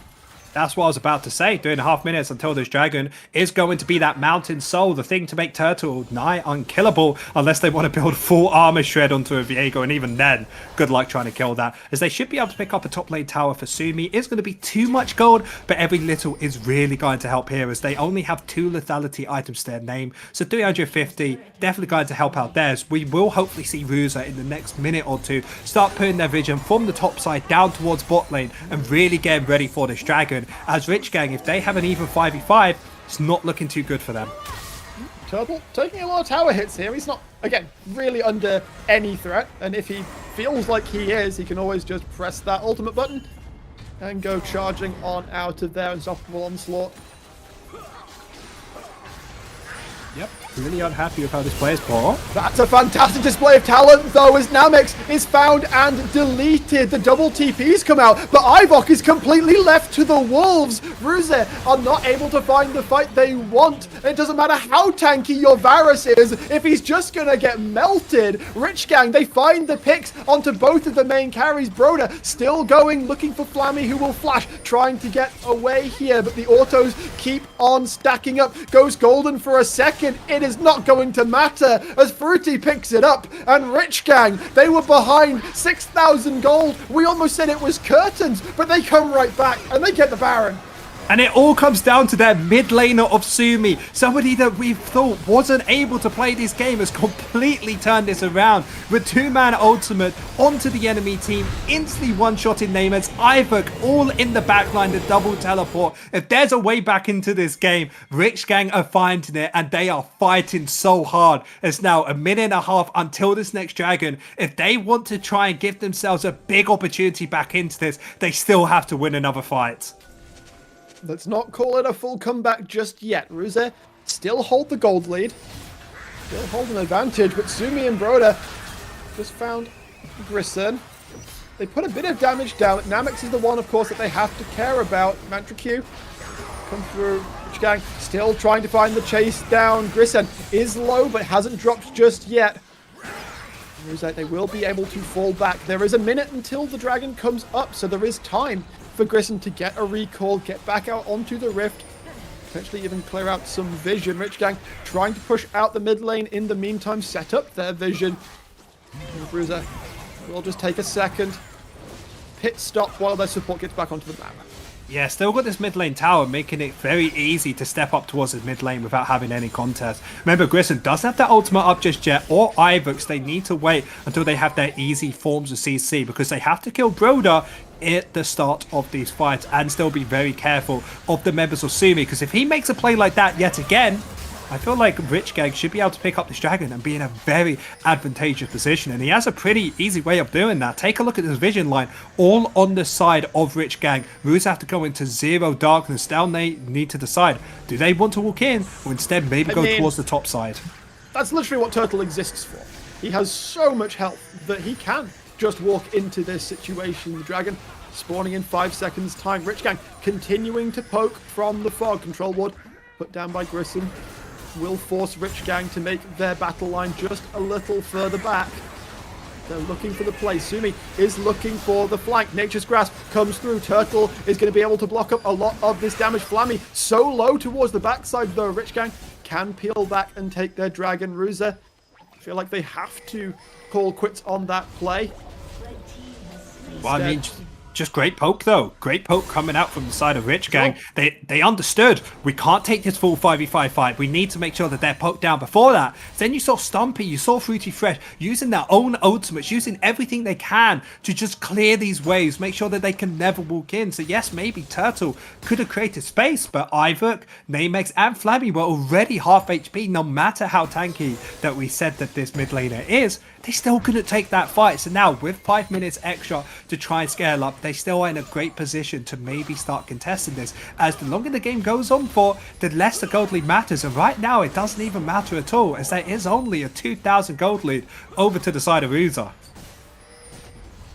Namex been quite quiet for a moment. Has had to play super respectfully into all of this poke that you mentioned. Rich Gang able to put out.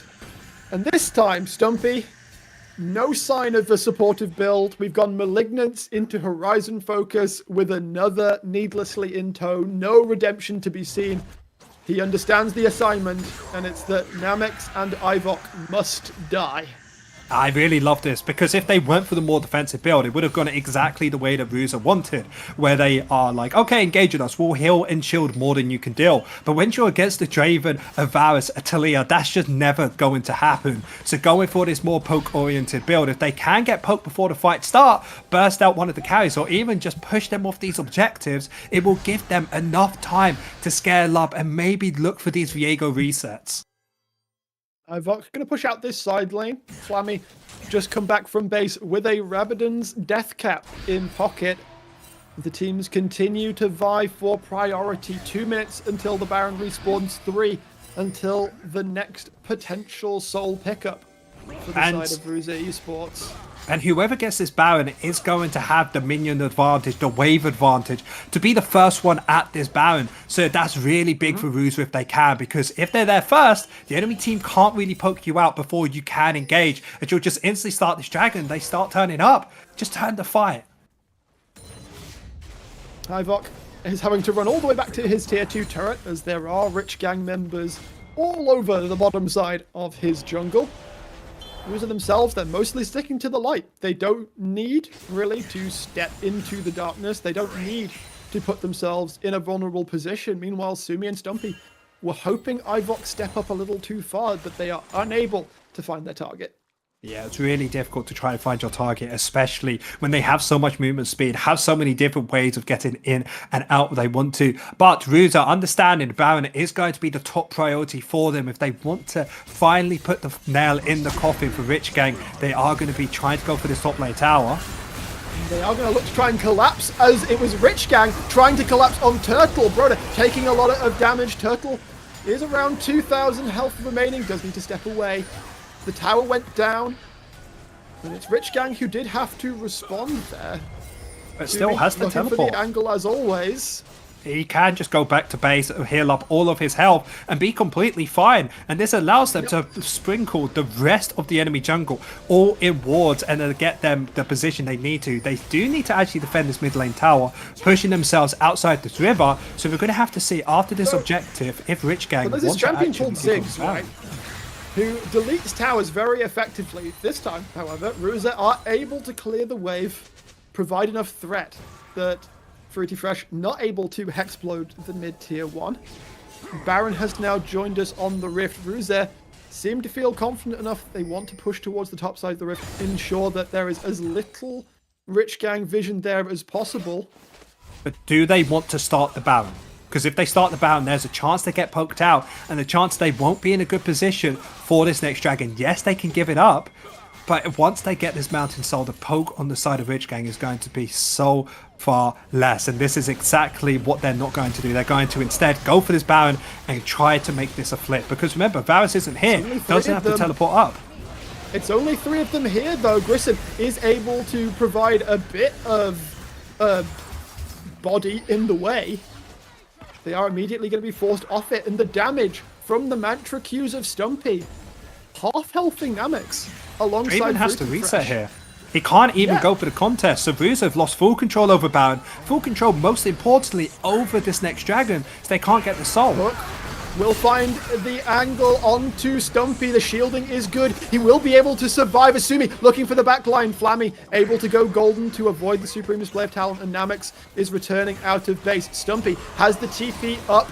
Mega Inferno Bomb comes across. They're looking for the engage. Unstoppable onslaught coming through. Fruity has to flash. Sumi has found Flammy towards the offside though. Broda looking for the angle in. Stumpy still trying to get the TP. Will come through onto the mid lane as Ruze bunch up. They try and stick together. Safety in numbers. Namex looking for the kill onto Greg, but he's trying a little too hard. He's able to flash out though and find the kill he wants. Ivok is tanky enough to survive long enough that they are able to get out. Sumi is able to pick up that kill though. Namex and Turtle on the run as Rich Gang look to chase them down. Sumi flashes for the triple kill. Will pick it up, and Turtle, you're a bag of hit points but not much else, my man, as Rich Gang will take another fight. And they will be able to peel back for the Baron. This should be Baron, this should be Dragon if they want both. But what a masterclass of how to use movement speed. Because you saw, if they went for a normal 5v5 fight, yes, Ruza will win that. But because they poked them out, they waited, they went for the resets with the TP as well for Stumpy. And no one died on the team. This is absolute perfection from Rich Gang. This is our first seed 16-2. And this is what I was expecting from game 1 coming out from Rich Gang. I feel like they maybe set their alarms a little bit too late today.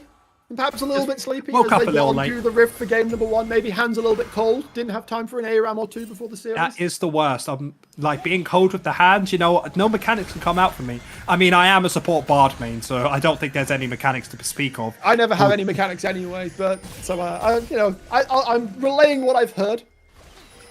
Ruza, however, Yeah, from younger people as Ruza, we'll actually start this Baron. I'm not sure if I'm a big fan of this. Yes, maybe you can get this started, have Turtle tank it up don't afterwards. suspect it. They might find They out must a little do. bit too late. There is the ward dropping. My good Inferno Bomb, of course, can come through from Fruity Fresh. I feel like Namex and Ivok, they need to position such that that poke is not hitting them. It does mean that Ruze will have to peel back off of the Baron. Turtle has taken a decent chunk of damage, but still tanky enough. The Rich Gang, they simply shepherd them off. They know they don't need to fight here. Their poke, as you said, so strong. And unless Ruza can find like a hard engage at which they kill a key member, then they don't mind. Not has flash, not has ult. If there's a way to do it, it's all about Grissom finding that big ultimate into the backline, trying to find that first engage. But it's so difficult. This poke is just insane.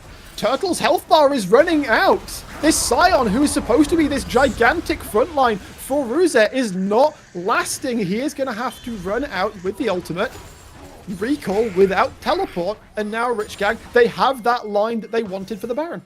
Yeah, they can't even play for the side laser 1-3-1 comp with something like a Varus as an AD carry. Doesn't even make this possible. No teleport up for Turtle. No way of walking in here as Grissom, being the only other tank, is going to get instantly one-shot. This should just be a free Baron over to the side of Rich Gang. It's just all about if they can get out.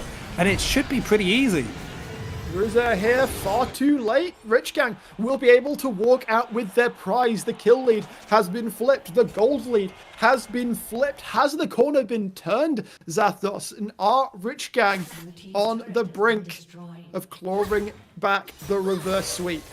I think you must have to think that way, because the way that a Draven, the way that Valves like to play is they want a constant engage, they want a tanky front line, and to be able to keep DPS in the enemy team. But when everybody on the enemy team does poke your eyes halfway across the screen, how the hell are you ever going to auto-attack them? And because of this awkward stage in the game, it just feels like Rich Gang are just in full control of anything they try to do with Sumi. Sumi's hunting. Namex not going to be caught this time around. But Rich Gang with the Baron, with all of that poke damage, and most importantly, with the Ziggs, the best poke champion or the best siege champion in the game, continue to push forwards. Turtle being just pushed away. At this point, Broda does enough damage that this Scion has to respect it, and Ruze are unable to find an engage angle. Yeah, this Baron just looking so strong on them because they're shepherding them into their base, making sure they can't walk out, making sure that there's no chance of finding one of these sideways engager. I feel like Ruza, they give up this mid lane inhibitor. It's just going to go down worse for them. I'd love for Grissom to try and look for something, but every time he does, his team is just already at half HP. Hook misses. And again, Ruze wait for their engage angle. Is it ever going to come, though, as the bombs keep flying? The mantra Qs keep flying out of Stumpy.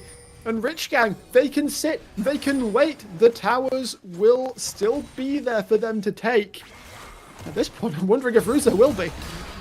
Yeah, it's going to be really difficult. The mid lane tower's finally been taken out as the ult. There comes the ultimate out from Turtle. It will be all the damage onto Greg. That's at least one kill, but it's not onto a crucial member just yet.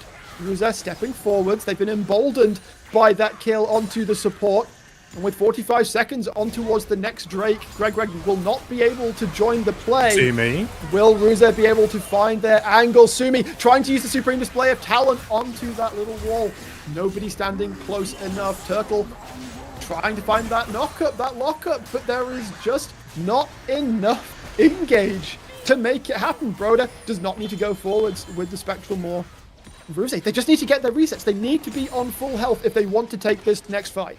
And it's really upsetting because I feel like if they went for the reset straight away after that play, even though it was just Greg they killed, it could have been a massive turn of events, as you know how important this next dragon is. Straight teleports coming through as they need to get into these waves, but Sumi is going to get spotted though.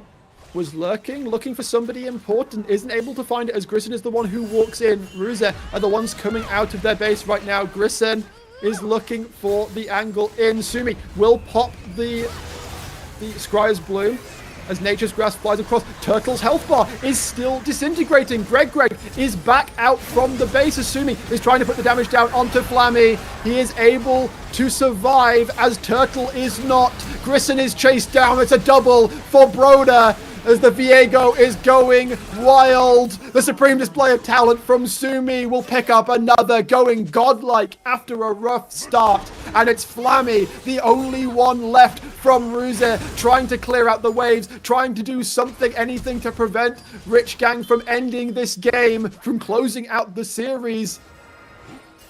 Can't even get a recall off here. The timers are just too long. Rich Gang have done it, Zathos. They will close out the reverse sweep and stick around in the upper bracket.